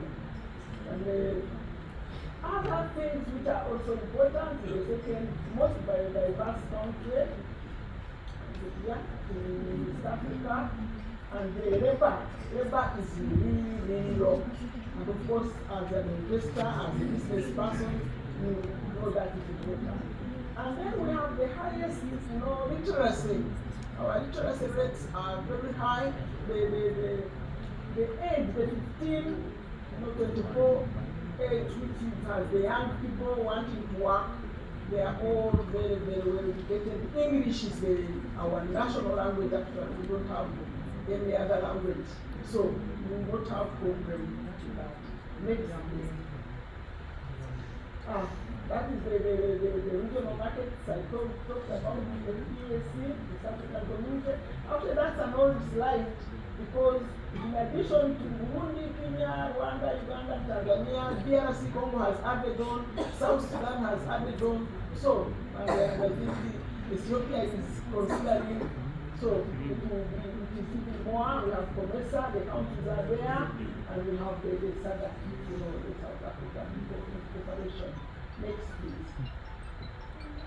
So I'll briefly go through the opportunities that are available in agriculture. As I told you, agriculture is the backbone of our economy, and what we want is to have, modernized agriculture. You will not believe it, the big proportion of the people in the rural areas, they are still using the hand hoe. How much can you scratch with that small hand hoe? So we want to mechanize it and want to use it irrigation. We have a lot of good rain. Uganda is known for being green. We don't have so many droughts, but still we can't produce crops year round.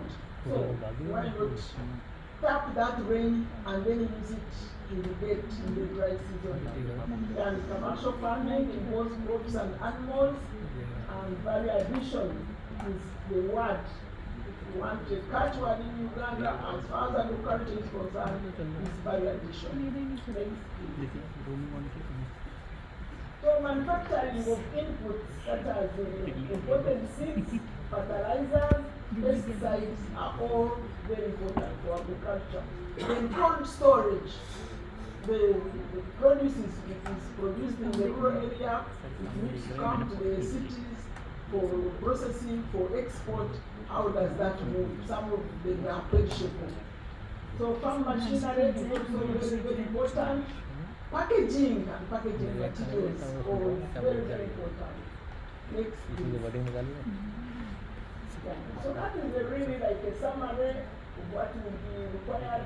Value addition on coffee, cotton, cocoa, maize, bananas, you name it, milk, and then also the other side, the other that are required to support that investment. Next, please. That is coffee. Coffee is our highest export. We are the 8th in the whole world coffee producers, and the second in Africa, Ethiopia. So coffee, we need people who can come and add value to it. We export our raw coffee beans.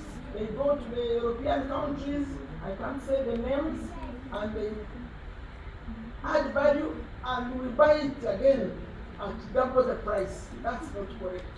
Especially to the farmer who is really toiling. So we need to do it, the value addition in the country. Next, please. So there are bankable projects in the, like instant soluble coffee plant. The feasibility study is already done, and anyone interested in that can come to the embassy and we give them all what they need. And then, of course, we need also establishment of food processing. We grow a lot of foods, fruits, vegetables, but we export them in the fresh form with all the water you can imagine. Next, please. So those are the key incentives. If you are coming to Uganda to invest, we handhold you, we hold you very valuable, you are very valuable. If you come with your reasonable money to invest, you are received as a king or a princess. So we treat you very well because you are bringing money. And their incentives, 100%, tax rebate, they are all there. If you are interested, we can, depending on what you are investing in. Some like agriculture, it's 100% in the different sectors. So anyone with an interest and was thinking, I don't know what to invest in, you can come and talk to us. But finally, the next one, please. Yes, we have the Uganda Investment Authority, which was established almost 40 years ago, and that is the place when you come as an investor, that's where you go. And in the early days it was not easy, but now in one day you can have your business registered, because all the government and the authorities which are required, the environment, the finance, they are all now in one place. So when you come, you approach the UIA, the Uganda Investment Authority, and then you are helped. But some investors, they say, that is too bureaucratic.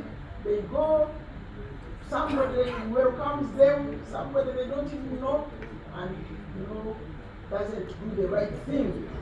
And later when they have been robbed, that's when they come to the embassy, oh, I have been robbed. So please, you go through the right channels, and then you will be happy. The next, please. So in conclusion, distinguished participants, colleagues, excellencies, Uganda, I don't have much time, but Uganda is called the Pearl of Africa since the last century, because it is so beautiful. So if there was a tourism conference, I would be speaking a different language.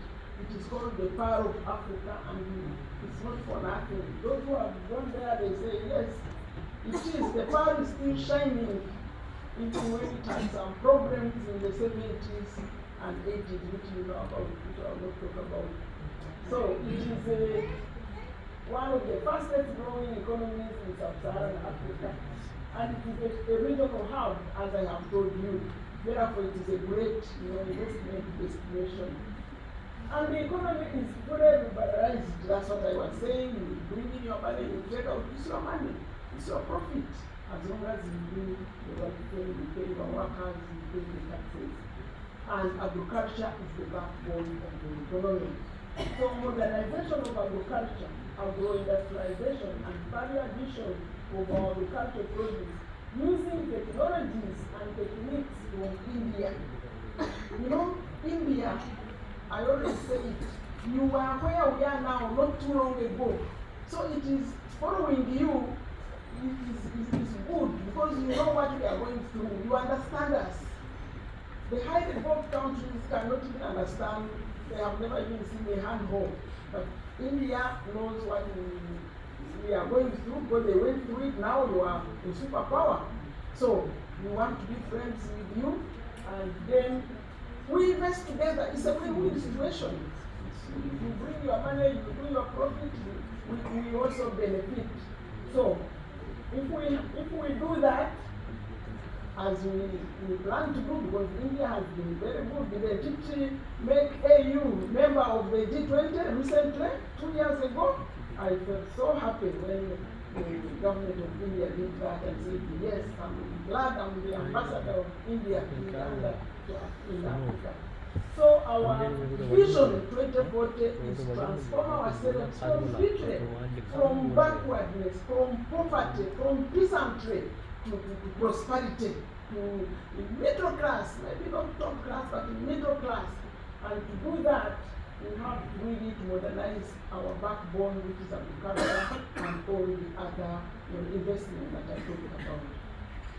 Distinguished friends, I will stop here for God and my country, and thank you for listening to me.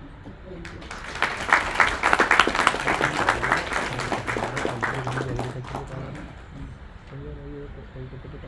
We would like to thank Professor Kikafuda for a very passionate and heartful speech. He has definitely increased our understanding of the opportunities at Uganda. And now I would like to invite our guest of honor, Mr. Jules Dubrali, Trade Minister MC of France, to kindly share his thoughts on the theme.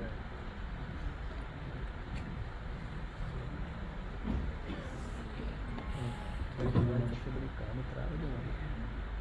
A small presentation. So just to clarify, I'm a trade officer and not trade minister. So I work at Business France, so France Trade and Investment Agency. Sorry, perfect.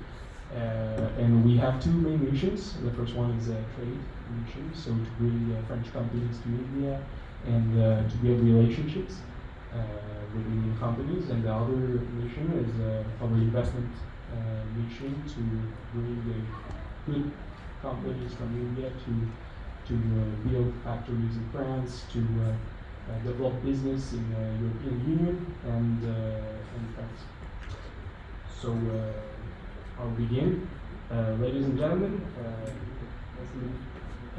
Your Excellency, it's a great honor to stand before you today to present some exciting business opportunities that France offers to Indian companies.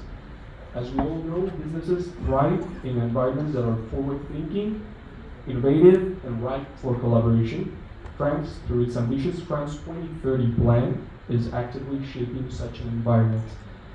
This initiative, that can be seen as the Viksit Bharat 2047 initiative that India is building, is focusing on key sectors and offers numerous opportunities for Indian companies looking forward to expand in France, European Union, and worldwide. To begin with, let's explore how France's economic and industrial reforms create new opportunities for Indian companies. France has embarked on, you can pass the third slide, yeah, thanks. France has embarked on significant economic reforms aimed at enhancing its competitiveness and industrial capabilities. From 2017 to 2022, France has reduced corporate taxes by 26 billion euros and simplified administrative procedures. These reforms have already yielded impressive results with a return of industrial jobs and flourishing French tech ecosystem supported by substantial investment in startups. The France 2030 plan has significantly accelerated in 2023 with 29.9 billion euros committed out of a total 54 billion euros allocated. The program has already supported 6,000 beneficiaries, including 4,200 unique structures and 3,600 funded projects. France 2030 is having a concrete impact across several sectors, including artificial intelligence, quantum computing, research, hydrogen, mini launchers, electrical vehicles, and training programs. The plan has already led to more than 250 new initiatives being launched, with results visible across all territories. Now, for Indian companies, these reforms create a favorable business environment to establish a presence in France. The country is not only working to strengthen its industrial base, but is also accelerating its digital transformation. As France positions itself as a global leader in technology and innovation, it offers a clear growth path for Indian businesses specializing in digital solutions, artificial intelligence, and technology services.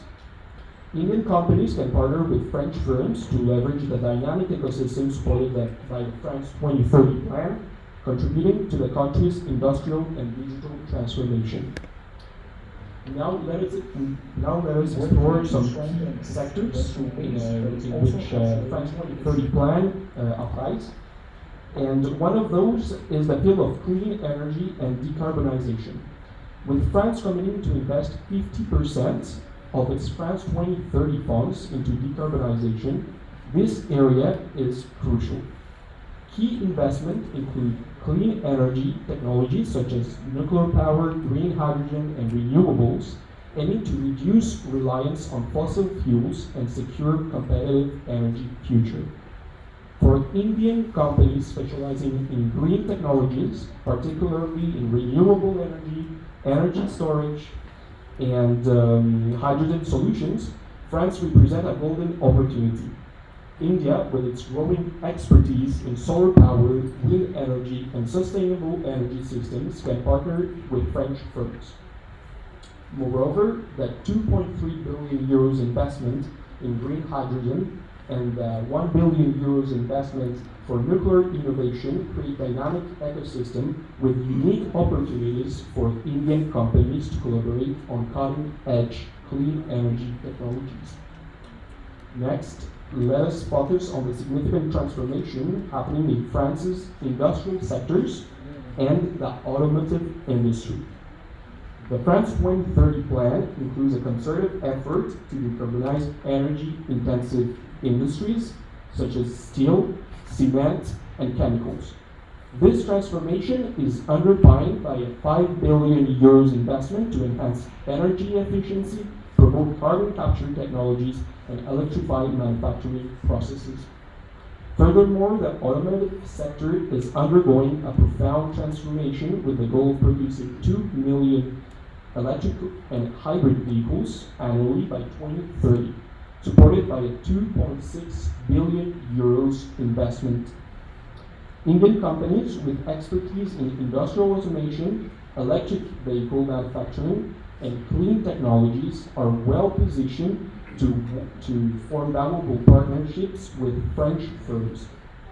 Whether it is through joint ventures, technology transfers, or supply chain collaboration, Indian companies can leverage the growing demand for clean technologies in sectors like automotive and industrial decarbonization. Turning now to advanced technologies, that is to say aeronautics, space, and maritime. Thanks. France offers vast opportunities. France has historically been a leader in aeronautics sector, and under the France 2030 plan, it continues to push the boundaries of technological advancement. With a 1.2 billion euro investment, France is developing low-carbon aircraft and supporting the innovation of startups in aeronautics technology. This presents a clear opportunity for Indian aerospace companies, particularly in engineering, manufacturing, and research and development, to collaborate with French industry leaders. France is also positioning itself as a leader in space exploration, with a 1.55 billion euros investment in reusable launchers and satellite constellation. The country's deep expertise in aerospace, coupled with that investment, creates a fertile ground for collaboration with Indian space technology firms and startups. Whether through joint research projects, shared infrastructures, or satellite technology partnerships, there are numerous opportunities for Indian companies to contribute to France's space ambitions.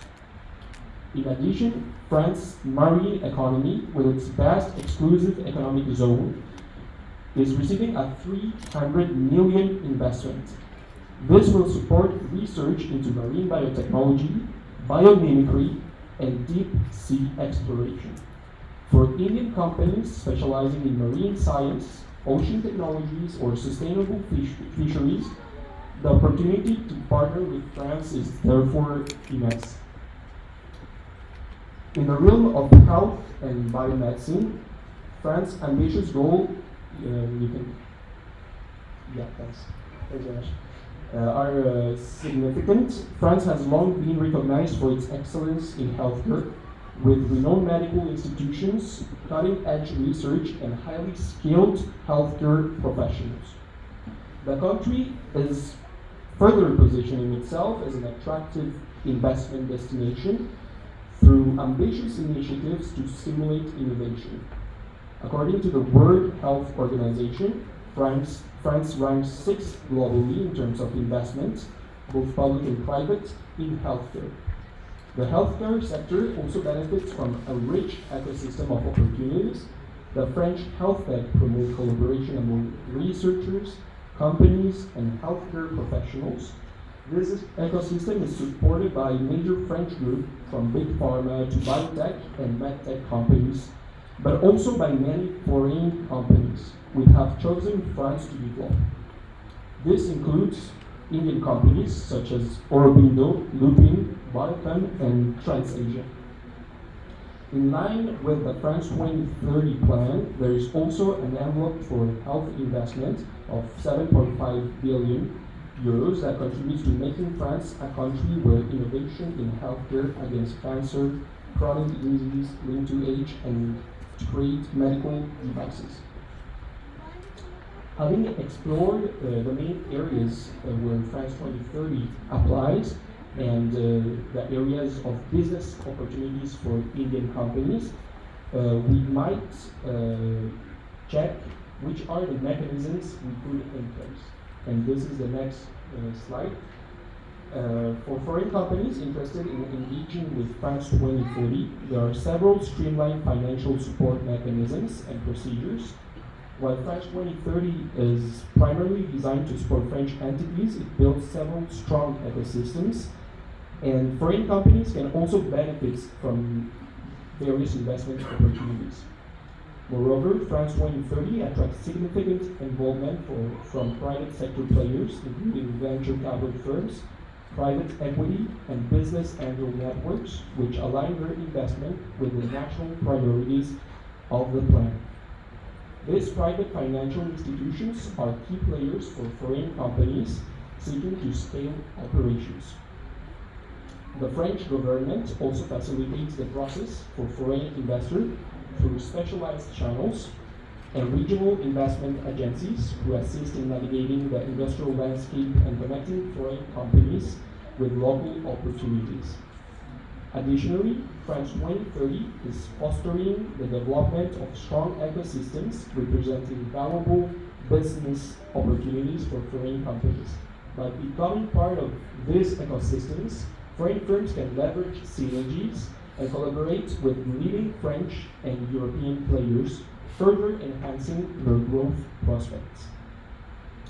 In conclusion, business opportunities in France are enhanced by the France 2030 initiative, which is not only a plan for France, but a real call for international collaboration. By investing in cutting-edge technologies, clean energy, and advanced industries, France is creating an attractive environment for global business. With a total sector-wide investment of 54 billion euros, the opportunities for collaboration for Indian companies are vast, ranging from aerospace and biomedicine to green energy, mobility, and tech.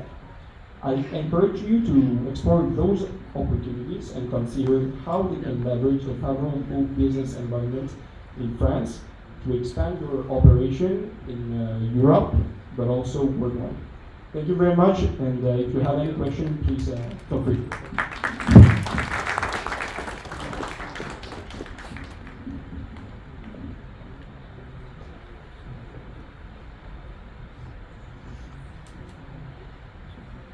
Thank you, Mr. Jules.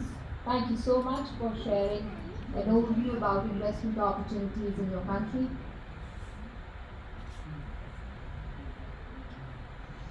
And with this, we would like to move to the most awaited part of this national conference, where we will be giving the business awards, the community awards, recognizing excellence in CSR and sustainability. CSR is often looked at from the prism of a compulsory mandate. It is no doubt a mandate, but it is a medium to also promote social good in making a difference that matters. And that is why we are here honoring the professionals who are actually making a difference on ground.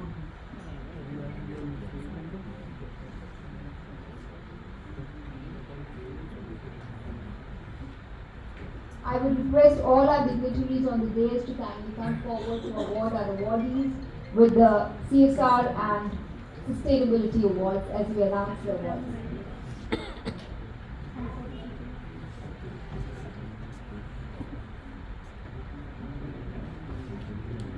is our third edition of the day where we are awarding the exceptional performance. Earlier we've done the 40 under 40 awards and also the Indian Achievers Awards, and today now we're doing the CSR and Sustainability Awards.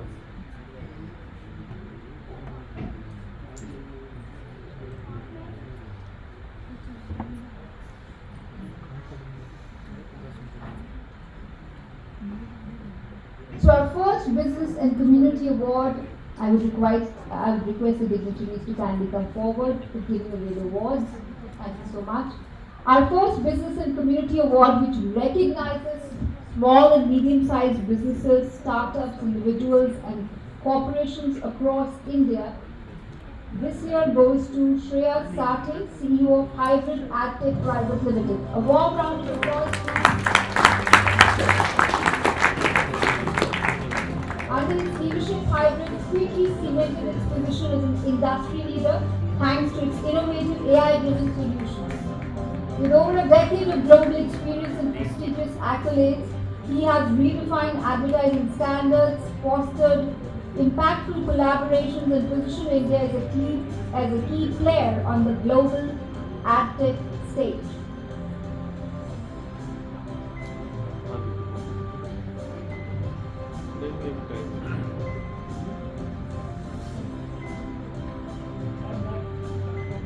Our next award goes to M. Nashwin. Do we have M. Nashwin? Yeah. Redefining the future of architecture and interior design, we present this award to M. Nashwin, co-founder and director of AAD Consultants. His philosophy blends sustainability, wellness and functionality, focusing on creating spaces that enhance user experience. Nashwin's designs merge science and art, delivering unique and thoughtful solutions, earning him a badge of credibility with an impressive portfolio of prestigious clients like the JSW Group, Aditya Birla Group, and the Tata Group. Our next award recipient is Dr. Prerna Kantwal. Do we have Dr. Prerna?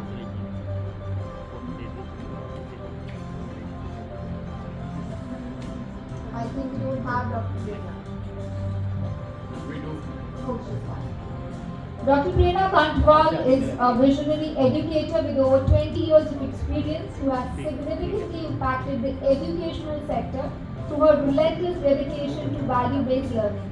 She has established and managed multiple educational campuses with unparalleled efficiency and consistently contributed to charitable causes.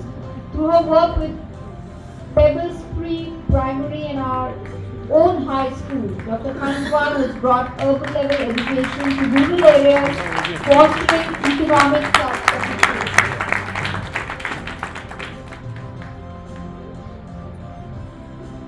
Our next awardee is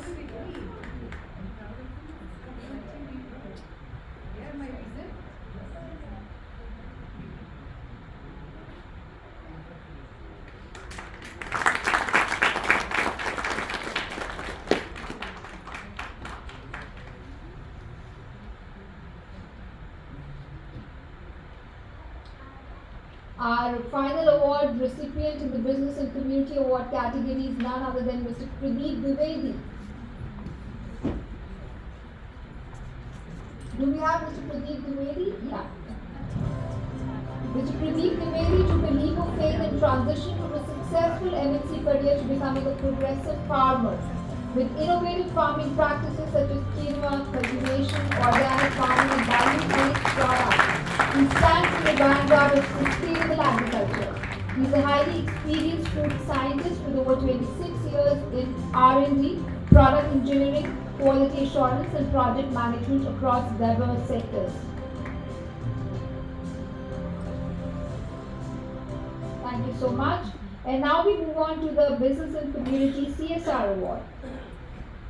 So the next award goes to NGO Give Me Trees Trust, situated in the state of Delhi under the category of Environment, Climate, Forests, River and Waterways.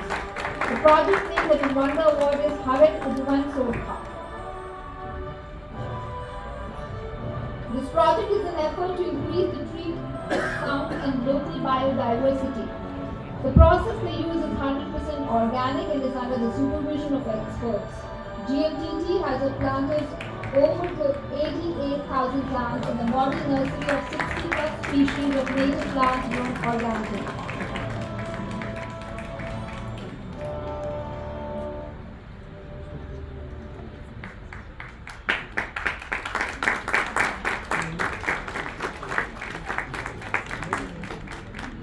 Our next awardee in the PSU sector is Central Coalfields Limited in the state of Jharkhand under the category of healthcare for project Jan Arogya Kendra. Do we have anybody from CCL?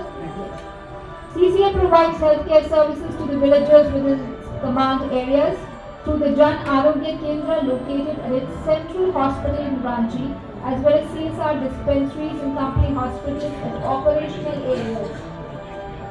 CCL ensures that healthcare is accessible to those in need.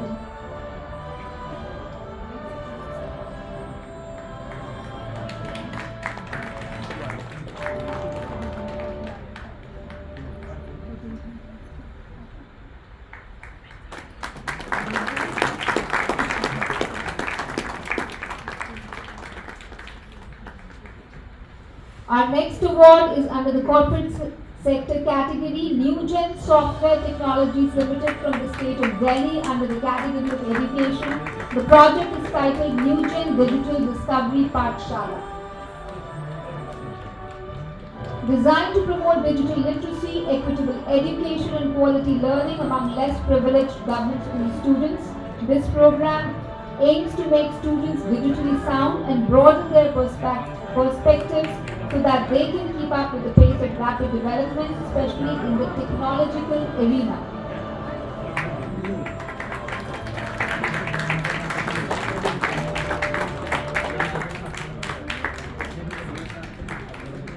So they are receiving 2 categories award. The next is Rhythm Foundation, QI group of companies from the state of Malaysia under Women Empowerment, Safer Cities for Girls. The project has significantly improved the safety and inclusivity of public spaces for girls in Gautam-Puri through community engagement, capacity building and strategic partnerships. Its continued efforts will further enhance the safety and well-being of adolescent girls and boys in the locality. More than 5,480 participants have been engaged in sensitization programs and campaigns on girls' safety and gender equality. The Rhythm Foundation also bags our second award under the category of Education for Enabling Foundational Literacy and Numeracy. SDG goals that are covered in the project are SDG 4, SDG 5, 6, 7, 8, 10 and 17. The project is transforming education by bridging literacy gaps and fostering community engagement. The initiative has significantly boosted literacy levels and empowered communities to support education.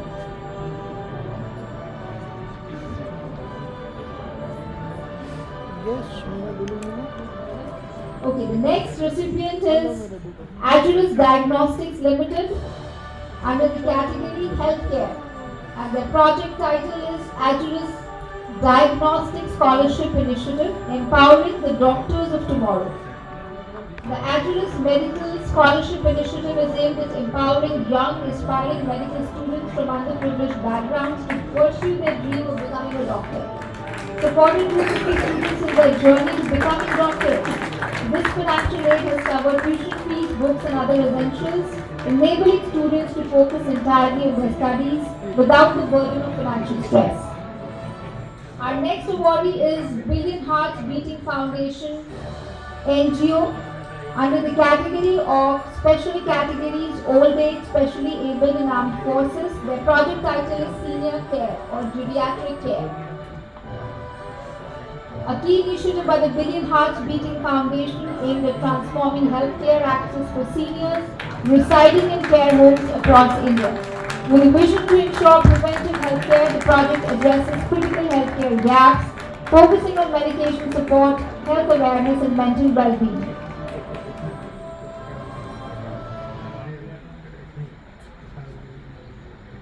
Our next recipient is Mobility India under the healthcare category.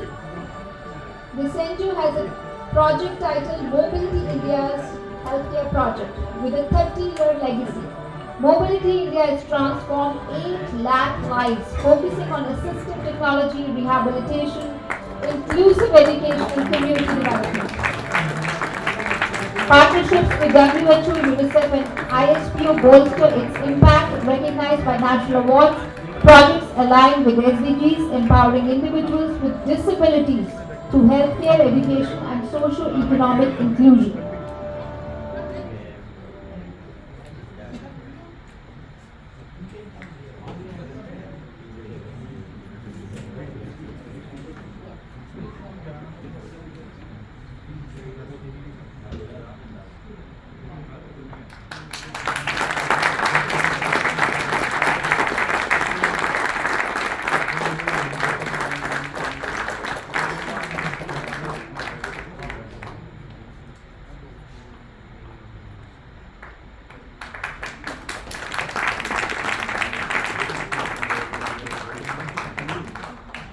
Thank you so much.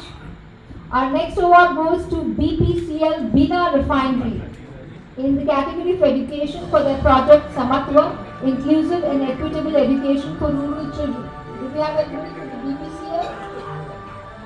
The Shiksha Aapke Dwar project is in preschool enrollment and motivated rural students with 150 excelling in Olympiads and competitive exams over 3 years.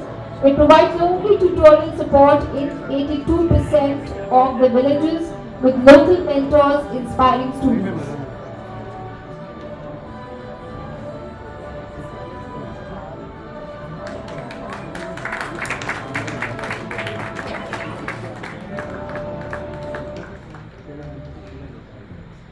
Our next awardee is the Fortune Institute of International Business under the institution sector. The category is Sustainable Development and their project is titled Social Internship Program. This was launched in 2017, which integrates academics with societal impact, aligning with SDGs 4, 5, 8 and 9, engaging more than 5,000 individuals. Social Internship Program drives community development in 5 UBA adopted villages, tackling water scarcity, education and employability.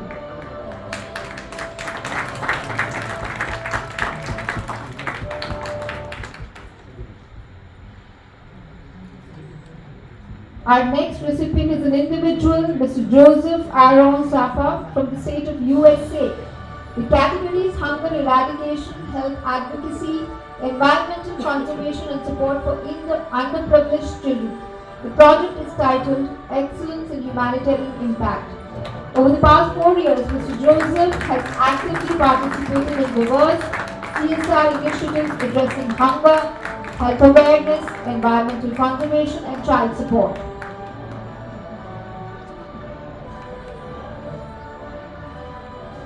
Our next award goes to NGO Center for Social Responsibility and Leadership from the state of Uttar Pradesh for their project Concord Super 30 in the education category.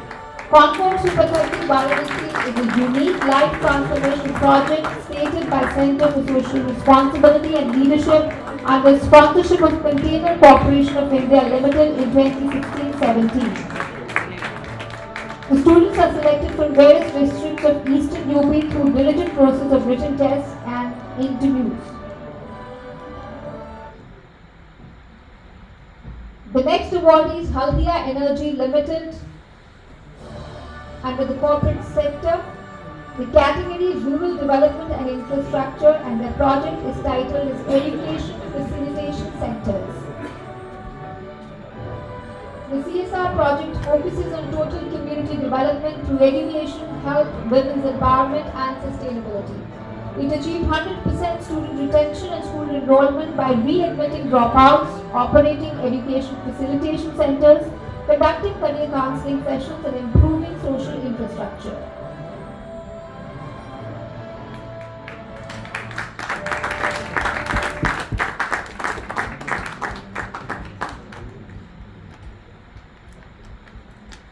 Thank you so much. And now we move on to give the Viksit Bharat Awards. The next award recipient is none other than the visionary leader who transformed the idea of Mr. Adar Poonawala's Clean City initiative into a reality, Mr. Krishnan Komandu, CEO of APCCI. Under his leadership, APCCI operates over 300 eco-friendly vehicles and employs 600 waste warriors, keeping 60% of Pune's roads clean daily while uplifting the dignity of the workers. In his personal capacity, Mr. Krishnan has also lifted 2,000 of manual scavenging and provided them with alternate livelihoods.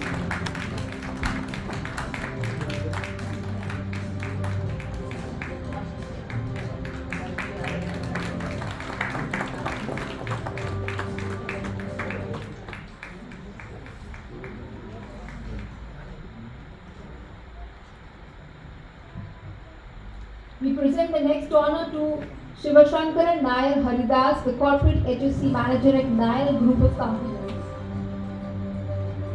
Bringing over 40 years of experience in health, safety and environment across construction, oil and gas and industrial sectors. Do we have it?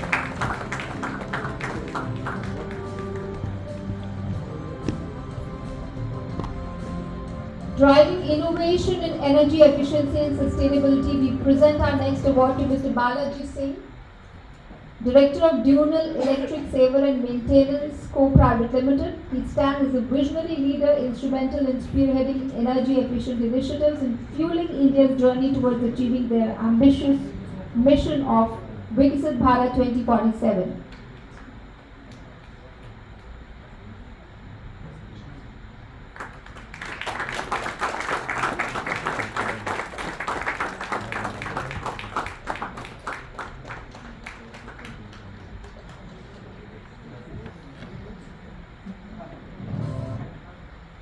We also have with us Mr. Sagar Singh, a dynamic leader from the agro-based industry. Do we have Mr. Sagar?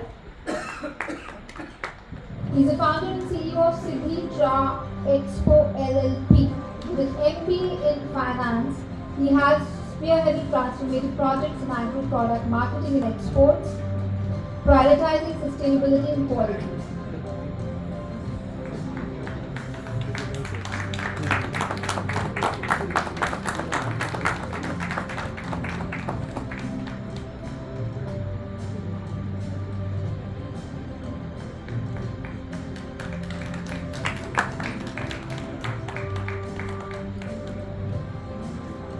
Last but not the least, a recognition reserved for someone working endlessly in the education sector, Shaunak Basu, an inspirational educator committed to transforming minds through experience-based learning programs.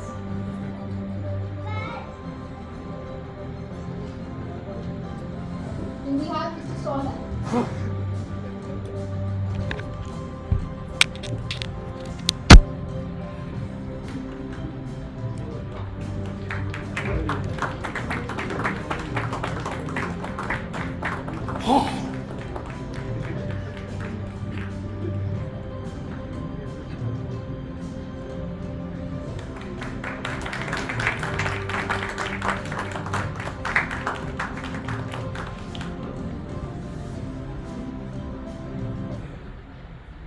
Thank you so much, our distinguished guests, for giving away so many awards.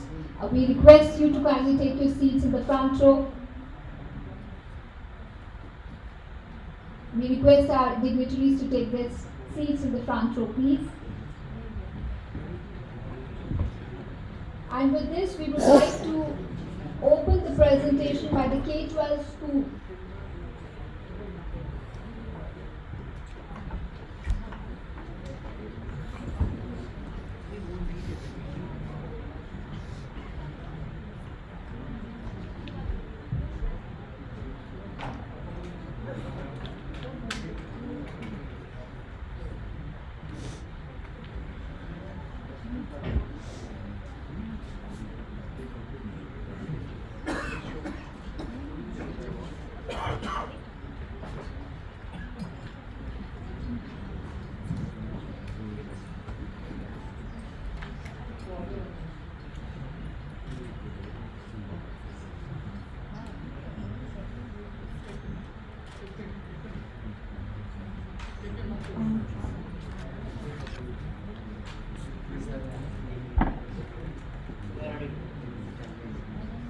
Okay, good afternoon everyone, distinguished guests, and first of all, I would like to congratulate all the winners here today. Your work is very inspiring to all of us. My name is Krisa Lurako, and I'm here on behalf of K-12 schools. Can we have the presentation, please? Yeah, okay. So we've heard about investing in business in other countries, and what about investing in education? So I would like to take a little time and discuss about how investing in education and especially in our school can really help the children. Okay. Can we go? Yes. So who are we? K-12 Schools is Pioneer Education. We are an accredited online and hybrid education provider serving over 5,000 students and in 45 countries. So basically, we are an online school. During the COVID, when everything was shut down, there were so many cases where our children were not going to schools, and in that, it became an inspiration for us to start this school. We are fully accredited in Cambridge American and Indian curriculum in bridging these gaps. So we have some few initiatives that we have already started in sustainability and corporate responsibility. So first of all, we have our Afghanistan initiatives, where we all know the situation in Afghanistan, where girls above 6th grade are not banned from continuing their education. So we are providing education to 300 Afghan girls who attend these classes or in the comfort of their homes due to the ongoing conflicts. And we are trying to bridge the gap through our technology, which we pride ourselves in taking this our technology ahead. We have this very AI enhanced learning management system where our everything is done online. So the classes are held online, the attendance can be tracked through online, and we invite stakeholders to invest in our school, and you can be you can track the education and everything online itself.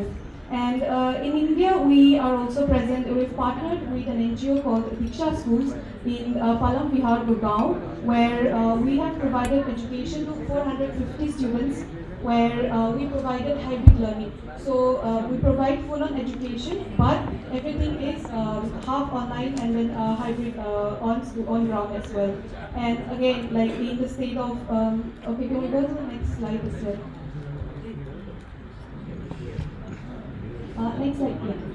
Okay. So I'll first talk about our impact, and then we can go through this as well. So in Bihar also we have set up a STEM state-of-the-art robotics lab where we provide education and to around 4,000 students in Bihar, where they were given access to robotics, coding, and all these all these programs. And so how, as a CSR, how you can invest in our school. So your funds, especially when we're talking about CSR today, in education especially, our projects are only focused on infrastructure. Like half of the budget is gone for infrastructure. So what K-12 is doing is everything of our projects are available online. So the investment that you are doing for infrastructure goes directly for the education of the students. And we also provide brand visibility, and then another very important aspect is the employee engagement activities that every CSR takes on. We are impacting the global education scenario, but in India also we are expanding, like I mentioned, our projects in Gurgaon and Bihar. So I would like to invite all the dignitaries and the CSR team who especially are present today. We have our cards and everything here. So after the session, maybe we can have a chat, or you can come to us and then we can explain more about it in detail, since I don't have much time now. So in conclusion, in K-12, we believe education is not just right, but it is the foundation of a sustainable change. And we are also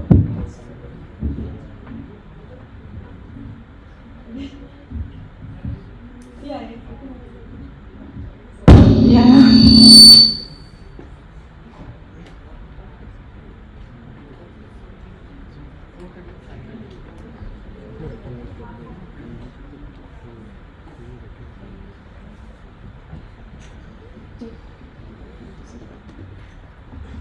Hello, yeah.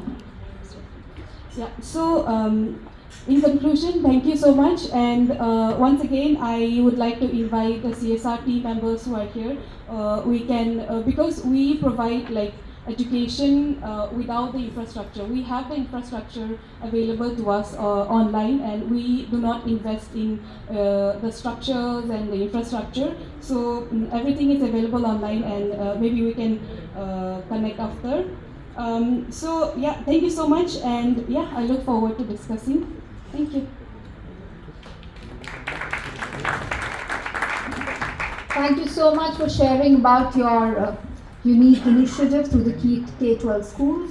And now we would like to invite Ms. Akshay Kumar Seth, founder of Meet Pro CRM It's For You Private Limited, to share his speech if he's around.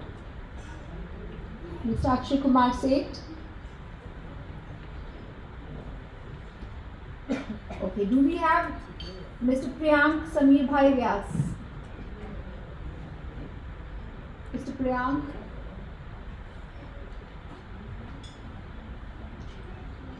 Okay.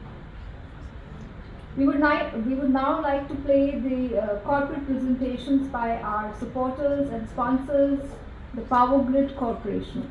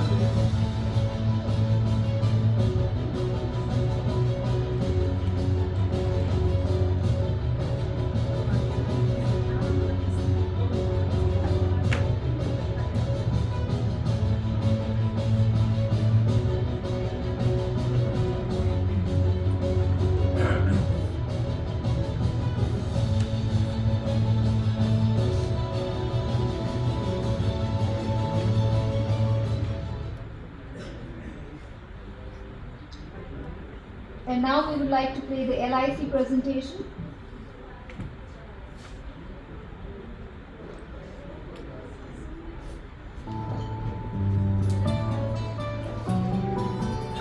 यार Ajay, look at your time. Jolly है ज़ेवर, हाँ? हम इस उम्र में ऐसे रहेंगे क्या? बिल्कुल रहेंगे, अगर पापा जैसी सही प्लानिंग की तो। अच्छा, जैसे? मेरे पापा ने इन्वेस्ट किया LIC के जीवन अक्षय में, जो दे रहा है इमीडिएट और guaranteed annuity at regular intervals जिंदगी भर के लिए। वाह, पर हमें तो इस एज तक वेट करना पड़ेगा ना? बिल्कुल नहीं, हमने तो अभी इन्वेस्ट किया है LIC के न्यू जीवन शांति में, जो हमें देगा डिफर्ड एन्युटी, मतलब कुछ साल बाद से regular income. I see. LIC के एन्युटी प्लान्स दे एन्युटी ऑप्शंस और नियमित इनकम पाने में फ्लेक्सिबिलिटी दी। LIC हर पल आपके साथ। हमने तो अभी इन्वेस्ट किया LIC के लिए। इस पॉलिसी की खास बात यह है कि प्रीमियम स्टॉक्स बेनिफिट्स को ऑन। ये प्रीमियम क्या होता है? बेटा प्रीमियम मतलब समझ लो पेट्रोल।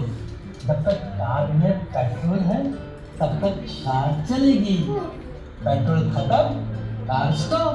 ओह समझ गया। पापा इस बार पेट्रोल खत्म होने पर भी कार चलती रहेगी। वो कैसे? LIC के जीवन लाभ में प्रीमियम पेमेंट होता है स्टॉक, पर पॉलिसी के फायदे चलते रहते हैं। और तो और LIC के जीवन लाभ से मिली फुल टर्म बोनस और प्रीमियम पेमेंट में फ्लेक्सिबिलिटी मिली। मतलब अब लाइफ की गाड़ी चलेगी नॉन स्टॉप। जी पापा। तो दादी आज से जीवन का पेट्रोल अपने कार में भी भरे। LIC हर पल आपके साथ। And now we would like to take the Bank of India video, please.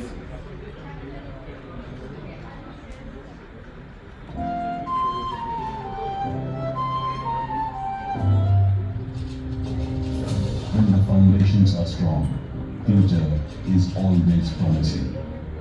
Exactly 119 years ago, strong foundation for Bank of India was laid with the opening of our corporate office at Oriental Building on 7th September 1906.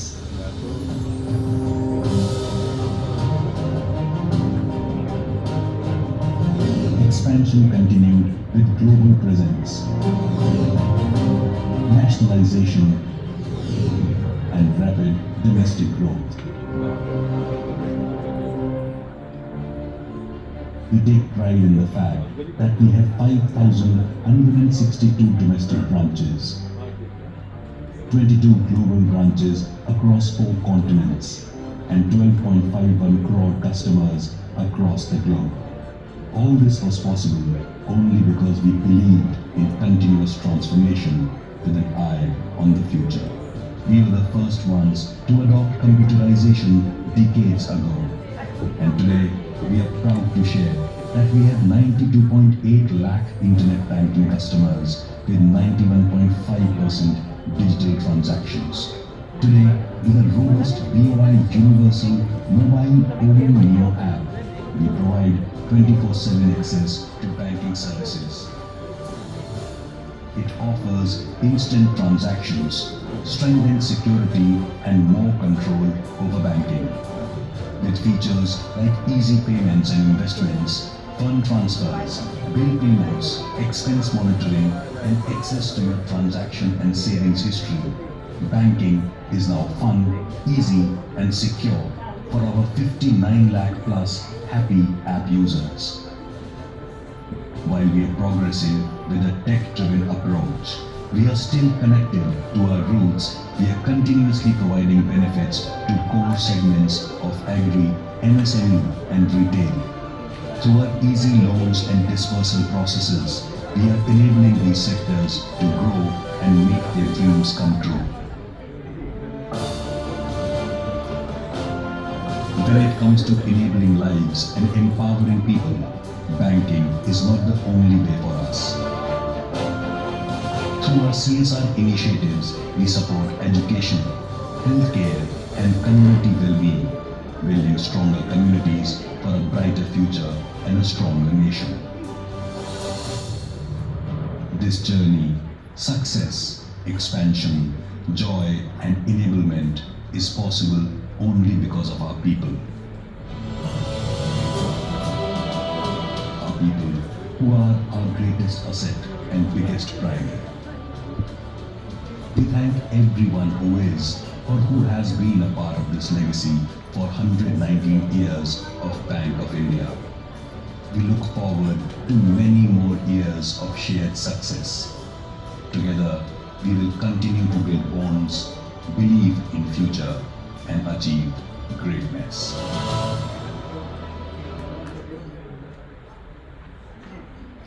We would like to inform our guests that we would be having a group photo session, so stay with us in a few minutes from now. And now, I would like to invite Shri Rohit Gupta, Chairman of the Eurasia Afro Chamber of Commerce, to give the keynote address on the role of EACC in strengthening Eurasian-Africa business partnership. Mr. Rohit.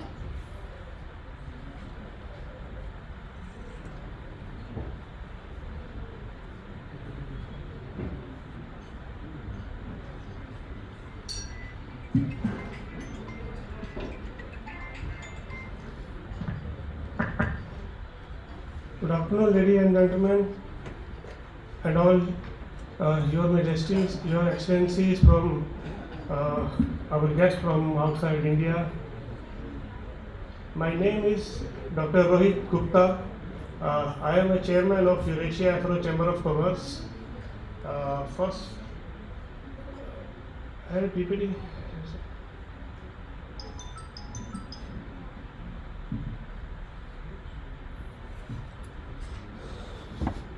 So first of all, I will like to tell about me, who I am and what is the Eurasia Afro Chamber of Commerce.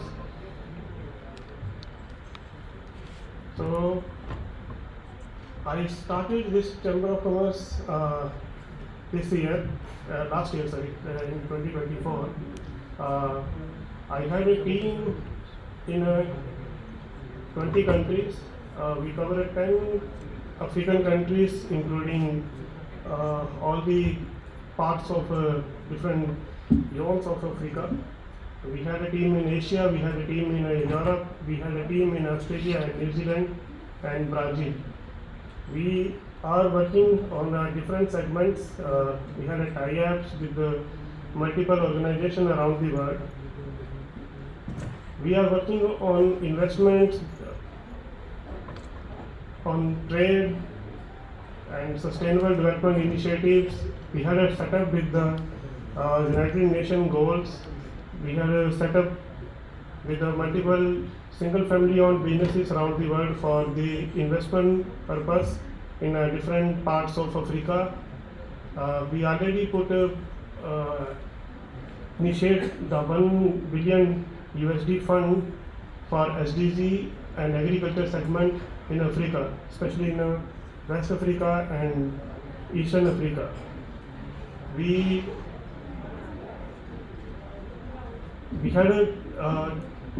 already completed the 4 projects in different parts of world. We set a trade and investment mission in Nepal. We sent a trade and investment mission in Australia, and we had a complete B2B meetup in Kampala, Uganda. We had a part of energy summit in Dubai.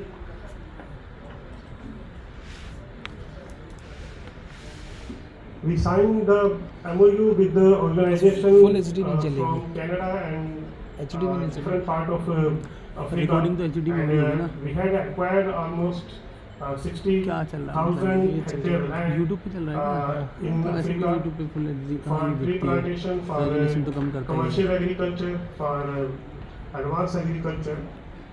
We set 3 SDG in initiative projects there. We are working on जो जितना भी broadcast होता है ठीक है जितने broadcast होते हैं वो कुछ सेकंड लैग होता है पीछे जाता है 5 लोग देख रहे हैं मैक्सिमम 12 लोग गए We had a partnership with the Africa Food Federation basket for the intra-Africa trade. We are setting the fintech system for Africa for the closure of single base transaction, so that we can decrease the turnaround time for transaction between one country to other country, and also reduce the currency exchange charges in Africa. And we are setting the same system soon in Asia, and we will increase that segment from Australia and New Zealand. We are setting. So we are already launching 3 SDG funds. Two funds will be launched from Mauritius and one fund will be launched from Indonesia. The two SDG funds which will be launched in Mauritius that will be used for the agriculture development in African continents, especially in Nigeria, where we also want to set up food silos. It's a kind of the segment which Ukraine set before Russian-Ukraine war for reducing the food inefficiency in Africa firstly. Then we will, it's a pilot project of $20 million, which already we are set up, signed MOU with the investors for the 17 million and the groundwork and other activities is already started. We are raising funds for the 40 eco ponds in different parts of Africa and setting the project from a railway project from Morocco to South Africa for the easiness for the trade. We are participating in 3 upcoming events in Africa. We are a chamber partner of Addis Ababa Chamber of Commerce and will participate with them in the 15th Addis International Chamber Trade Mission that will be held in Ethiopia, Addis Ababa on the 20 to 22nd February. We are also participating in the Green Agri West Africa Expo in Lagos that will be held on 25th to 27th February. We are organizing the interfaith religious and peace dialogue in New Delhi in March 2nd. We will do that in a grand way. We will start from Australia and New Zealand in the end of March and the starting of April. Then we will that segment will be moved to the Ghana. The same event we will we will launch in Ghana and one it's a pilgrim tour in entire Africa. Then for India, then for London. That will be the plan for the entire 2025. Event है ना हमारा तो इसलिए शायद वो कर रहे होंगे call. So we have a collaboration with the very heavily volunteer-based organization. The first is International Human Rights Commission, IHRC, which have existence and is a registration in 28 countries with more than 1 lakh volunteers. And the second one is HWPL, it's a Heavenly Culture World Peace Restoration of Life. It's a UN recognized organization which have more than 5 lakh volunteers around the world. And it's a if this question maybe can arise that we are a chamber of commerce, but we have more activities in related to SDG and it's a religious and peace movement, because we as a chamber we are feeling that if we want to do investment and trade in around the world, we need peace and harmony first, then we can able to do that. And yeah, so I would like to invite our two extreme and experienced partners from these two organizations. It's a Bishop Dr. Shamsher Khan. He is South Asia IHRC head and head of journalism set up in India. I'd like to invite him on a stage. Shamsher Khan. And the second one, Madam Diksharanjan, she is a lead director of HWPL. She leading this organization in India. This organization had it's a physical setup in 132 countries, but they have an existence in 170 countries.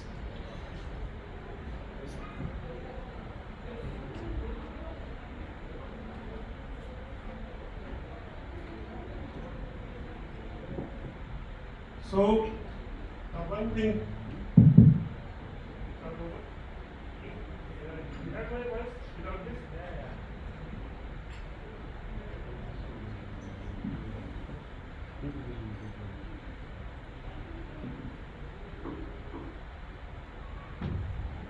so we are setting up the trade segment from India to different parts of Africa.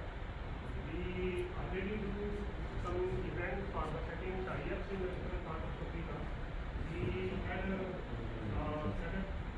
MOU with some universities, not educational universities, just educational universities. They are agriculture and horticulture specialist universities. First in Kampala, second in Lagos, and third in Accra in Ghana. We are setting these organizations there because Africa is a land. They had a lot of land parcels, and we had a lot of opportunity to do a lot of agriculture settlement there. As usually from India or other part of Asia, we supply a lot of agriculture products there.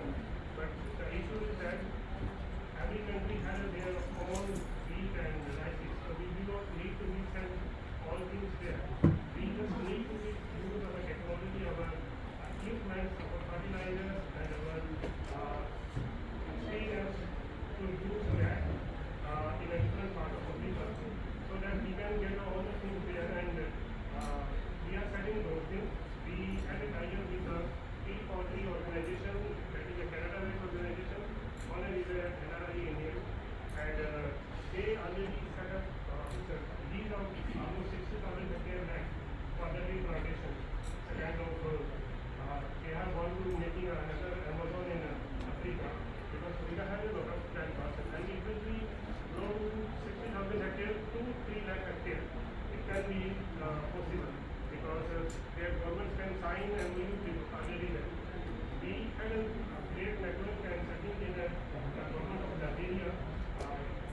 Usually Liberia don't have business and trade from India, but we are trying to set up an environment where any African country or any Asian country, if they want to buy or trade something, they can get from their nearby country, not for the far country, so that their logistic charges and time can be the same.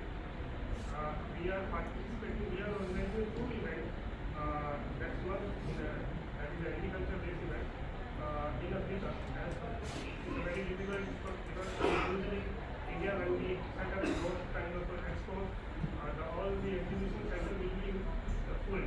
But Africa don't have that much thing because we cannot put a lot of heavy machinery from here to there, and pulses and spices and other agriculture products. We cannot put a lot of things there.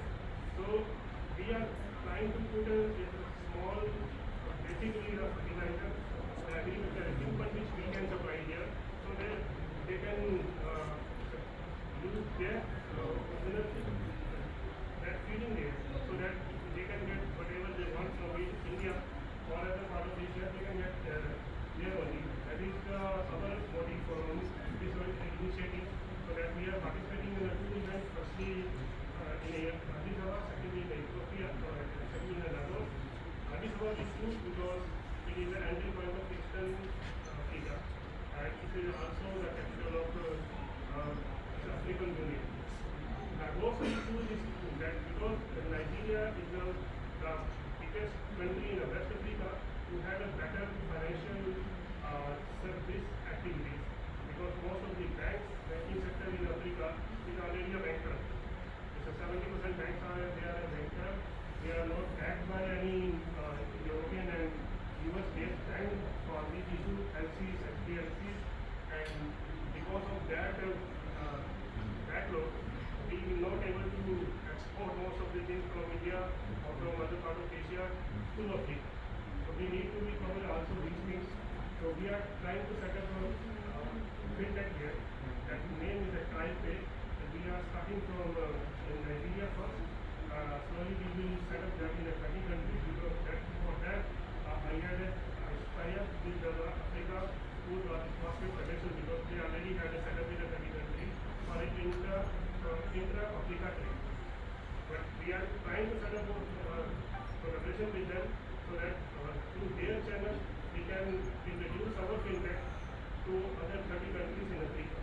Similarly, we are starting the things in Asia too. We already arrange financing for the food, for agriculture and forestry in Philippines. We are helping some farmers and some developers in Africa, because in Philippines, because Philippines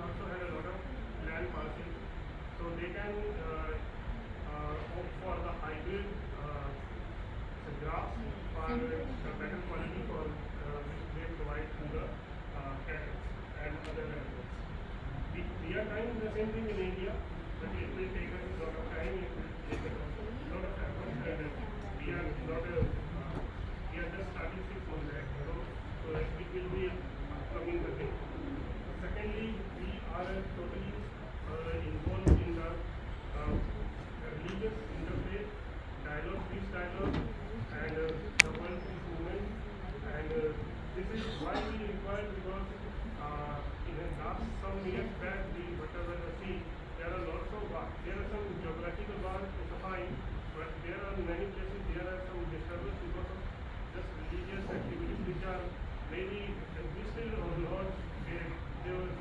They cannot say that.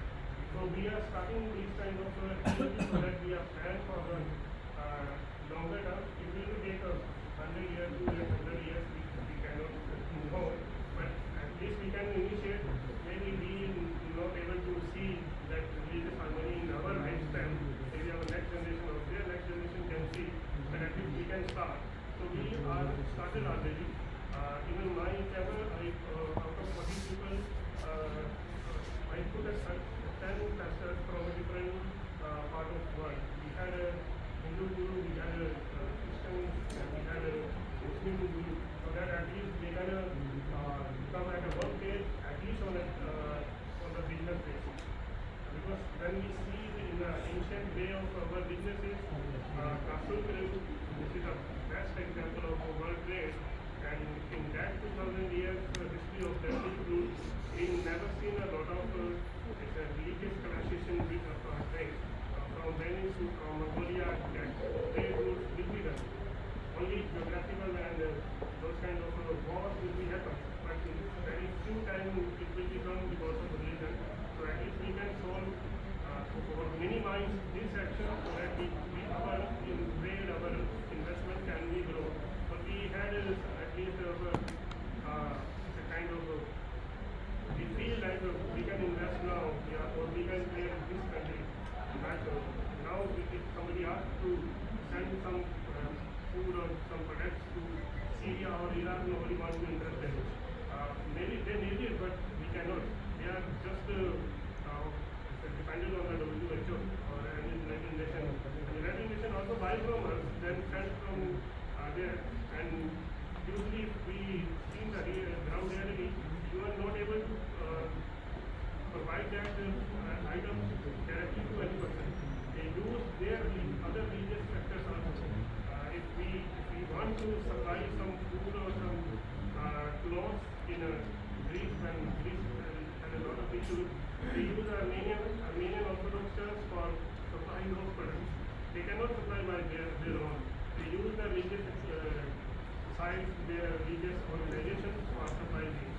So when you know that why we leave this thing. So we are starting the same thing, and we want like everyone, at least we are trying, otherwise because we are not able to trade outside any other continent. Then we had to limit within the continent only. Africa and Middle East, now what is Middle East having lots of issues. Maybe not all the religious issues, but still we try to resolve them. Only we can do the trade better. Their roots, their roots come from the German laws. And only can be open when we stop there, not air strikes there. So for that we are trying to do some things some things events. That's why I picked up illegal sites visit in Africa, because nobody live कर रहे थे only in Middle East, like Makkah, Medina, Israel and Indian, but nobody goes to the hopefully बात करनी पड़ेगी अब वही बता रहे हैं आपको बात करनी पड़ेगी, वो प्रोवाइड कर देंगे डेफिनेटली हाँ जी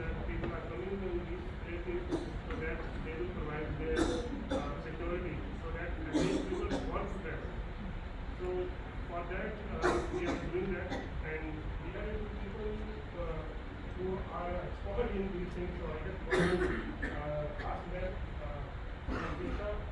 please see that what we are doing and what they are doing.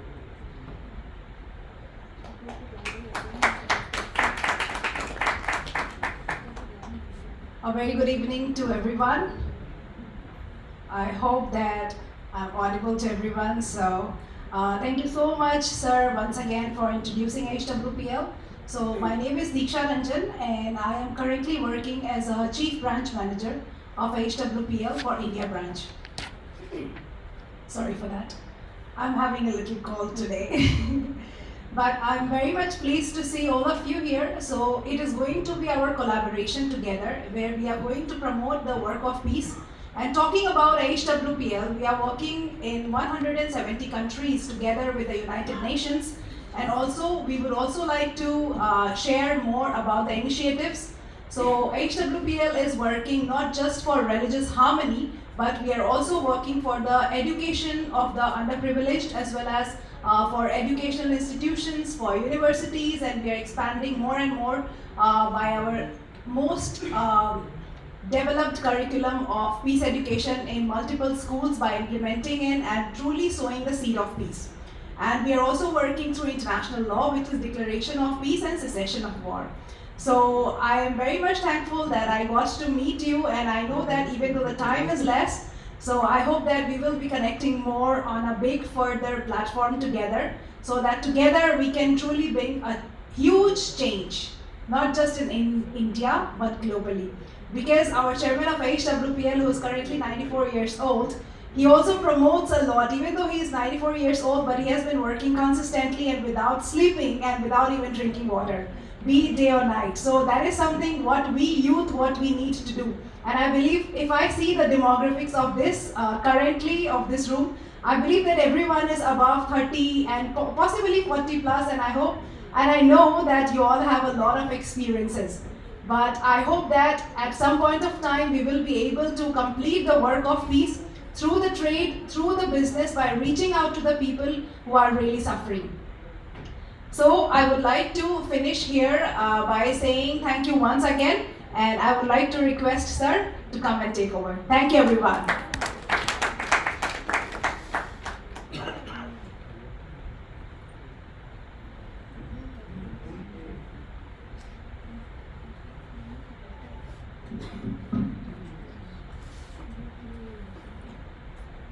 आप सभी को मेरा सलाम, गुड इवनिंग, नमस्कार। आज तमाम जितने यहाँ पे रिस्पेक्टेड आदरणीयजन आए, सभी को जो भी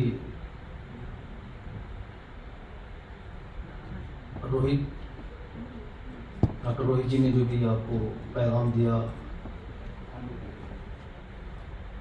और जिन बातों को इन्होंने बताया आपके बीच में, मैं ऐसा विश्वास करता हूँ कि आप सबने उनके इस प्लान को बहुत ही दिलचस्पी के साथ आप सबने सुना और गौर फरमाया। और इस वक्त मैं बिशप डॉक्टर शमशेर खान, जो कि international human right commission IHRC piece ambassador मुझे इंडिया में नियुक्त किया गया, और arrow Asia chamber of commerce founder and president Rohit Gupta, और IHRC international human right commission, जो कि दोनों एक साथ कनेक्टेड हैं। जितने लोग यहाँ पे मौजूद हैं उन सभी के लिए अगर कहा जाए तो ख़ास तौर पे इंटरनेशनल ह्यूमन राइट कमीशन, जैसा कि आप जानते हैं कि मानवता को लेके, सताव को लेके, जब भी किसी तरह की हमारे ऊपर कोई बातें होती हैं, जब भी कोई परेशानी हमारे ऊपर आती है, तो अक्सर हम अपने पैगाम को इंटरनेशनल ह्यूमन राइट कमीशन के तहत इस मैटर को हल करते हैं। और ये पूरा आपका हर तरह से हर लम्हा आपके बीच में रह के आपकी मदद करती है। मैं आए हुए तमाम सभी लोगों से और सभी की सलामती के लिए मैं प्रार्थना करता हूँ पिता परमेश्वर जो जिसने पूरी दुनिया पूरी कायनात को बनाया, संवारा, मुकम्मल किया, ऐसा पेश कहता है कि जब तुम सत्य को जानोगे तो सत्य तुम्हें स्वतंत्र करेगा। सो हमें और आपको ये जानना बहुत ज़रूरी है कौन से किस प्लेटफार्म पे हमें कैसे किस तरह से अपने को चलना है, अंजाम देना है। सो खुदाबंद आप सभी को बहुत आशीष, बहुत बरकत दे। सलाम, गुड इवनिंग, नमस्कार।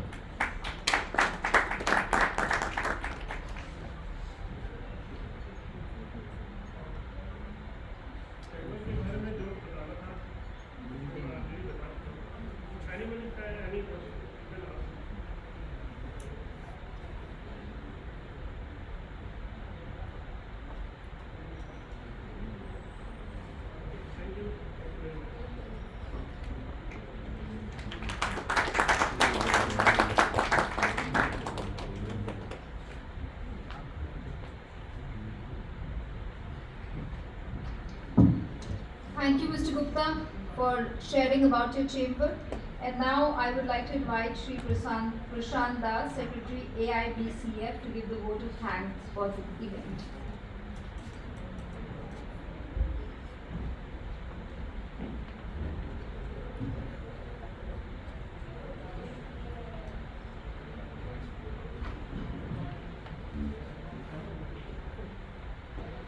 Good evening, ladies and gentlemen. It is both a privilege and joy to stand before you today at the conclusion of such an insightful and inspiring event, which was 67th National Conference on Mission Viksit Bharat 1947 to 2047, Role of Business and Community. Thanks for being with us till such long. Just to wrap up the evening, I am going to thank few people and organizations who have made this event possible for today. First and foremost, I would like to extend my heartfelt gratitude to our esteemed guest of honors for gracing this occasion with their presence and sharing their valuable insights.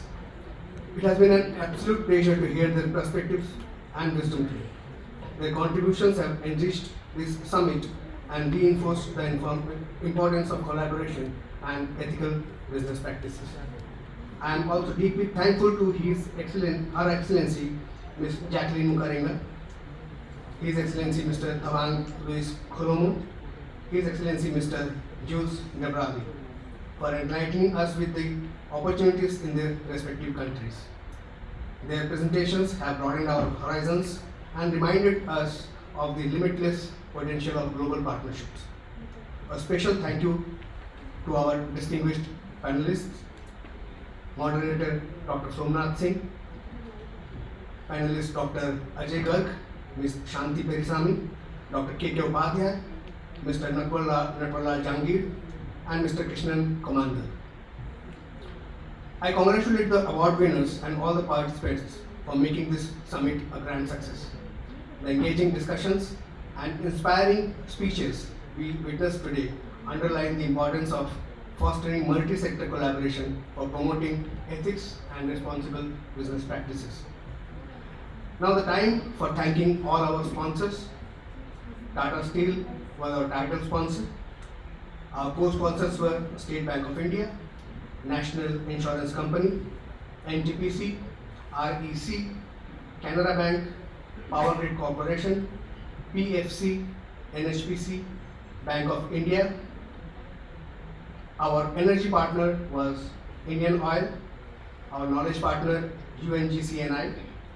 Our co-sponsors, associate sponsors were PNB, Oil India, LIC, Punjab and Sindh Bank, ONGC and Bharat Petroleum. A special thanks also goes to Eurasian Chamber of Commerce for being our chamber partner, CSR partner CSR Times, our magazine partner Achievers World, and our travel partner Travel Turtle. Other sponsors who have made this event possible were Rhythm Foundation, Mobility India, Agilus, Newgen Technology, Panasonic, Haldia Energy, Billion Hearts Beating, and CCL. None of this would have been possible without the relentless effort of our team. May I please call upon all of them on the stage, please. Come, my team members, Vatika, Tanuja, everybody. I think they need the loudest round of applause for making this event so successful.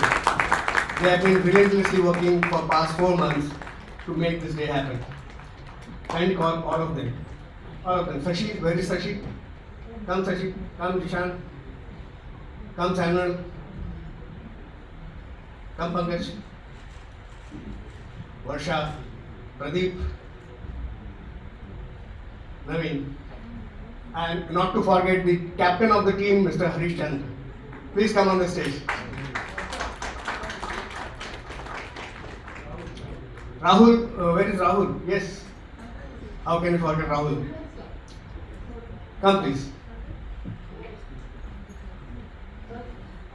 Where is Priyanka? Oh wow. Okay. So I think everybody is here. Ravi Shankar ji is here. So this is my capable team who has worked so hard to make this event so successful today.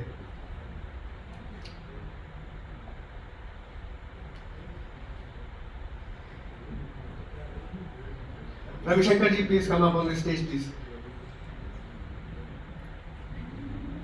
It's a time to thank my own team who have made this event so successful. बोलेगा कौन फिर?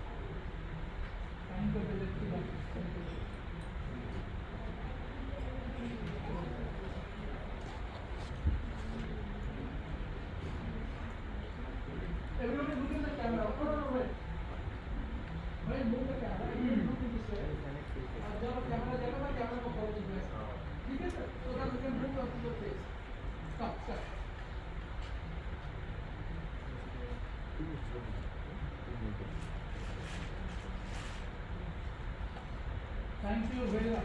Thanks.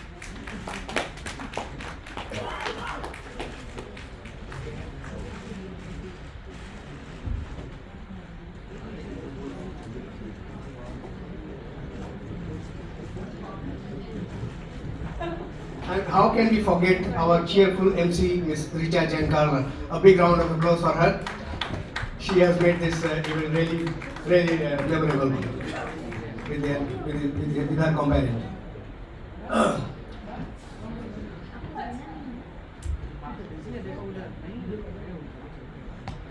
As we conclude, I hope the ideas exchanged today will inspire action and collaboration in our collective pursuit of sustainable development.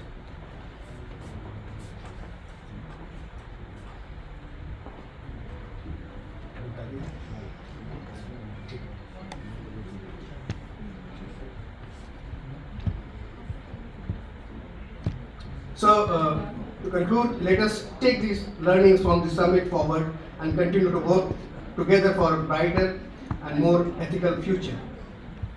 Thank you once again for being part of this remarkable journey. I wish you all the very best in your future endeavors. And before we conclude, there are a couple of awards to be distributed. Awards are done. Certifications to be distributed.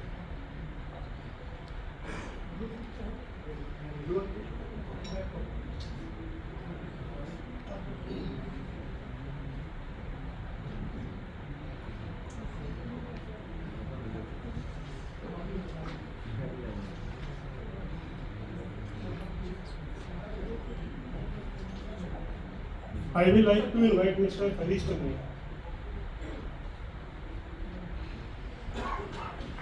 This certification will be given by Dr. Shamsher Khan, and it is under the International Human Rights Commission, which is a certificate of bronze badge of honor.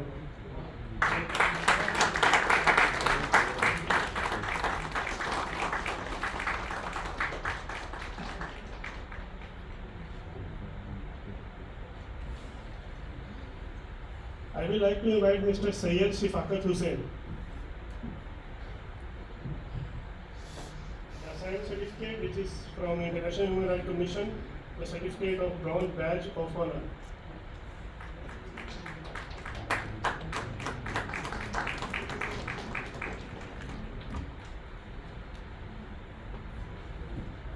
I would like to invite Mr. Devashish Datta. He is the main person who are the source of Eurasia Afro Chamber of Commerce to connect with the Indian Achiever Forum.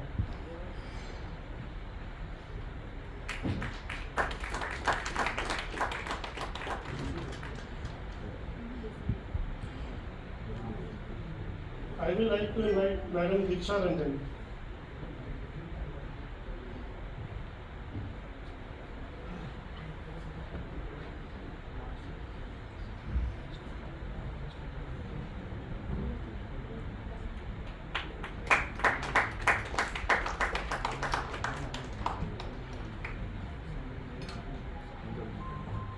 I would like to invite Mr. Aman Kumar Singh. He is the diplomatic head of Eurasia Afro Chamber of Commerce and also diplomatic and ambassador at large in the multiple international organizations. He is a kind of a part of a United Nations team.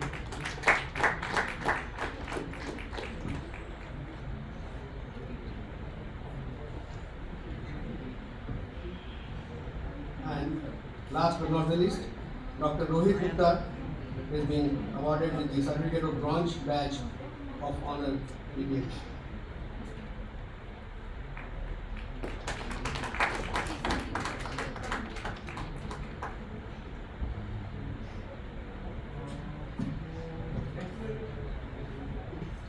It's been a truly immersive, engaging and transformative national conference that not just awarded the high performers and achievers, but also opened up plethora of opportunities in the space of business and community engagement from a wide spectrum of esteemed and distinguished guests, ambassadors, professionals, entrepreneurs to PSUs. Each one left their unique imprint here. We thank you all for making National Conference of Mission Viksit Bharat 1947 to 2047 role of business and community a huge success with your participation and time. Thank you so much. We request you all to gather here for a group photograph followed by high tea.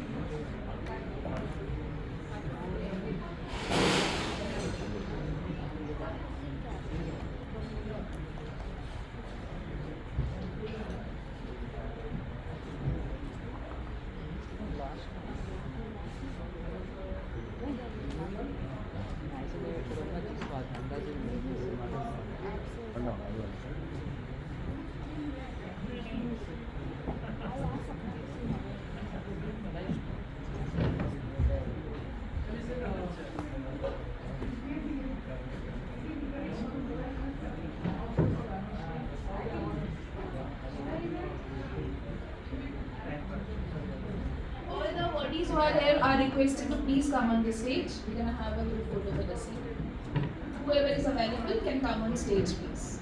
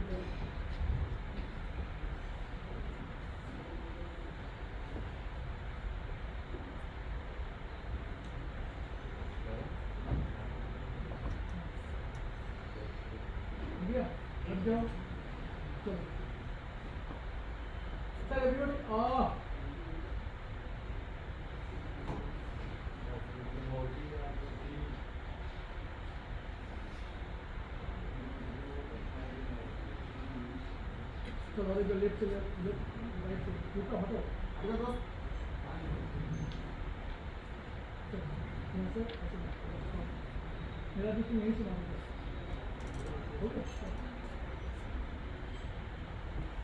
Sir एक बिक्री ऐसे ले लीजिए sir yes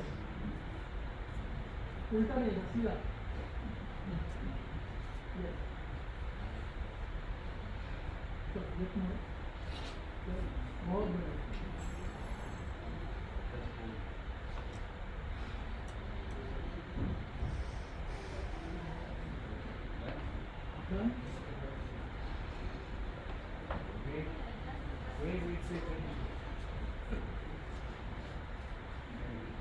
चलो done